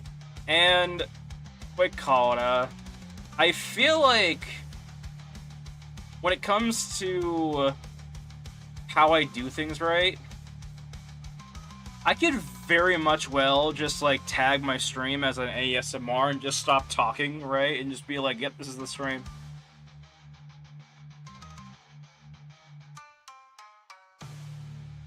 Which I did tag it as, I did tag the stream as ASMR, by the way.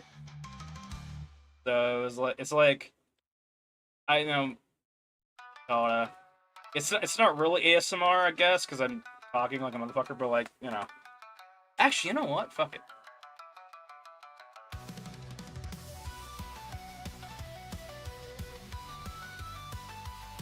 I will try this. Actually, I don't know. Does the silent approach even work on Twitch, you know? I mean, especially for game design, right? Because if I don't talk about what the hell's happening, then it's like... What the hell are we even doing, you know? Like, literally, what the hell are we even doing? That's what someone be thinking. What the hell is going on here? Alright. Let's see here. I'm gonna... this now?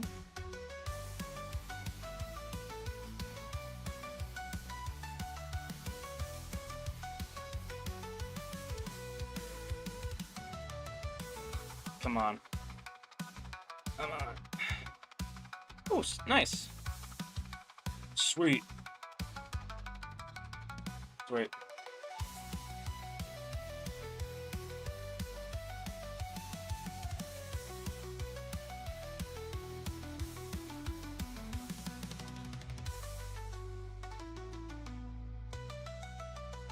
Okay. Going. Keep going.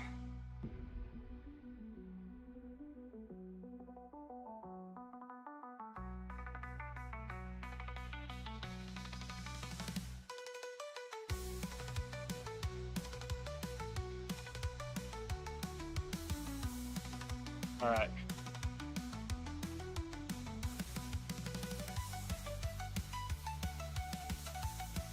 All right, let's see here. I almost wonder, let's see here. I don't want to... I don't want to. Alright. So... do that. Look that up here. Alright. I handle all... I don't know, when it comes to apology, the edge here is what is causing a lot of the bullshit, basically. I have to deal with it, basically, you know? I have to sit here and, try my hardest to get the vertex points as close to the edge here as possible, basically. And it's sometimes it ain't hard to do, but at the same time, it's like it's just that much annoying that you know you really just want to just get over with, basically.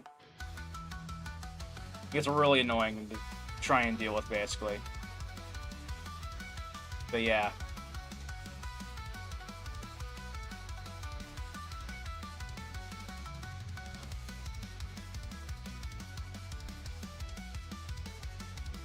Keep going.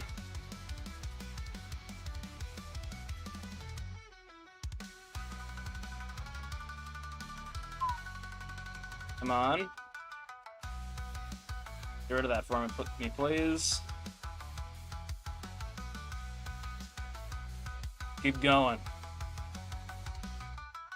We're going.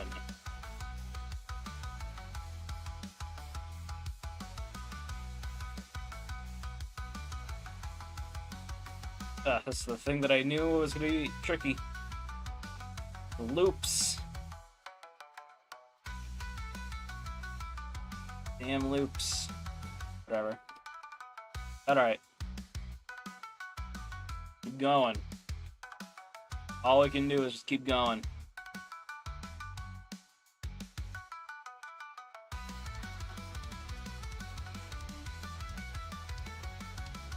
Alright.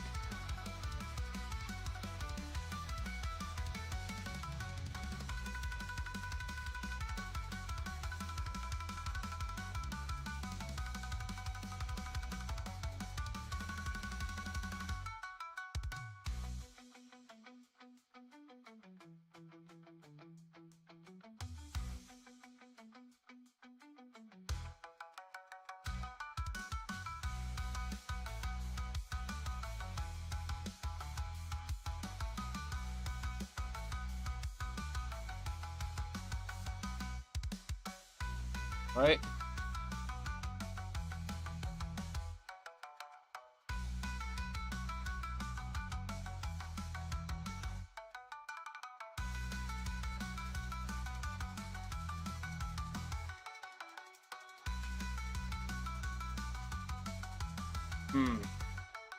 Get this one down here.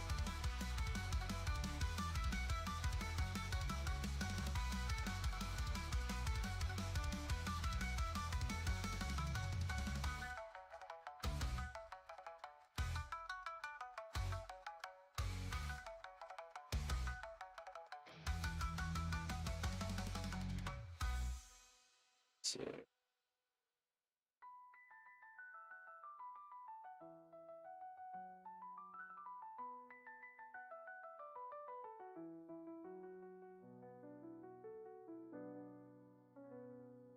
right. I remember back then in May. I mean, I feel like over the course of like streaming, right, or for however long I've been streaming and whatnot, right, or since May, really, it's like, what do you call it? What held me back when it came to streaming, all right. That's gonna sound really stupid, all right. It's gonna sound really dumb. But the one thing that held me back was music. All right? Like, I personally, the music that I was defaulted to listening to on Streamlabs Music was, it was pretty bad. All right? I mean, they're okay tracks and whatnot. I can't complain because, you know, some of them were pretty damn good, and, you know, I could listen to them for, of course, hours, right? But at the same time, right, it's like, I'm still limited down to what I could listen to, basically. I remember there was a time where I would, call it, I would end stream just to listen to the music that I want to listen to, basically, because I can't listen to them on stream, basically. Even now, I mean, I can't do that, but, like, now it's a little bit better because I actually have options now. But, you know, I kind of find it funny, though. It's like, music literally dictated, like, how long I would stream, because I could, like, only stream for so long without playing the music that I want to listen to, basically. I think I kind of find it funny. Or, I don't know. Something to laugh at now, considering how far I've come as a, even as a small streamer, you know, I've gotten to the point of, like, what you call it, like, past that, past the whining point, I would say, I'm gonna call it. Past that point of, like, you know, being able to listen to, you know, these instrumentals without completely wanting to leave stream. But yeah.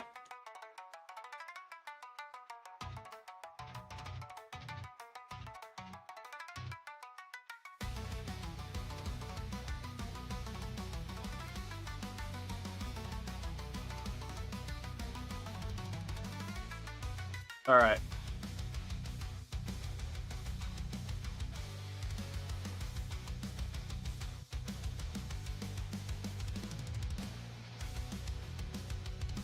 All right.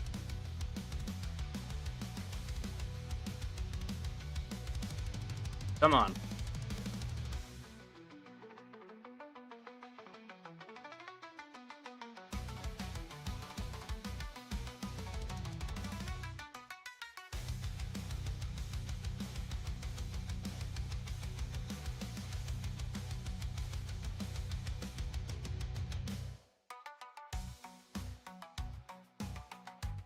Right. Cool. Tuck that in there. Keep going. That's the main motto of this, alright? Just keep going.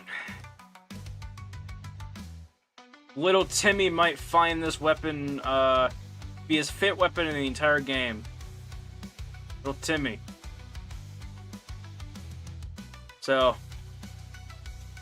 that's what we're doing this for. Someone who might find this weapon to be quite enjoyable. Or at the very least, entertaining.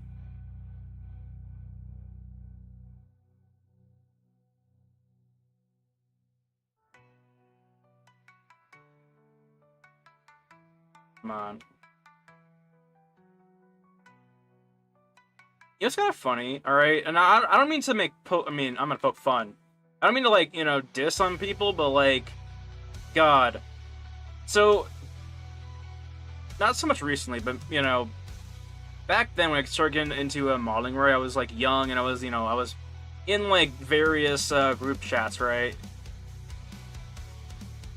And I remember, you know, people would ask me, you know, what I'm doing, you know, or what I do, of course, right, occupation-wise, and fucking, I remember telling them, right, and they would, some of them would tell me, oh yeah, game design, that's something I want to do, right, and, you know, I'm always interested in to see what someone's thought process is on modeling, right, and just to, or game design, just to kind of see, you know, where they're at, right.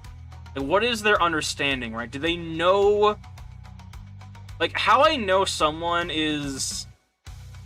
How you know someone is into 3D modeling or game design is if they can tell you the smoke and mirrors, right? If they can tell you the smoke and mirrors, then you know that they're in the shit deep, alright? And then right now, if they are able to tell you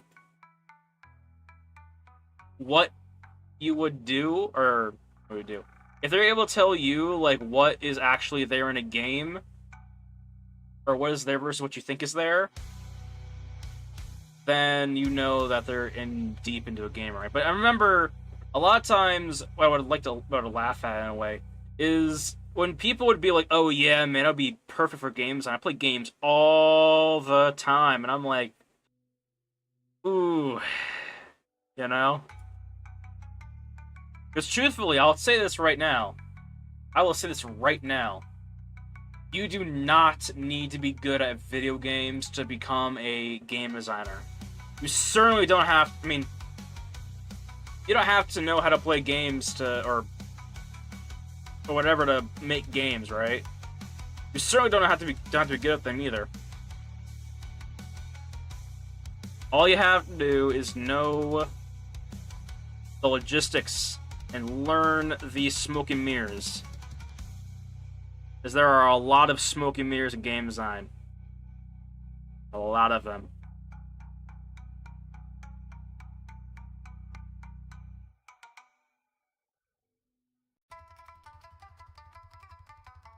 A lot of that smoke. Let's see here.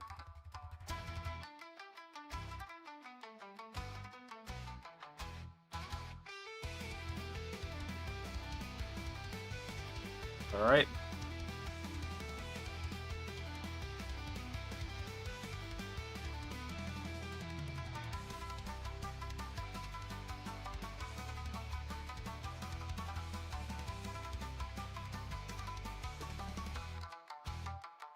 Alright, let's see here.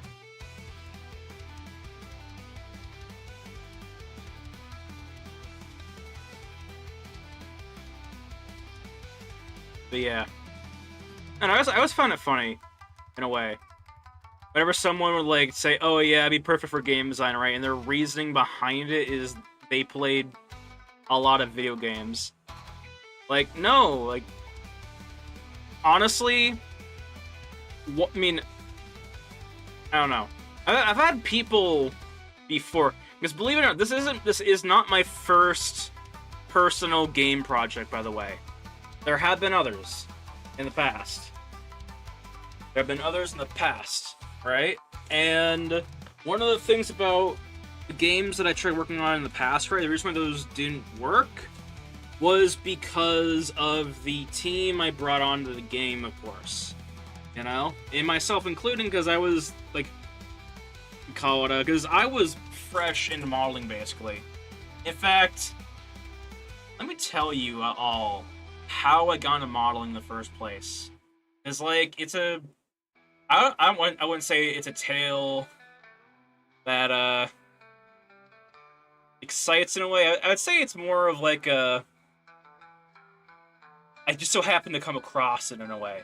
So here's what happened, alright? So essentially, I was working on a game called Murder... Called, Let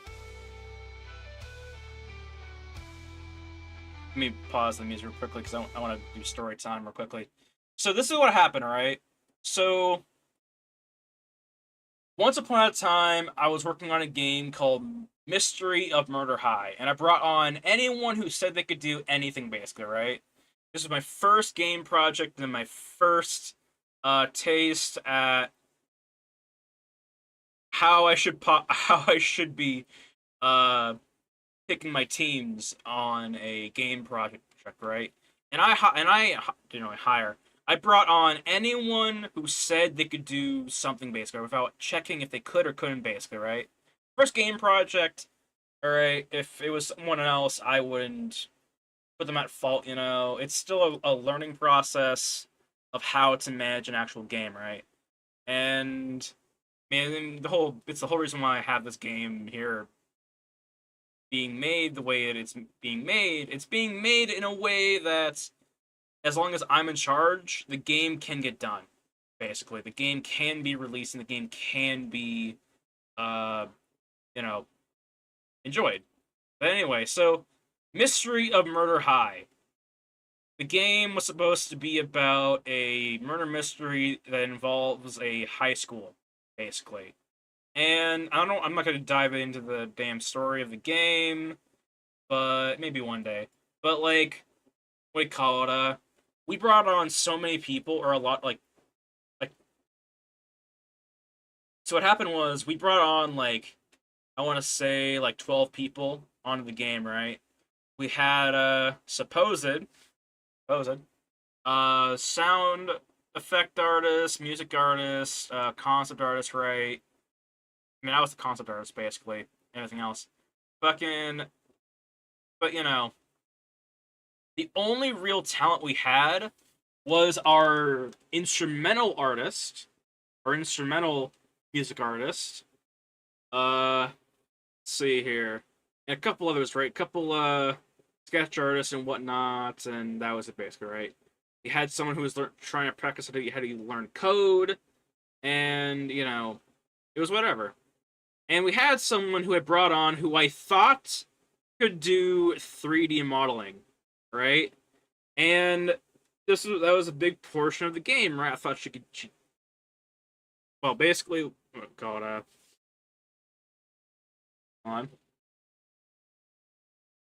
Go ahead and give me some water before I kill myself over this story time.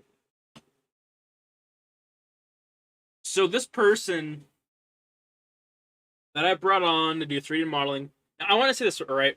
At the time of Mystery of Murder High in I believe 2020 or 2022. No, what was it? I think it was 2021 when I started working on a project called Mystery Murder High, which never came out, by the way, so don't look for it. But anyway, I brought on anyone who could say who just said they could do anything, right?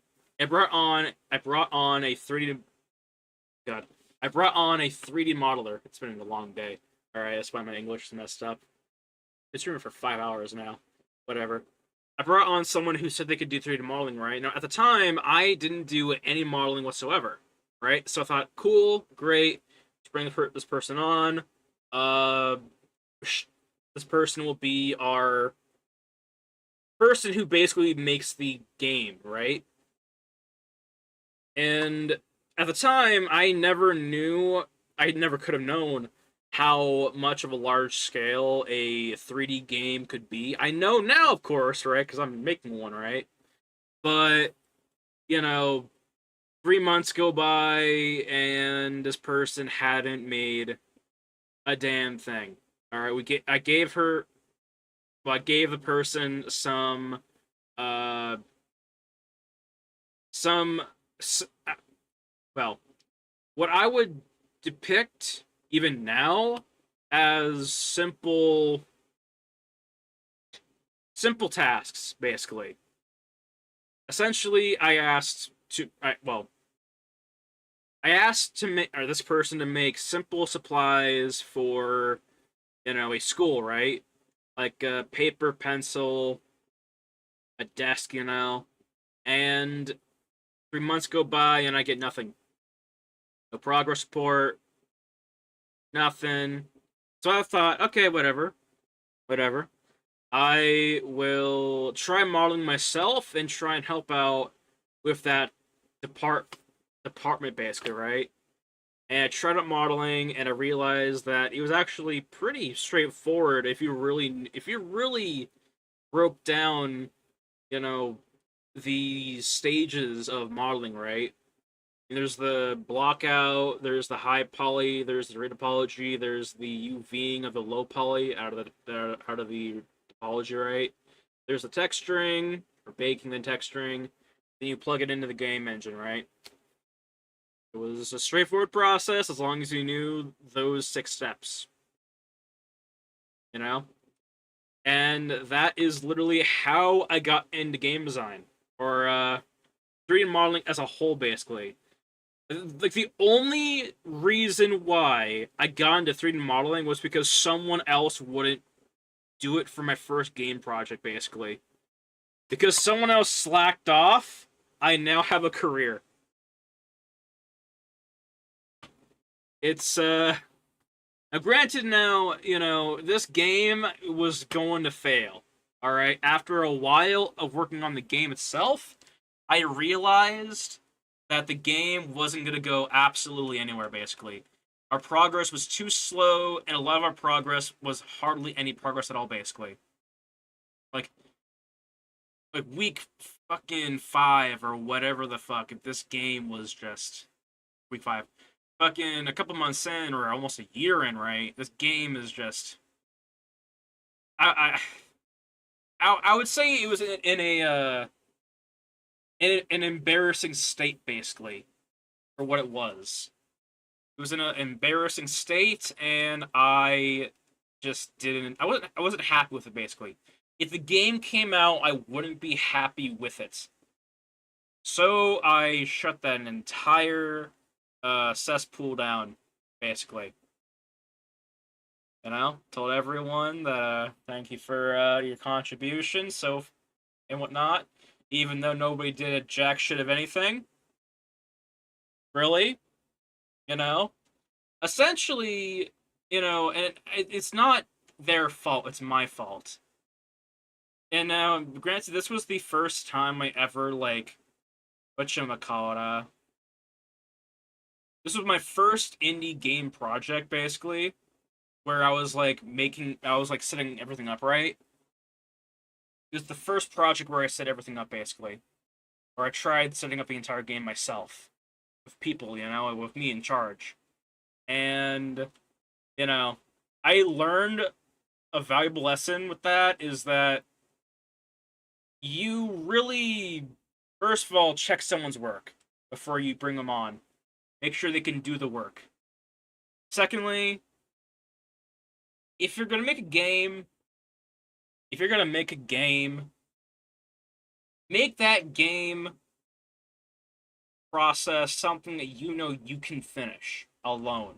All right, if it comes down to it, make sure that game can be finished by you and you alone. It would suck. It would be a lot. I mean, it would be a long process. But if you truly love the game and you truly want to work on the game to the very end, I mean, that is, I feel like, what a game artist or designer or developer should want, They should want the game they're working on to succeed. So much to the point where if it came down to it, that, you know, independently, not like for a not, I mean, not for like when you have a big ass team you're supposed to be relying on, right? The indie game, I should say, it should be fun enough to make or be more. The artist should have enough passion to bring that game to its finished state on their own. It would suck, but I feel like that is the attitude you need to coming into a game, right? Or coming into making a game, right? You have to understand that if you're if for whatever reason the people you're with for whatever reason decide to bail out, you can either find replacements, right, and that can work. But one thing is for sure or for certain, right? If your people aren't if they aren't communicative, or I should say if they don't show their dedication to the game is gonna lack in quality. So if you ever notice, right, I am working on this game by myself. Not by myself. Darkfire Bat is helping out a lot with the game. Darkfire Bat is also is the person who made the Discord server, by the way. Which, by the way, if you wanna, I don't want to keep posting that same like Discord link in the chat. I will if someone wants me to. But we have the Discord channel link down in the panel section below. If you want to join the Discord, you can go there, of course. But yeah, Darkfire Bad, the person that serves also helping me out the game or not, he's handling most of the, or all really of the, called, all of the briefing and whatnot to make sure that the game is easy to understand, easy to play, Not easy to play as in, like, difficulty wise, but like, easy to play as in, like, someone can just pick up the game and, figure it out, you know? Could say more about it, but I don't want to reveal. And if I say exactly what the hell he's doing, it's going to reveal the theme and type of the game, basically, and the platform. But yeah. Other than that, I am the only one modeling, basically. The only one doing this stuff, right? Because, you know, I feel like that's the thing, too, right? In order for me to, like, bring someone onto the project, right, I'd have to absolutely trust them, right? Like, trust them in keeping the game a secret, basically. Right? That, I mean, I'll have to have, like a NDA thing for someone to sign, but like, you know, stream wise, I have to like trust them enough to like not break, right? I'm not gonna lie, all right? It is hard to not talk about a game that you are passionate about, right? And I'm pretty sure y'all have seen me slip up time and time again on accidentally revealing something about the game that I'm trying so hard to keep secret, And it happens, right? It is very hard to, you know, be silent about what you're passionate about. But yeah, I don't know. Just want to say that. That's how I got into modeling. Or 3D modeling, basically. I literally started my own project. Someone who told me they could model didn't model, so I tried out myself to see how hard it was. And yeah, now I'm here. All because someone decided to slack off, I now have a career. Or I now have something I'm doing, basically. Something I'm doing. Let's see here. But yeah. Someone decided to not do the work, so I did the work for them.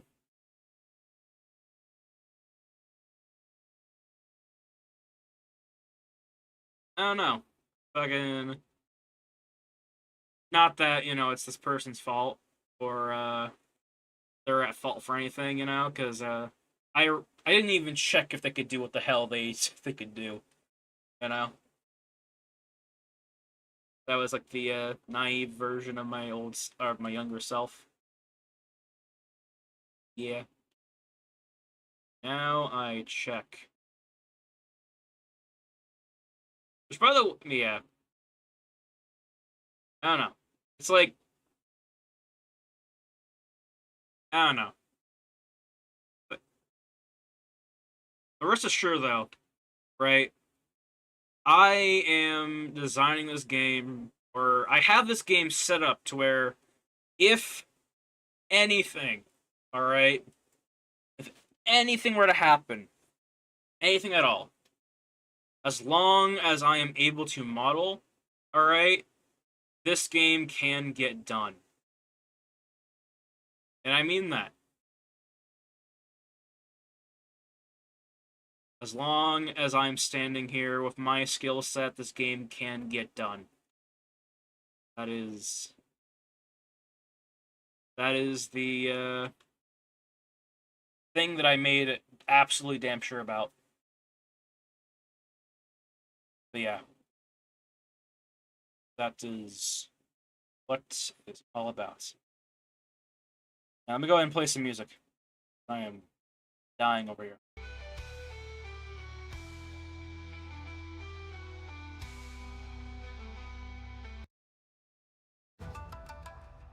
Let's go.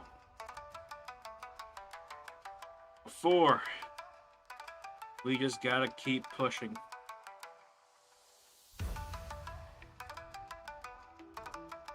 It's time.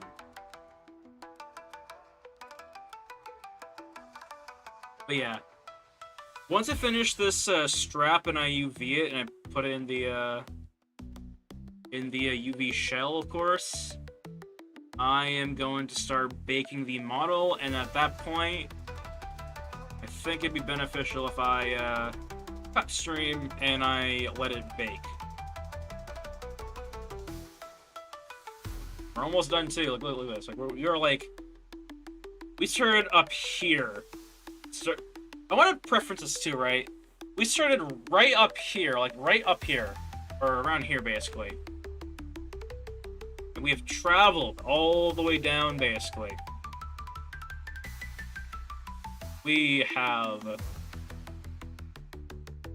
I think we have that. I think we're on a good track. All right. But yeah, we're on a good track. I don't know. I kind of actually, fuck. I realize if I. Actually, I don't think I need to. I was gonna say, if I ever bring on, like, moderators, right? Or other moderators, because Darkfire Bed is, like, my only mod. Alright? Like, Makata. I realize that if I bring on more people to help out, eventually I'm gonna have to reveal the game to them. Right? And, God. I almost wonder how it's gonna work out. I'm pretty damn sure that... Actually, I'm not gonna say it. I will say this, though. Even if this game does get leaked, or this game's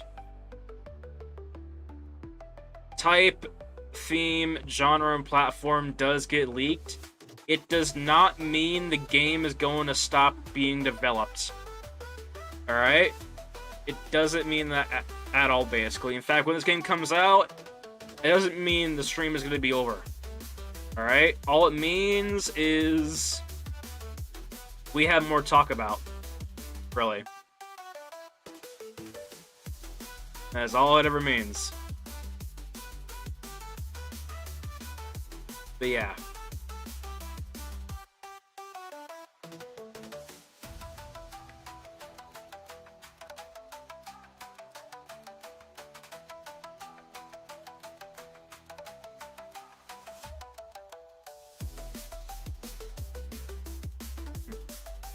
But yeah.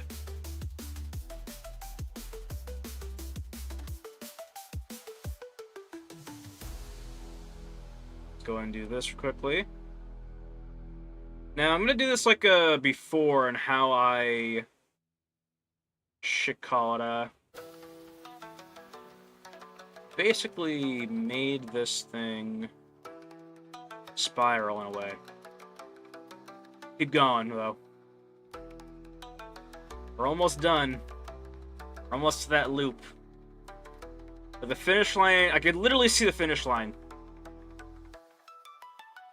Like literally, it's like right there.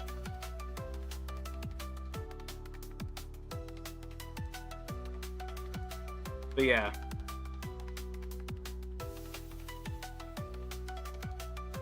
Ugh.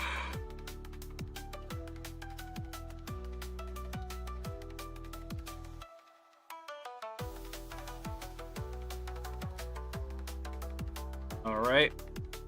It's the hardest part, I believe.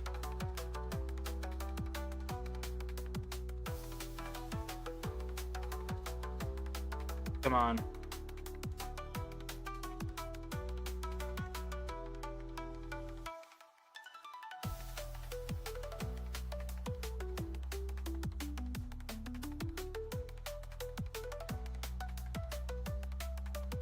All right.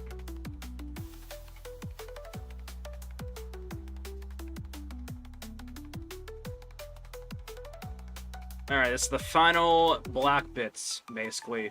Essentially, it's the portion where... Be absolutely careful with this. Absolutely be and some goddamn precision. Fucker. Alright.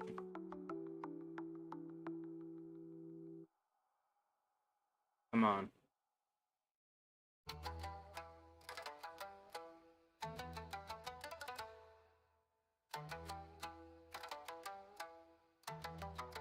Go and do this. Alright. Come on.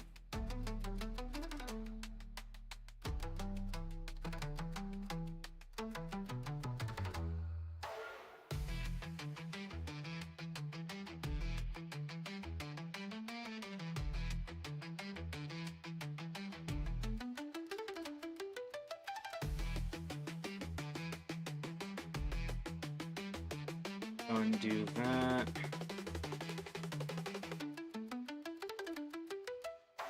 All right.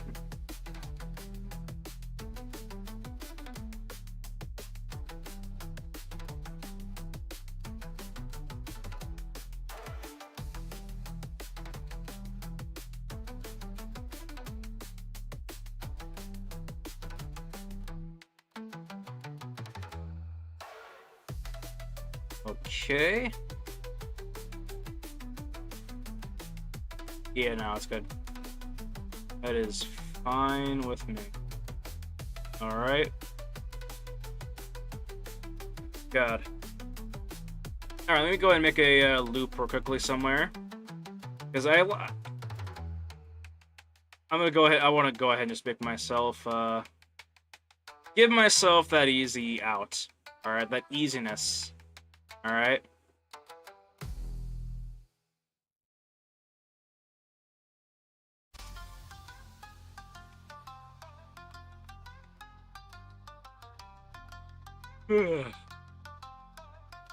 But yeah.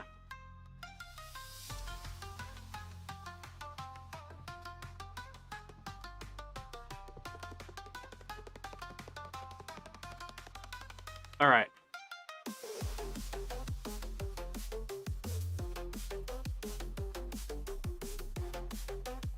Let's go ahead and do this real quickly. The whole idea, of course, is I want to make it easier for myself to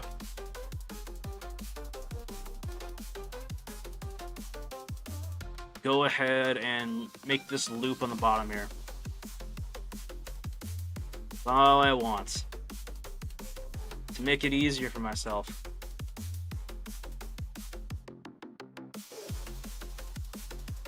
Alright. Think we good? Alright. Now. Whoops, not that. Keep going.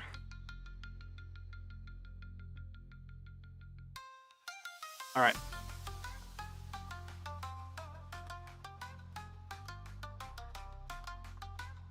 It's like handling the final boss.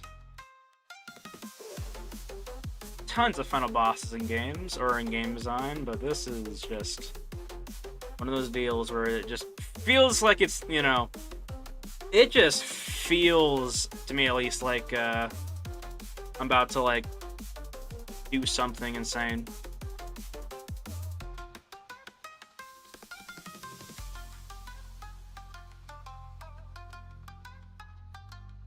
Come on.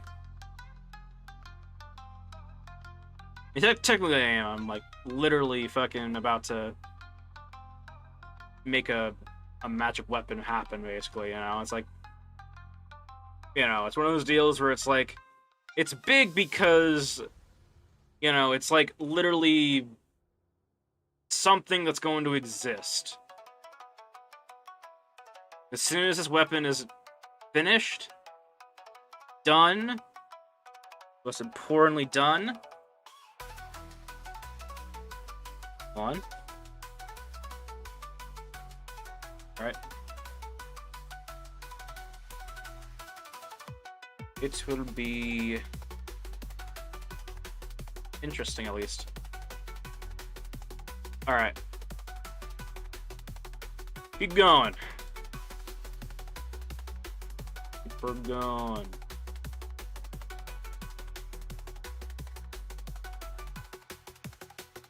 Alright.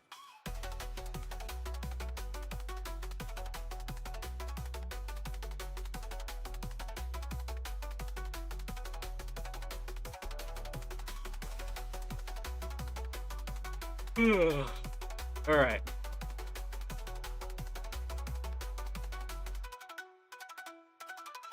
God. Tonight is gonna be insane. Tonight is gonna be an insane sleep, because I'm getting this done. Like, this strap has been on the back of my mind for so damn long, because I knew, like, this is one of those things. I mean, in Artright, you have those moments where it's just like, you know, when like you make something and you know it's gonna give you some hell later on. Like, this strap here is literally that thing, basically, to me. Like, I knew it was gonna give me some hell, right? And there's no way to avoid it if I want that strap as a detail on the model, basically. You know?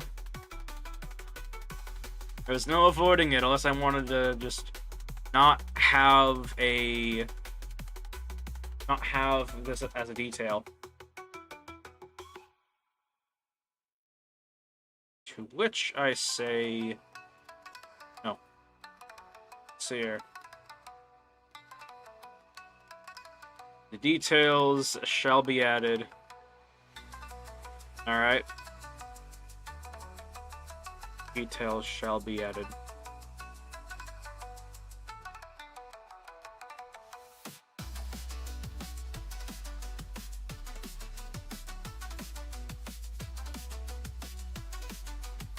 Let's see here. Keep going.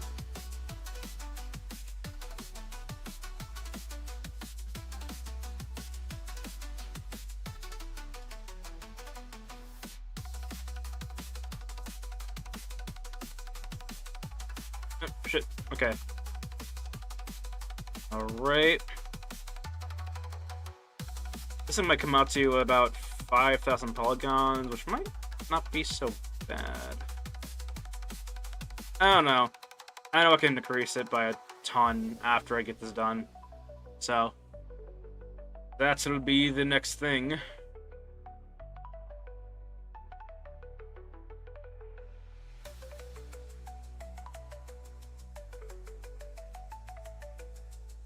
Alright, actually, let me go ahead and just make it live, then do that.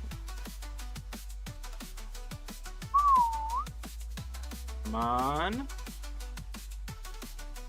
Come on, okay.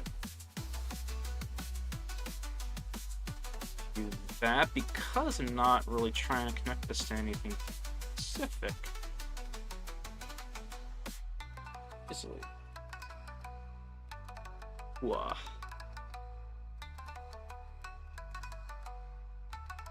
All right.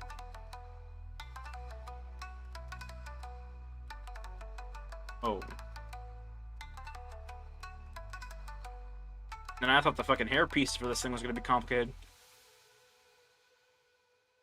Alright, let's go. Come on. Come on.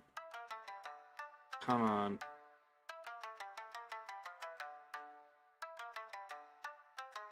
Ugh. Fuck.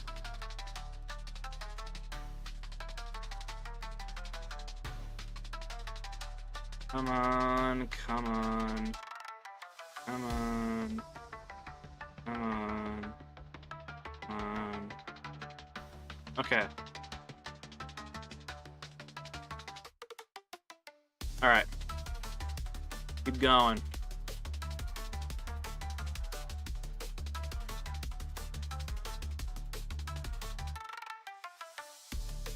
Alright. Let's make one loop for everything.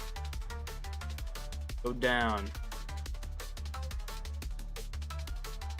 1, 2.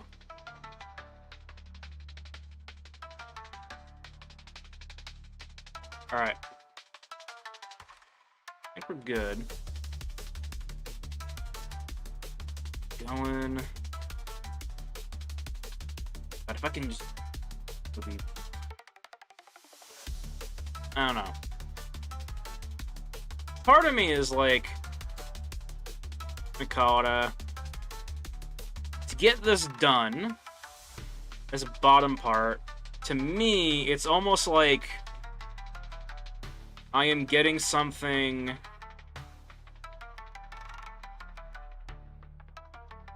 accomplished, basically. And I mean, like, in like a sense of like, you know, it's gonna be like, I am moving on, basically.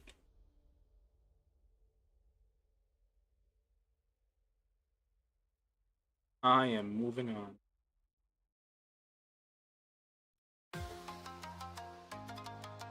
Make sure the other side is good. Sir.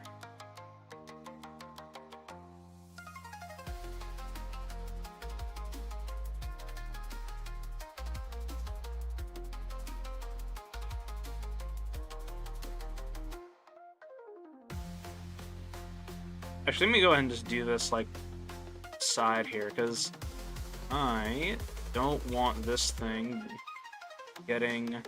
I don't want the fucking edge loops to be messing up, like, right now, alright? Out of all fucking times, alright? This is not the time to be messing around and getting, like, 4 loops in, basically. Come on. Not the time for that.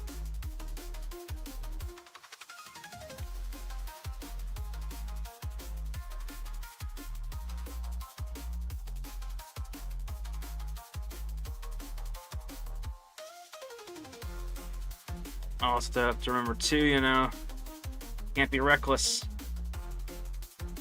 I feel like that's like one of the, it is one of the weaknesses of like some artists, right? Like sometimes they get so deep into their work, right, for so long that essentially what ends up happening is they end up making cuts in a way, right? Here, I try not to. Keep going. I'll keep going until it's done.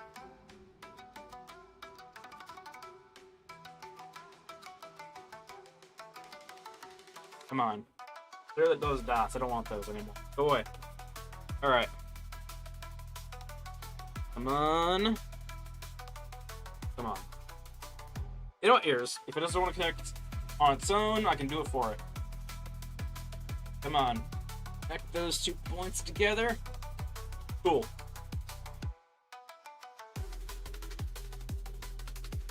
what I want.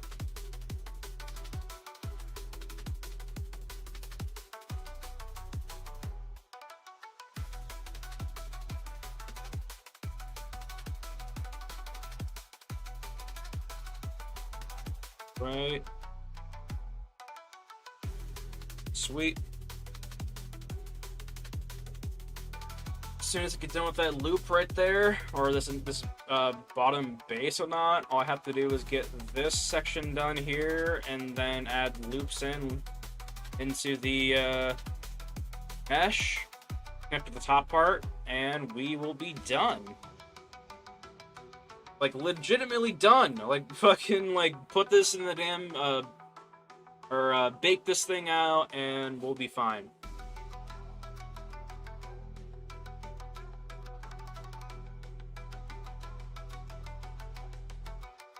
But I want to make sure I get this thing done right, so I'm gonna go ahead and, keep going. I'm gonna keep going steady. Keep going steady.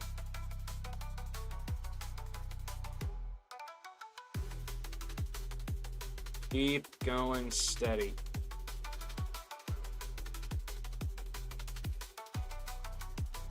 Now, I want to preference this too, right?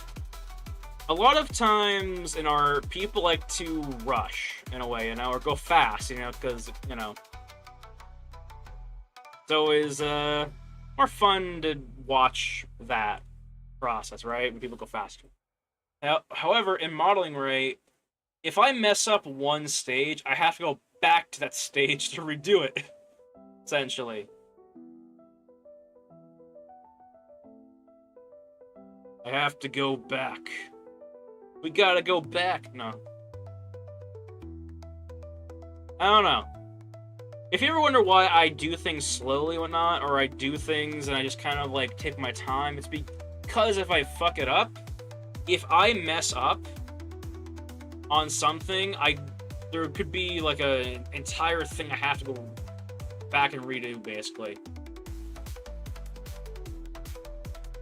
So, I try to avoid those occurrences, because I don't want to do that shit. None of that shit. But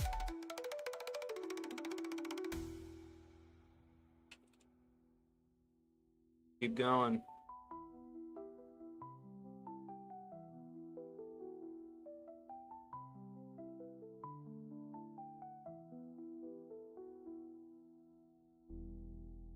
Come on.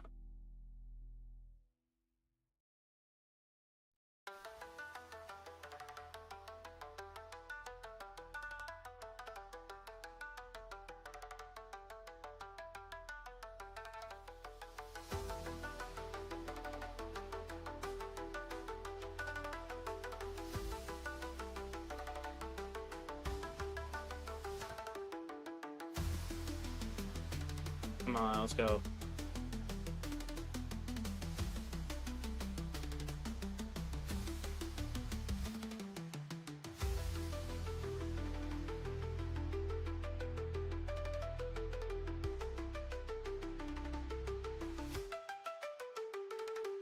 Not stop until this thing is done.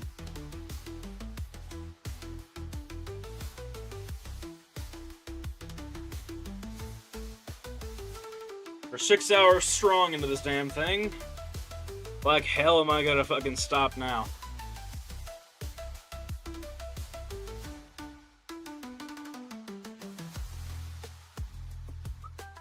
Go.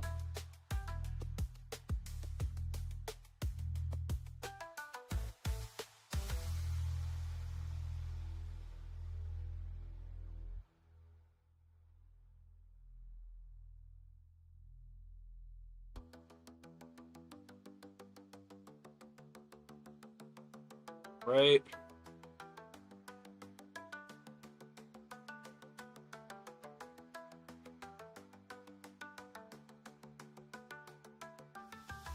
Let's keep going.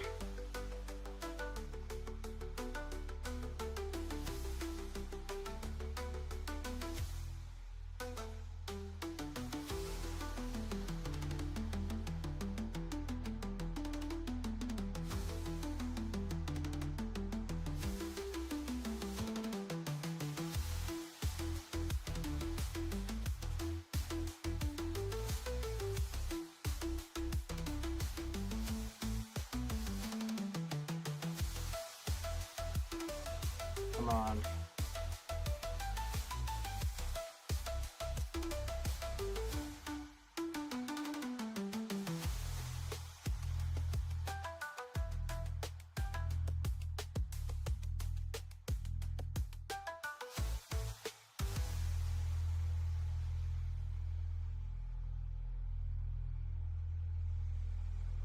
Game designing until I can't no more, I guess. I don't know.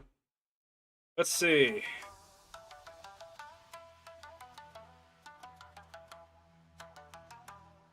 We're almost there. Almost there.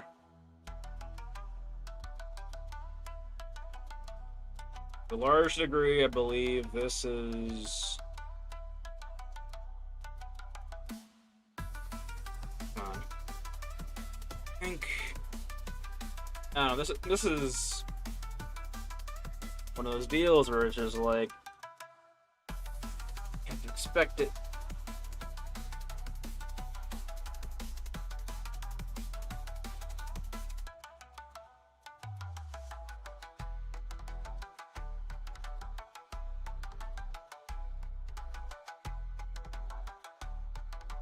Come on.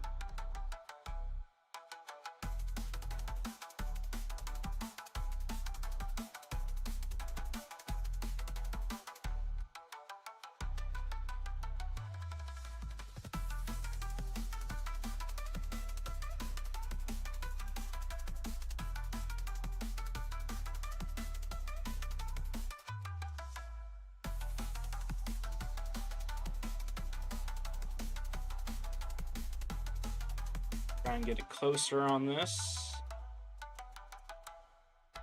Squeeze it. God. Feels suffocating like.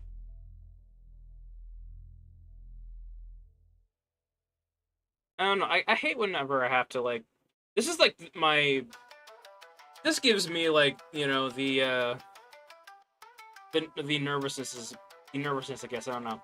Like getting so close up on the model base like this basically. Like hardly any space, right? Okay, careful where I touch. Hold on.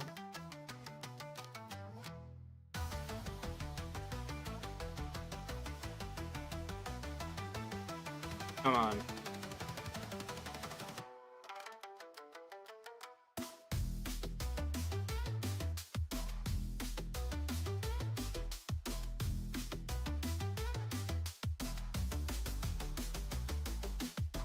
Come on.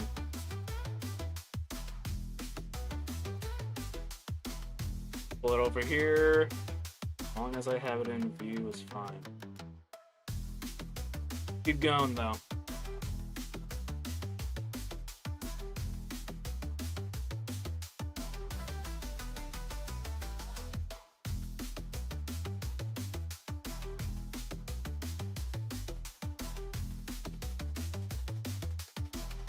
Alright, so for this, I think we're gonna be fine with just not creating loops right here, considering that we literally can't. So, keep going. Keep going and keep up fluency.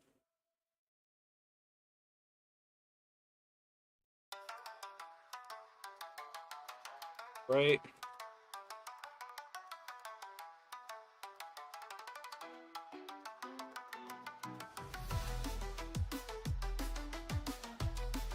All right.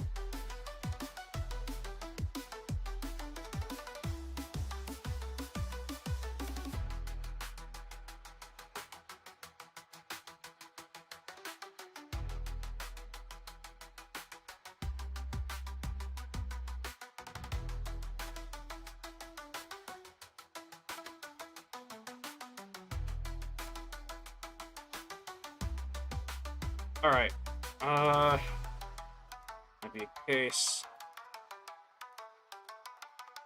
All right. Got this. There, let me actually do this real quick. Considering that I'm here. Alright, so I'm gonna go ahead and take that vertex, and I'm gonna go ahead and just stuff it right there, basically. Right? Go back on there.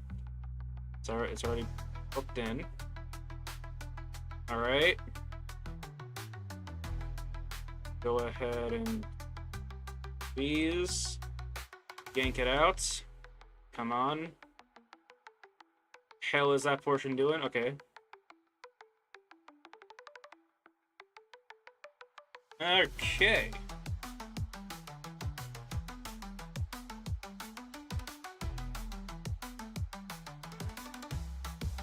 Come on.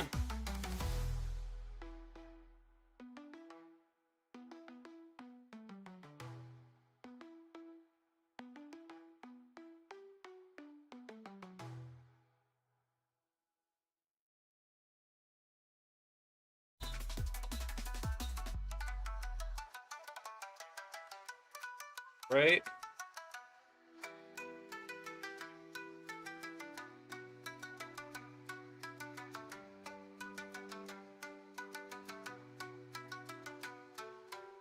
Okay. Let's see here. Let's go ahead and just do an appended polygon because I feel like this would be a lot. It should be a lot easier.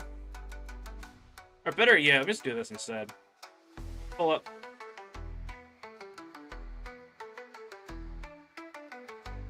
All right.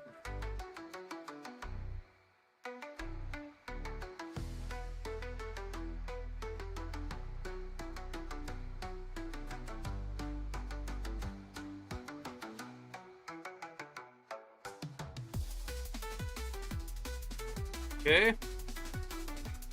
Right there with that.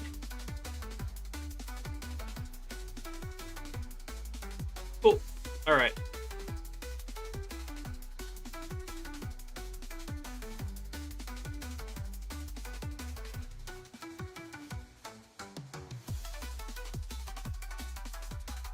Keep going.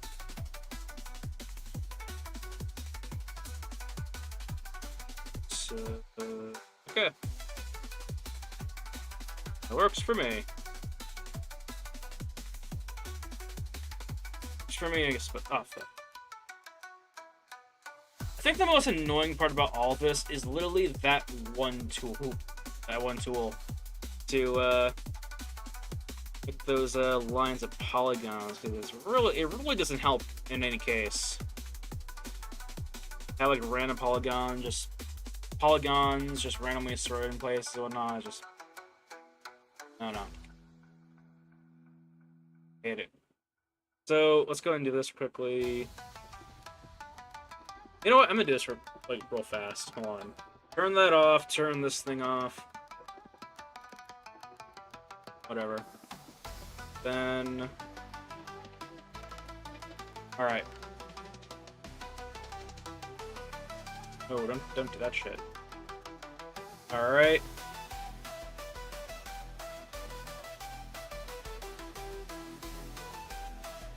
Go up now.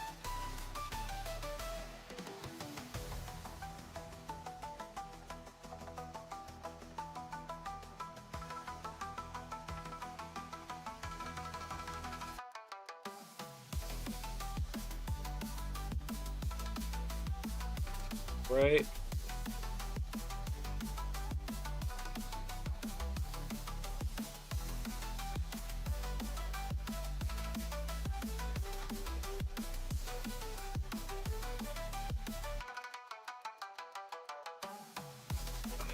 Okay. Keep going.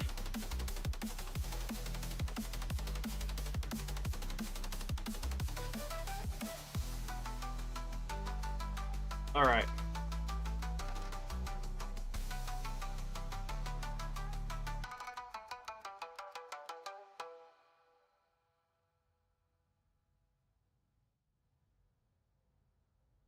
Right.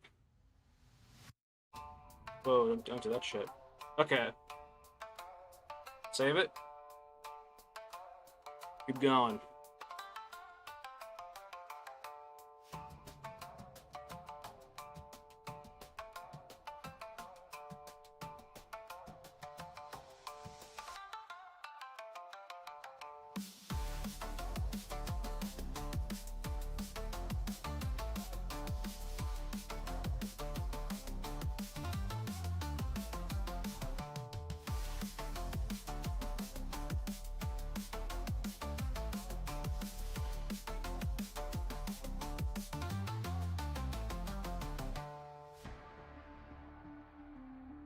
Right?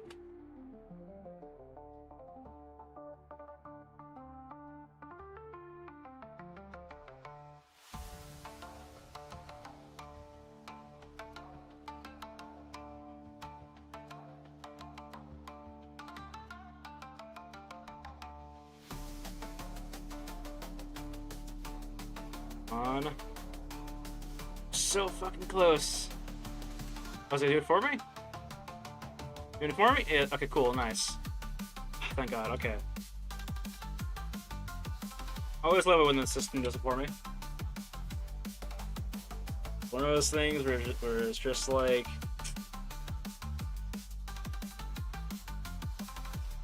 I don't know. There's not a lot of times when when the system, like,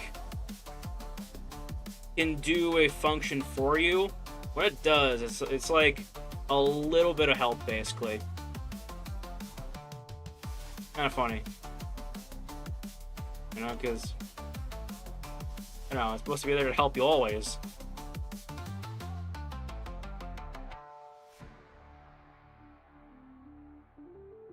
Alright, so here.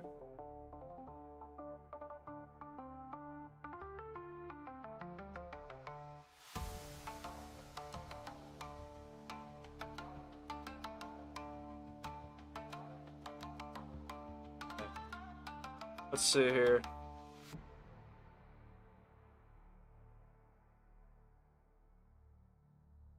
Keep going. We're going. Okay. Got this.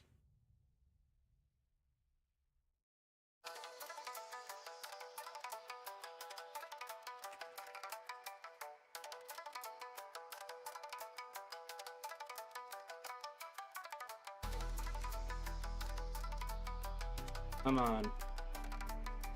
All about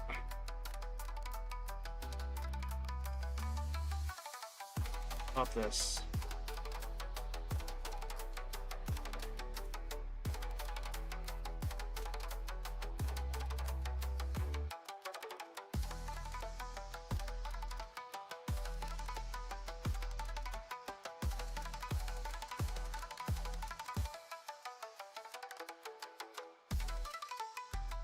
Right?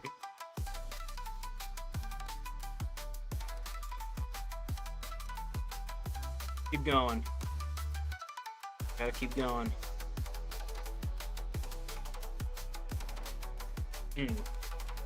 Back, please. Back, please. Don't want that at all. Yeah, it's kind of why I hate, like, I kind of hate using the dot system in this thing, because it's like, it usually doesn't, I mean, usually it doesn't fucking, like, do much of a service, basically. Come on.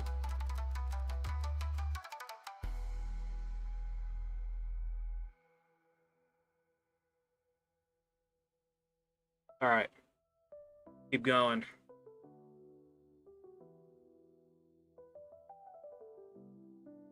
Keep going. Ooh, what the fuck? Okay, just go off. Let's go back on that. And just do this. Okay, is this thing even connected? No, it's not. Okay, let me just go ahead and do this then. There's 4 of them, we have to connect right there. Or 3 of them, I mean. Go right there with that bullshit, and go right here with this too.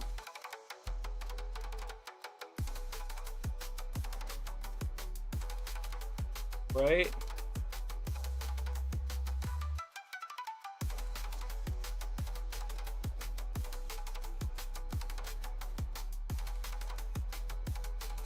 Come on.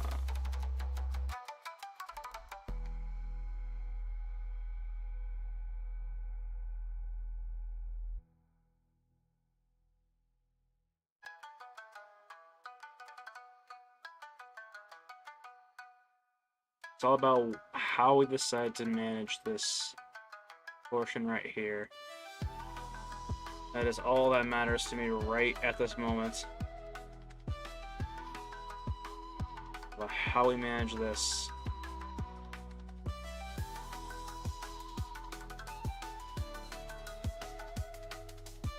personally, I don't really give a shit if it doesn't have fluent topology right now, because fluent topology, because we've already done our mission basically, in making this the dot. Hold on. Get rid of that. All right.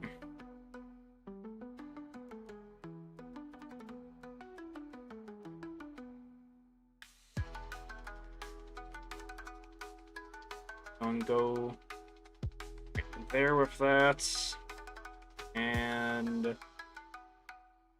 let's do the first triangle out of this entire thing, basically.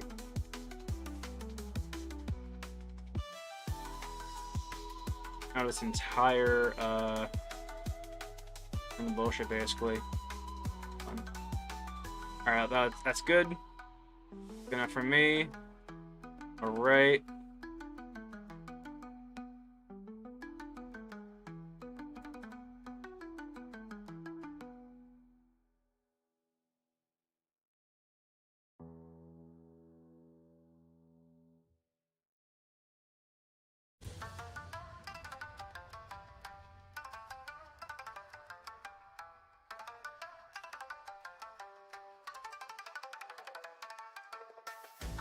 Right. Let me just do this, actually.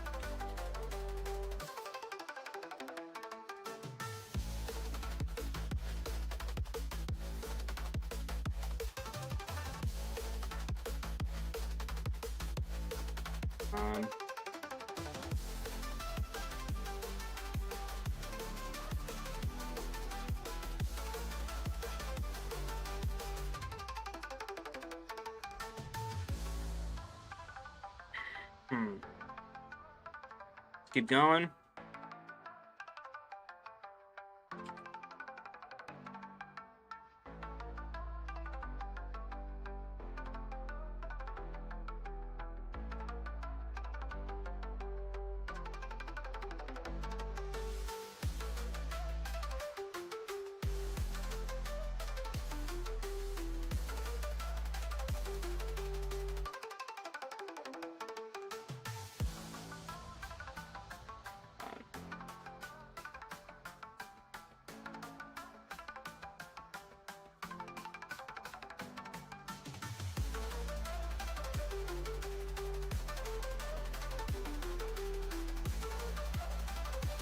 Okay. You're almost done. We got the bottom part done. It's all about connecting it now, really. Alright.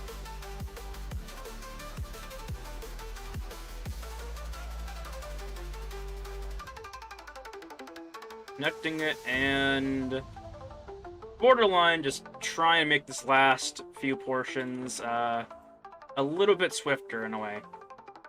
I could tell right now that as I continue, it's only gonna get harder. As in, like, you know, focusing up, right? That is the kicker.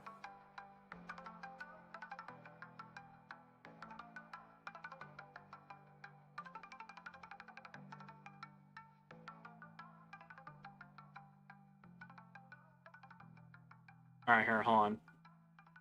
Go ahead and do this, like, real fucking quickly. Hold on.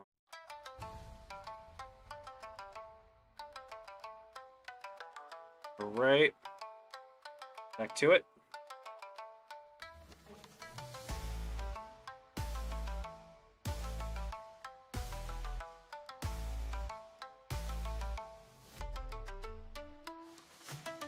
I guess. Yeah. I should have known. Alright. Yeah, I figured. Alright. Keep going.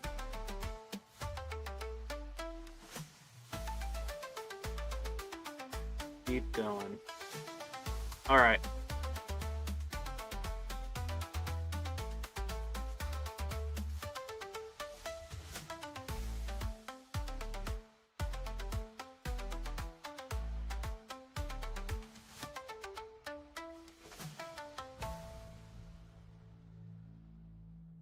Right?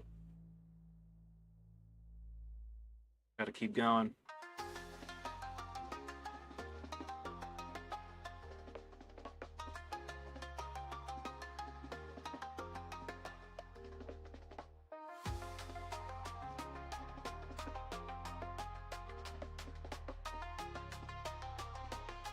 After I finish this, I cannot wait to start baking. Gonna be one of those things where it's like, I call it, it's gonna be sweet, in a way. It'll be really sweet.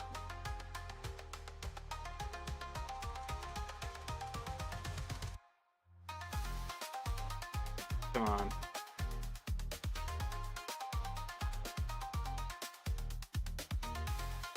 Clear dots, I can already tell that one's gonna give me some hell.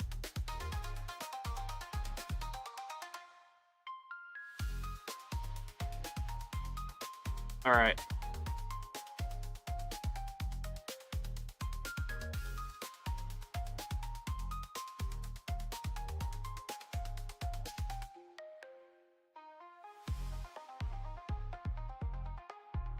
Come on.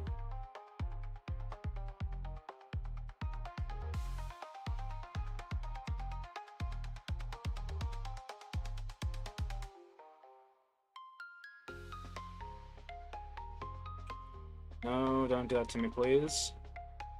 You know what? Let's just do this. Go down like that. Move that up. Move it up. Right?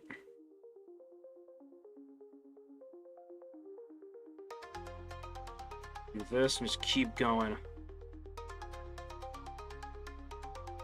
I can already tell this thing is gonna get done, and I'm not even gonna know it. Come on. Come on!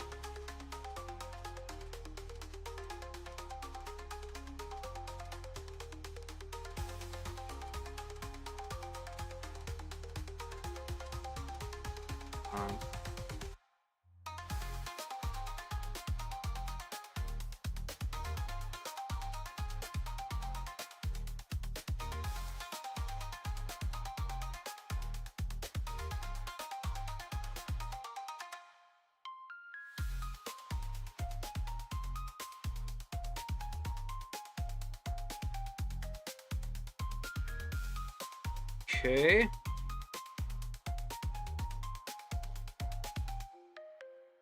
Where exactly this is gonna end if I do it like this? Ah, whatever. It's completely fine to me. Alright. It's completely fine to me for now. Alright, so let's keep going, I suppose.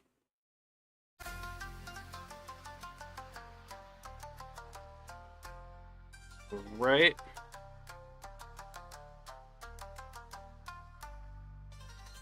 I have no idea why the hell it's doing all that bullshit.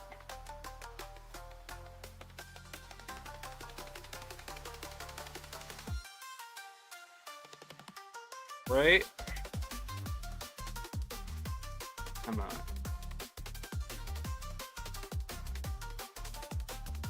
Just think, this is how all your favorite game design characters come together.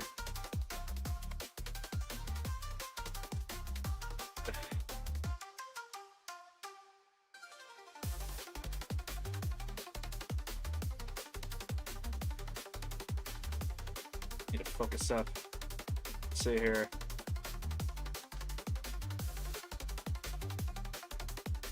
So close to the end of this damn thing. Unbelievably close.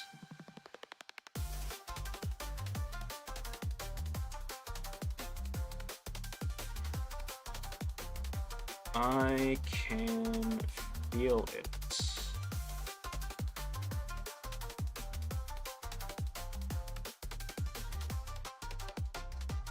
Right?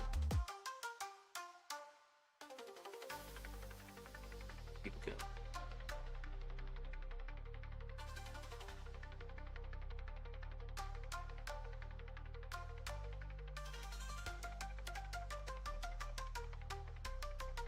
Right?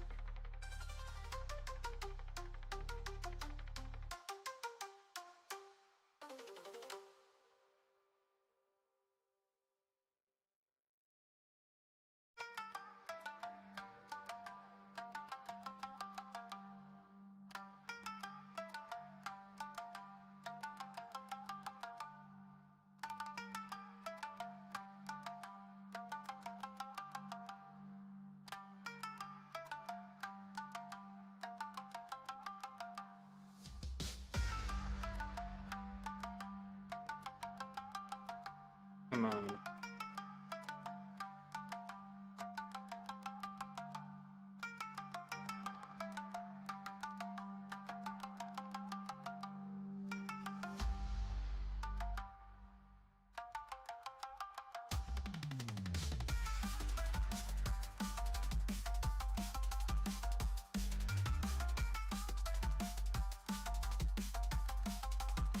Here are those dots. We don't want them. I'm not welcome here. Come on.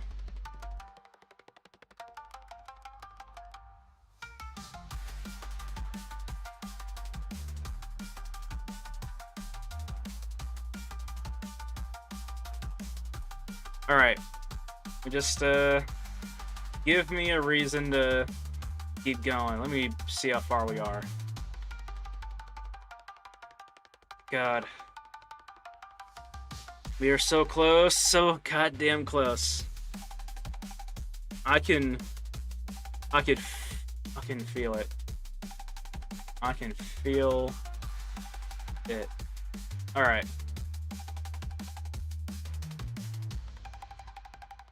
Come on.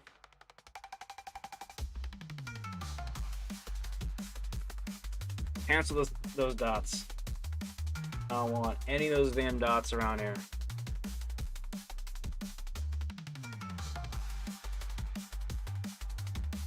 Right.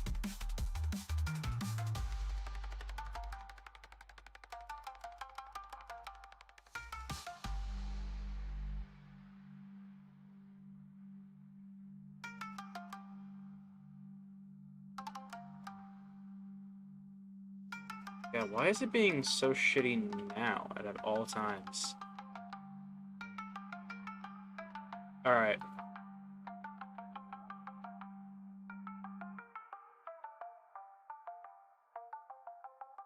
Okay.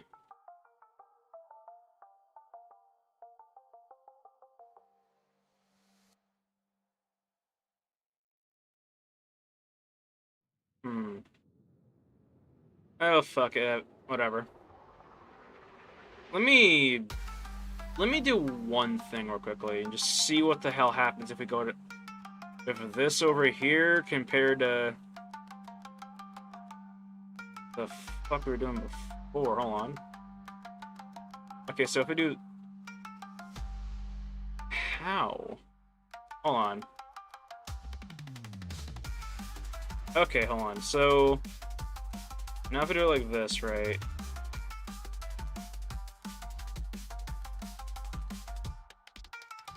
Hold on. So... That is wrapping around there like crazy, basically. Okay, let me try something a little bit more tame in a way. Go over here. And pull out one of those. Get rid of all those useless polygons.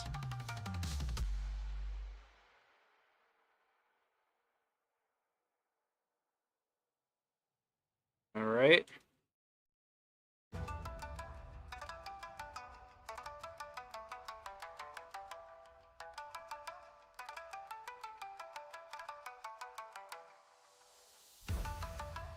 Alright.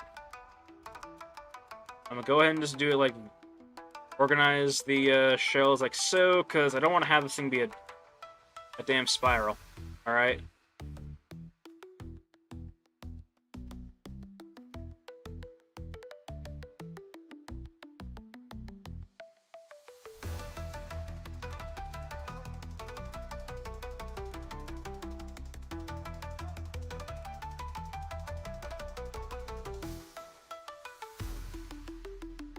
Right?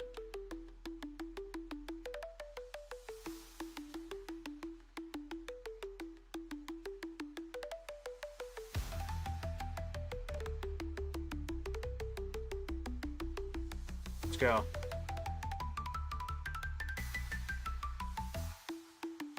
Just gotta keep going.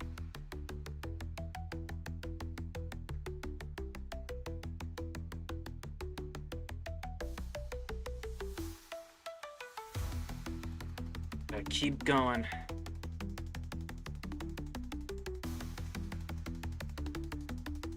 Alright.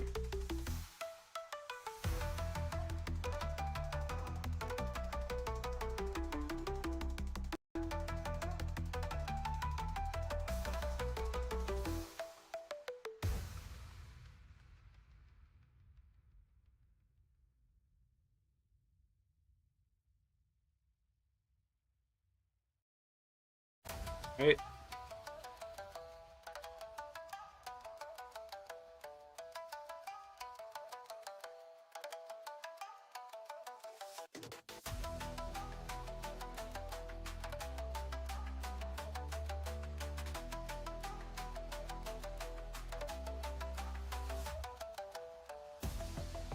Alright. Let's keep going.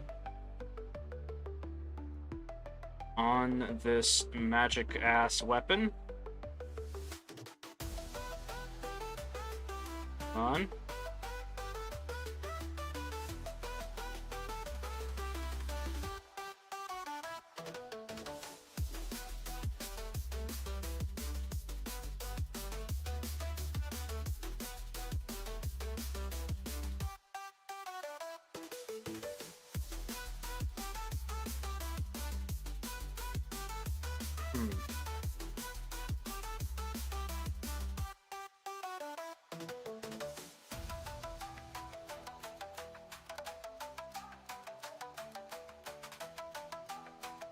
Keep going.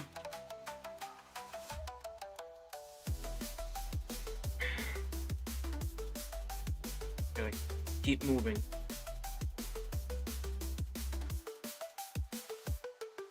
Okay. Go ahead and do this quickly.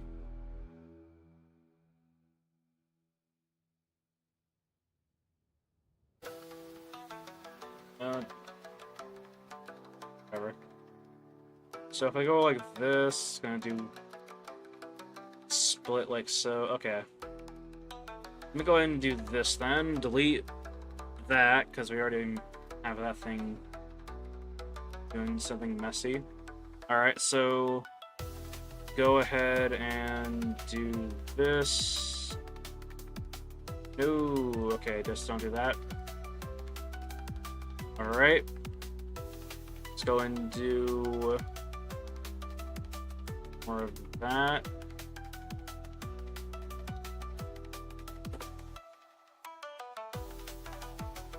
Oh, here, I'm just gonna do this quickly. Move down and break it in.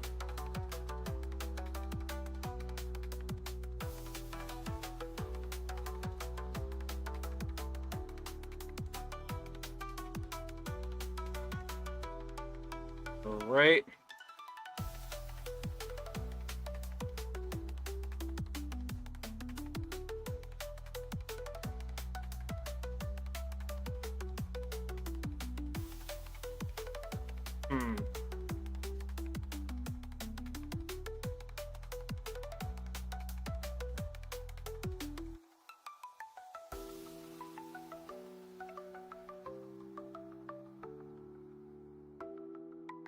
Go ahead and do this. Essentially, I am binding and securing some of... Let's see here. Basically just binding shit together. Alright. Move this across. Might have to get this thing fixated. Alright.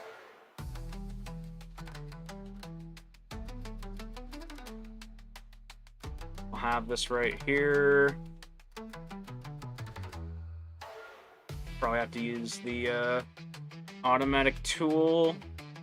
Ah, fuck it. Let me do this up here first.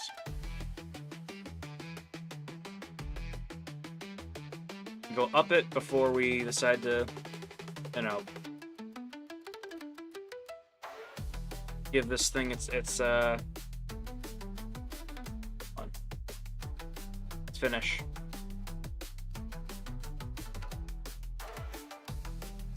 Right?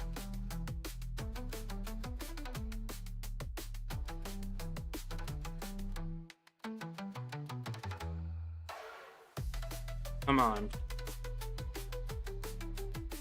God.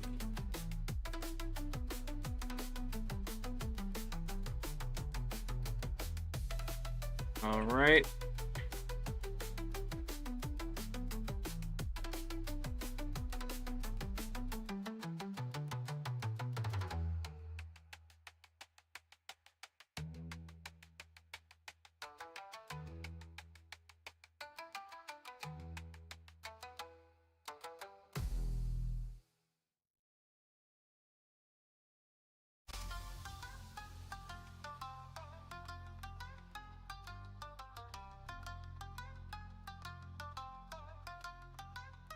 All right.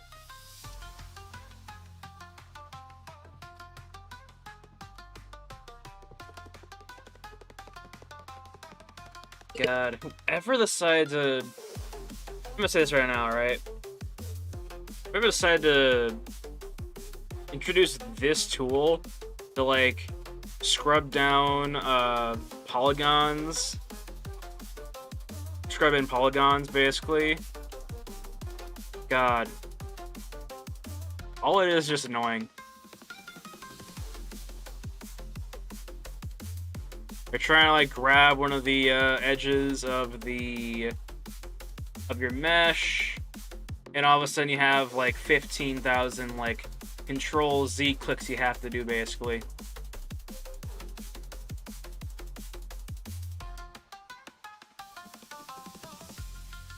Jesus Christ, that's a lot of fucking bullshit.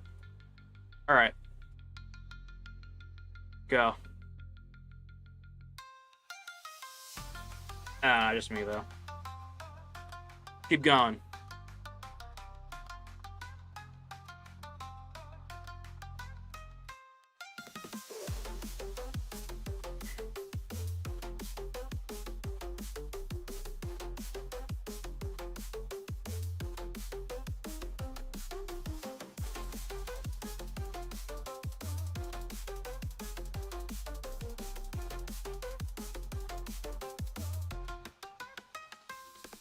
Right.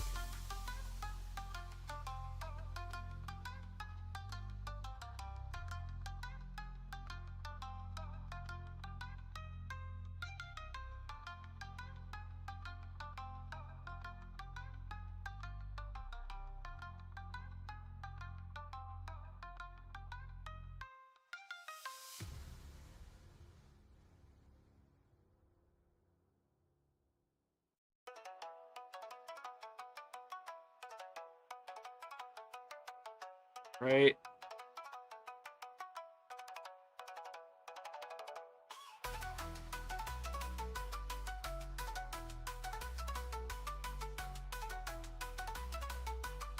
Keep going.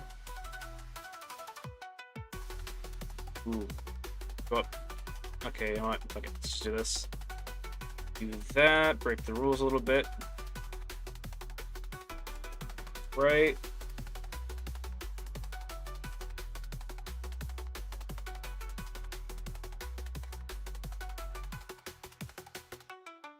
Alright. so close.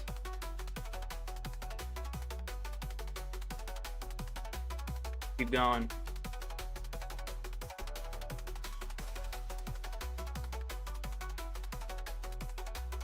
Oh, this thing, oh, it's on that edge. Huh. Shouldn't be doing that.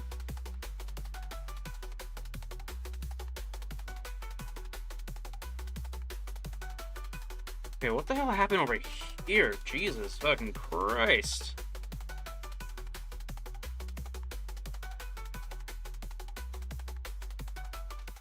Christ, it's like it just sticks to it, basically. Alright. Now it is supposed to be here. Okay. Keep going.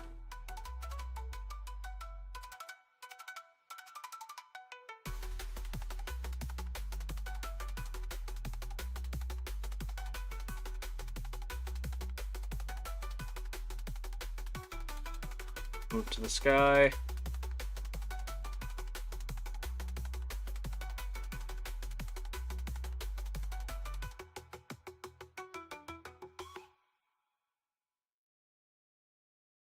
Put up so. Right. Grab those. Go up there like so. No, don't go all the way over there.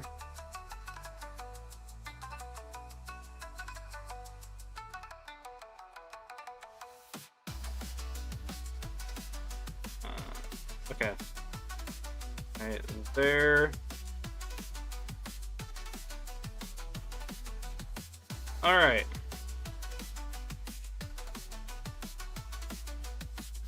Yes, right there. Mm-hmm. Another one.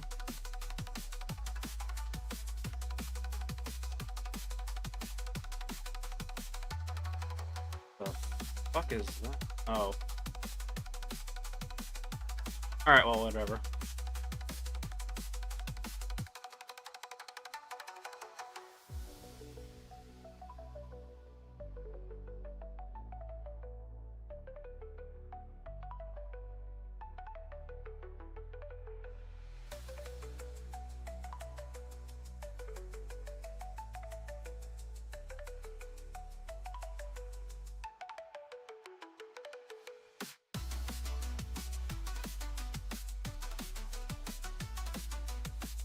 Right?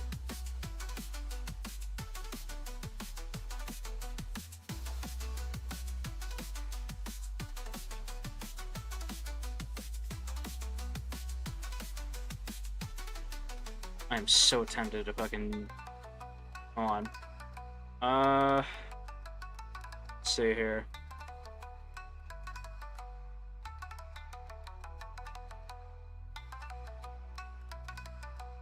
Whatever.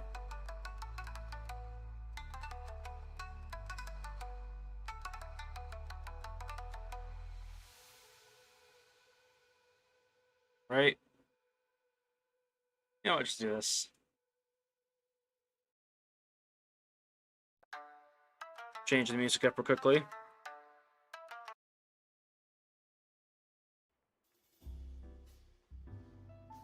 Right? Shit up, get a whole new vibe going.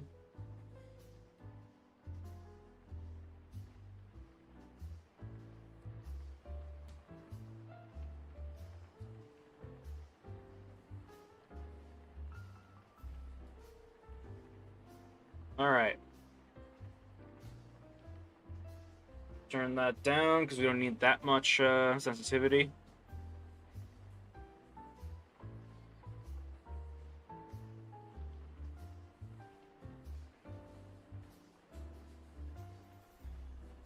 Alright.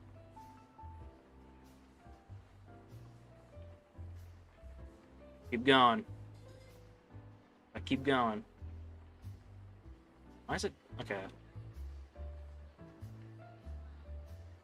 Doing good.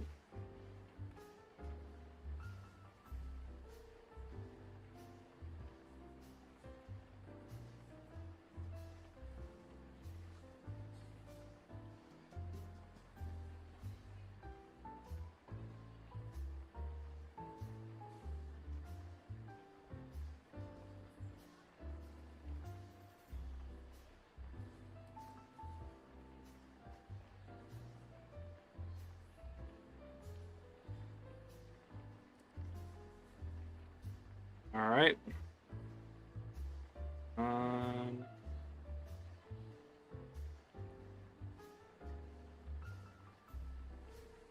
Gotta keep going. We are so close to the end. So close to the end. All right.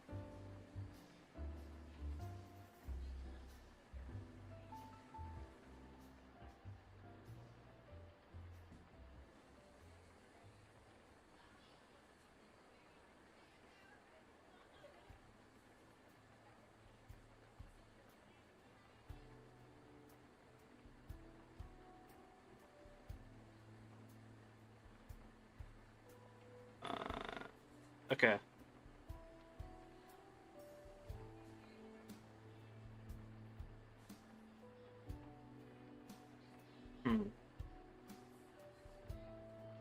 Trying to prevent myself from getting too sloppy with this, because I can fucking feel it right now.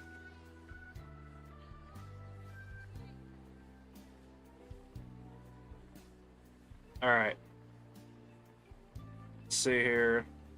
How are we gonna patch into this? How are we gonna patch into this? Definitely. I have an idea. Okay, so I'm gonna go ahead and do one of these. Alright. Should be okay. And put one in the middle right there. Oh, don't do there. Go right there with it. Okay.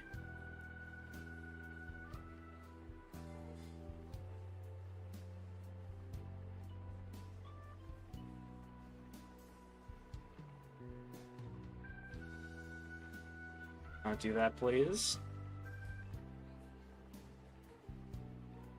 Alright. God. What is it? Fucking... It's the relax tool plus the, plus a left click that does that weird, stupid, like, scrubbing polygons trick thing. Like, I can't think of a... time or situation where that would be useful, honestly. And whenever I, like, experiment with, like, anything having to do with 3D modeling, right, or a tool, right, I always think of, like, what scenario that tool could be used in, right? Because that's how you learn, right? That's how you, figure out what everything is possibly made for and then used for, right? But that one tool, this tool right there, it just doesn't fucking compute. Like, I don't understand, like, why anyone would want to use that tool, because it's like... Call gives you, like, no structure. Only reason you would want to use that tool is unless you're trying to draw, but... Maya.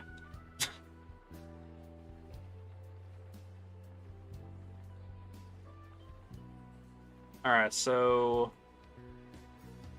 We have that. Alright, now for the most important part, the part that I've been waiting for. Not that part. Alright. Simply the bind here. The goddamn bind. Alright.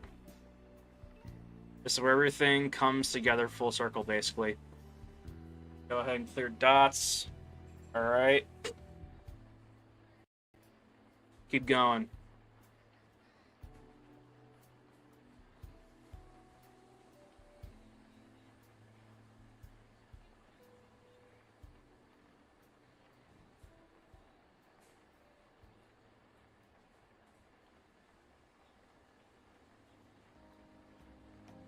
Come on.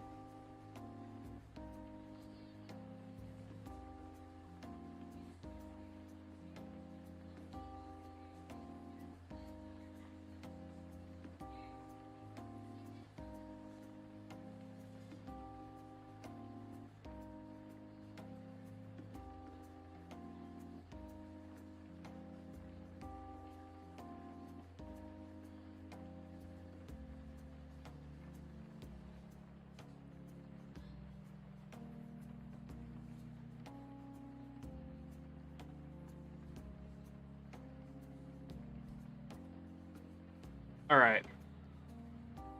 And if it, fuck it, I can figure it out. Watch this. It ain't too hard.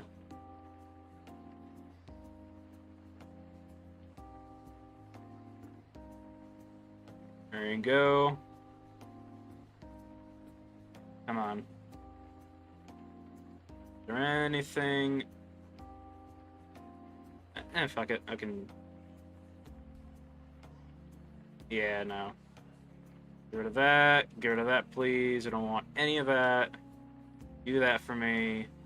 Alright, so go down here.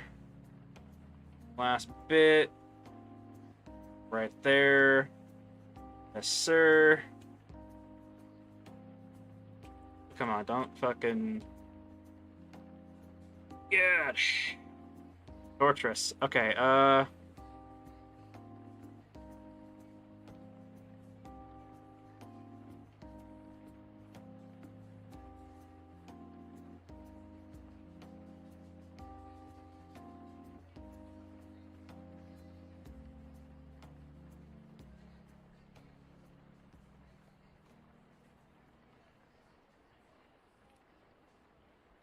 right.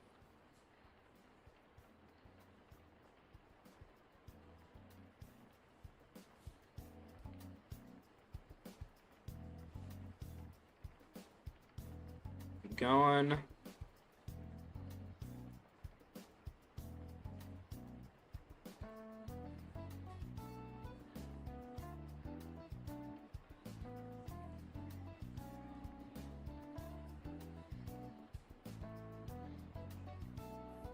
Alright.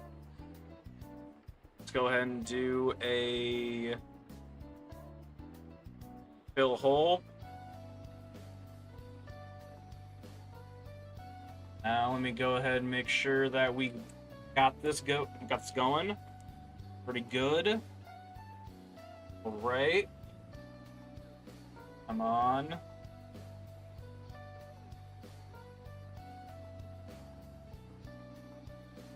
Okay.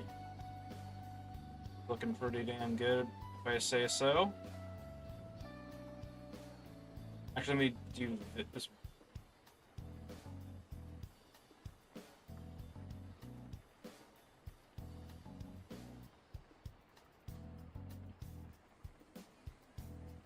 Whatever. It's one stupid thing real quickly. Alright, I'm gonna go ahead and just go on this entire thing, and I'm gonna hit soften, basically. And...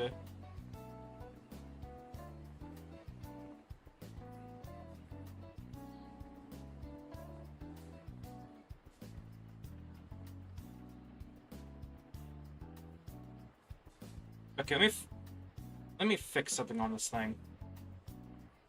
On the underside, so I don't really know if I really need to give a shit about it. Let me try one thing real quick.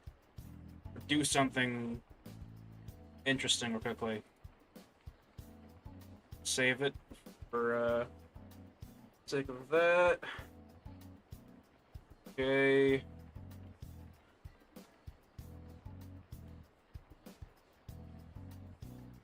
Okay.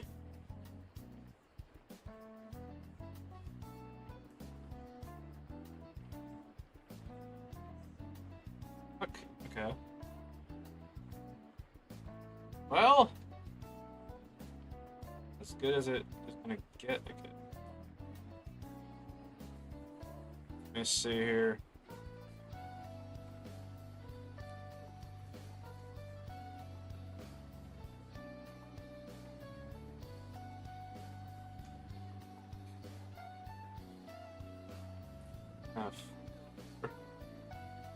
Alright. Let me just do this quickly. One of those.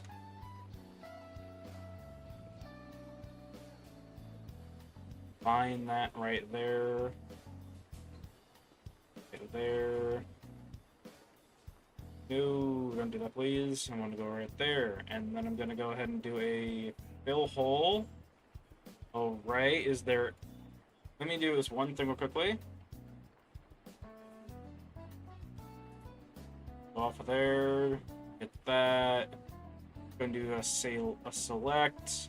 Use constraints. Save it real quickly. Why the hell am I?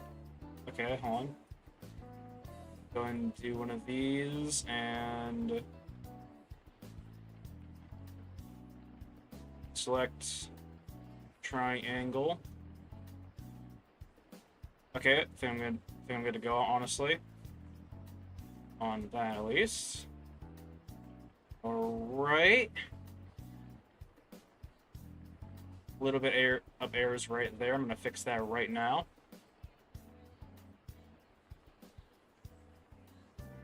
Change the or fix the fluency up.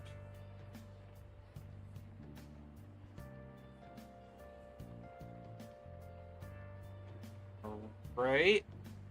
Anything else we're missing?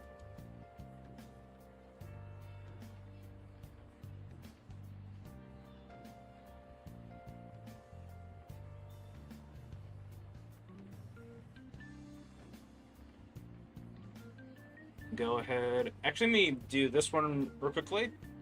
Go ahead and do a unlock normals. Let's go ahead and soften the entire damn thing. Then let's go ahead and select this right there, and right there, and then put that on a hardened edge. Yes, sir. Yes, sir. Hold the fuck up.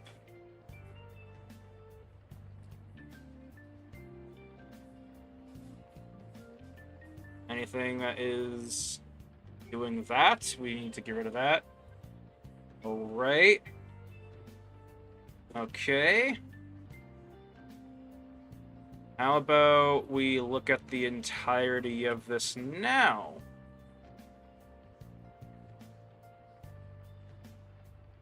Right? And pretty goddamn spiffy. Alright, let me go ahead and hide the high poly. Go ahead and go to this damn thing right here, or this thing right here, and then just pull this fucker down. Alright, this is the new one, right? It is. Gonna go ahead and put this on the store cross-scepter thing. I want to single this thing out, see what the hell this thing looked like before I... Oh yeah, never mind, I see what... Okay. So now I'm going off of this thinner strap, which should fucking work a ton better. Alright. So now I am gonna do this. I'm gonna go ahead and name this Ice Strap High. Save it. I'm gonna go ahead and go up to Panels. Gonna go up to UV Editor. I'm gonna go ahead and do this real quickly. Now I'm gonna check for cuts, like right there. Everything that's like a white, is either a cut or it is a. Let me single this thing out. Actually, it is a cut, or it is a bloody end gone. Hold on. Hold on. Gotta fix this before it blows itself up. Alright.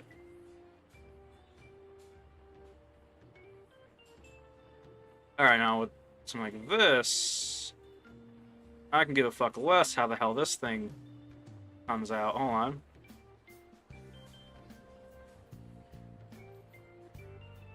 on. Just circle that entire damn stupid thing and just hit fill hole. Alright. Let's do it again. We need to cover up all those holes, or else we're gonna get some errors. Got to, or else we're gonna get some nastiness, basically. Come on. Bring me in. God damn it. Alright. Luckily, some of these seem like just... The fuck is... Hold on. What the hell are all of these? Oh, this is the fucking cause of the fucking... Hold on. This is just the fucking cause of... Okay. Let me demonstrate why I think that one tool that's, like, causing you to scrub down on, like, polygons on the mesh is just absolutely dumb. We have those pieces like that right there that just get in there now. Like, it's just a dumb tool. Like, nobody needs it. I could... You know, it just... God. It's just a dumb tool. It's the tool nobody need. Nobody asked for it, I guess. And I wouldn't think anyone asked for that.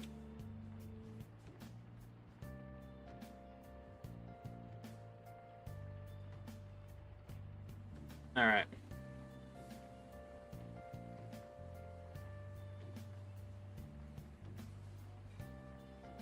Anything else going on down here? How about this?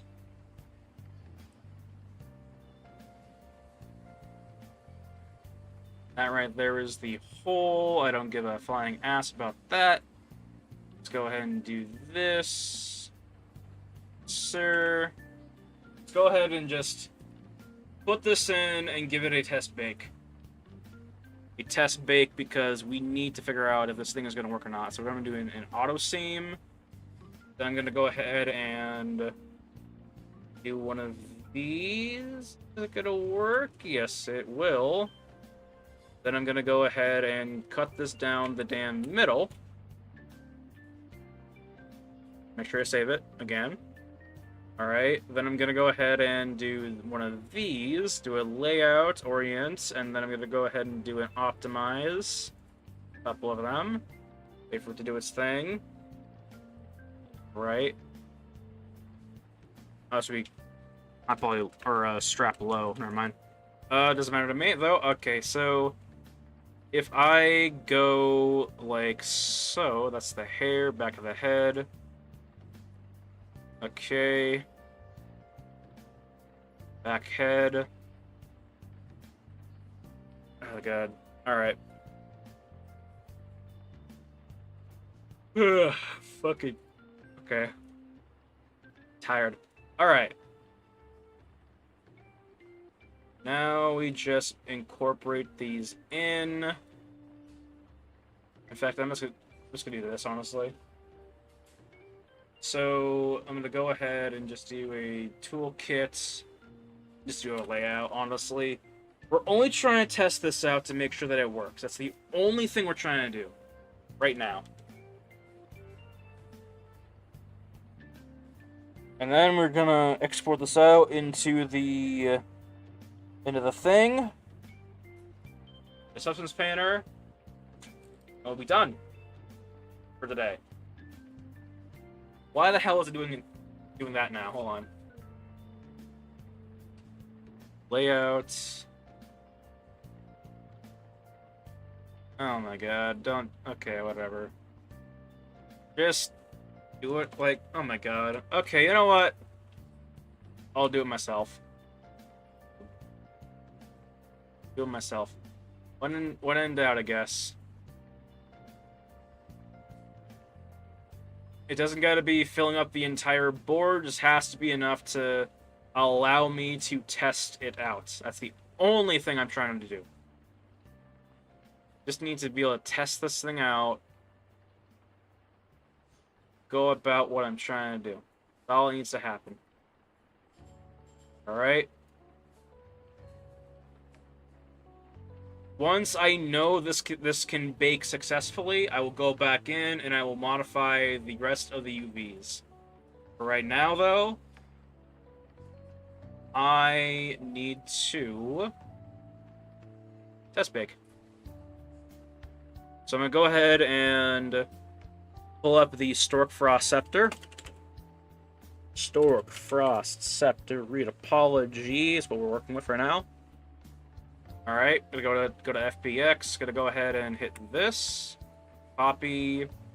Gonna go ahead and hit exports, and then I'm gonna fuck. I'm gonna fuck twice. Let's go ahead and hit it right there. Get it exported, basically. I'm gonna go ahead and do this. Better work. But yeah, we'll go ahead and do one of these. Make sure that it is oriented. Come on. Right, like so. All right, now we're gonna go ahead and export this out as the high poly. Yes, sir. Do that. I don't give a shit. As that is doing that, I'm gonna go ahead and go into here. I'm gonna go ahead and go into the Stork Frost Scepter. Say goodbye to the branch. All right, and just for extra insurance, I'm gonna go ahead and turn that off. And yeah, okay. Let me see what we're working with here. Because I need full strength on this, basically. Let's go ahead and do a project. Let's go ahead and go back to that high poly. Right, put her in. Previous one. Seriously, it's gonna do this to me now? Okay, fuck it. We're gonna do this all over again. I don't give a shit. Just not gonna matter anyway. Oh my god. Hold on. Export the wrong thing. Alright. Go ahead and do this. I don't give a shit. Okay, everything is...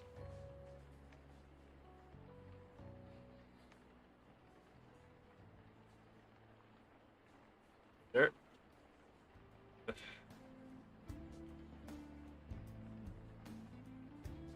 Hold on. Is this gonna work? Because I can just simply boot this thing. Ah, fuck it. We have to test it on it anyway.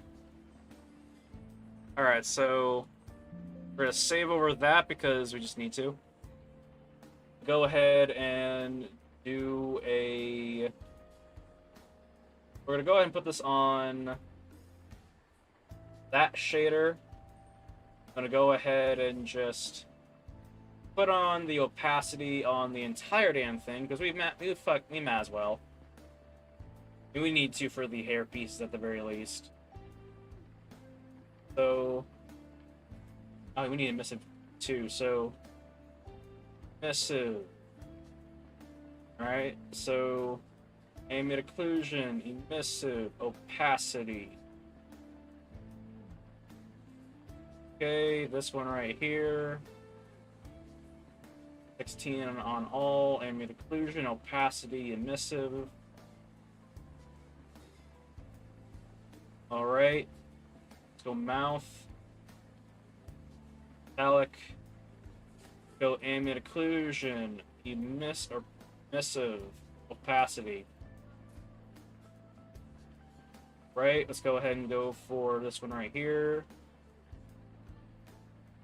No, we want that one. Okay, ambient occlusion, emissive, opacity.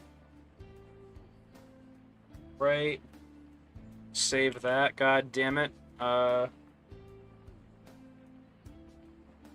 gonna want to put this on. Before we do anything, I'm gonna make damn sure all these are checked off. Alright. Every single goddamn one of them. Make sure thickness is on high, then normals is on high, curvature is on high, this is on high too. Computer's pretty strong, so I have no doubt this is gonna work. I have no doubt this is gonna work. I'm gonna go ahead and put this on a half distance. Okay. I go ahead and do a 4K on the output size. Diffusion is going to be down on the low end. I'm going to go ahead and put in the high poly, the bake, the high poly. All right. Say goodbye to the branch over here too. See you later, motherfucker. All right, it's loading in. This guy's done. All right. Now, good is the question on my goddamn mind.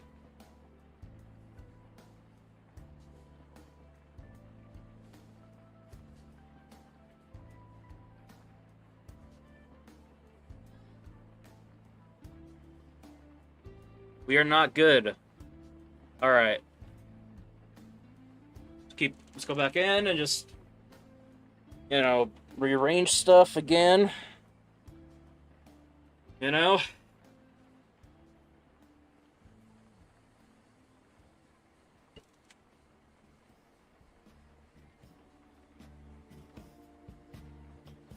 Do this. All right, so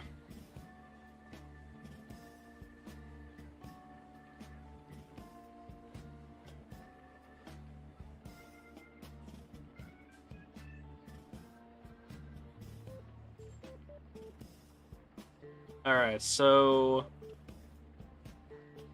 have that.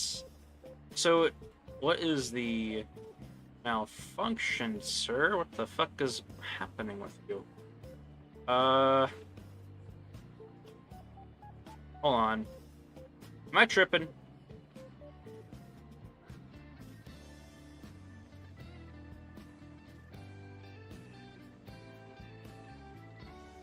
I think I'm tripping. Hold on. Okay. Where are you drawing this from, though? So that is from there. That is from, like, recent. So why the fuck is it doing it now? Let me see here. I don't care. So okay. It has to do with the hair. Let me go ahead and just single this out. Is it not centered, for fucking sake?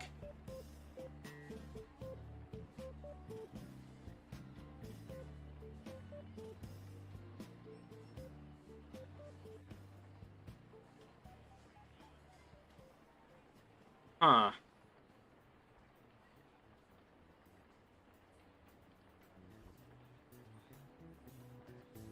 Oh, I think I get it now. Hold on. So, yeah. Okay, yeah. No, everything is good. It's just that I need to freeze transformation, or else it's just not gonna work. It thinks that the high poly is a little bit to the left when it should be a little bit to the right. I'm gonna go ahead and export these out again, basically.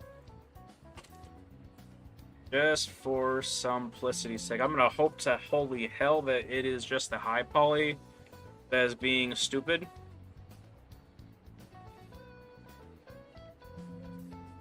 But it's likely both.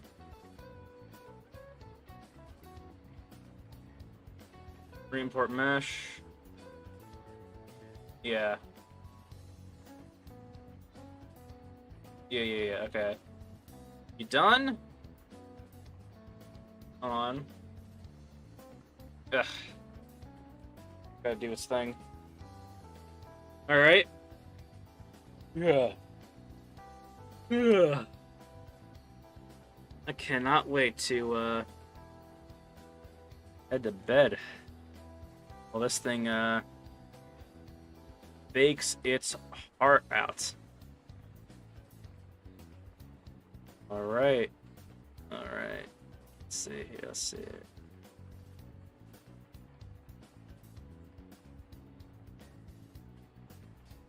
Oh, we're done? Okay.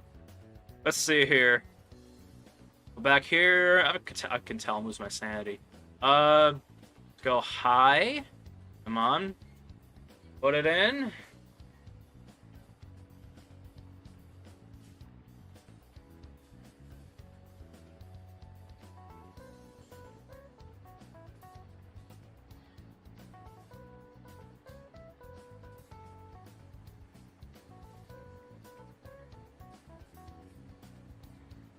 Let me take this out real quickly.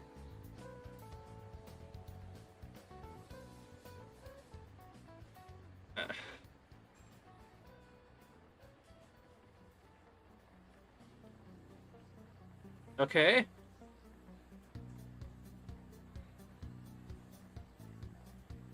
God. Give me 1 second. So, I do not get it, because it's like right there.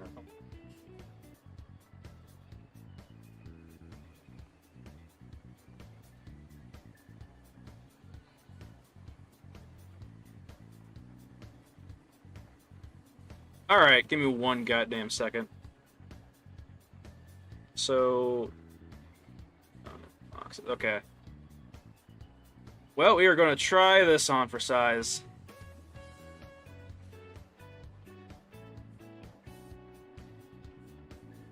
It is skin goddamn tight. This should work. It's on their skin goddamn tight. If this doesn't work, I have no... then... I don't know. Whatever. So this is the time where I say my piece. Alright? I just want to say thank you to everyone who... I'm going to start baking this right now. And... yeah, I'll say this right now, though.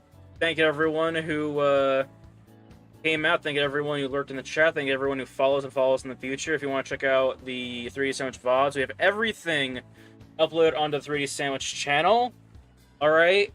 And yeah, if you want to join the Discord server and get notified with all the new videos, the streams and whatnot, what the hell's happening, you know, I have the link in the panel section below. Other than that, it's time to bake. Now it's time for me to go to bed.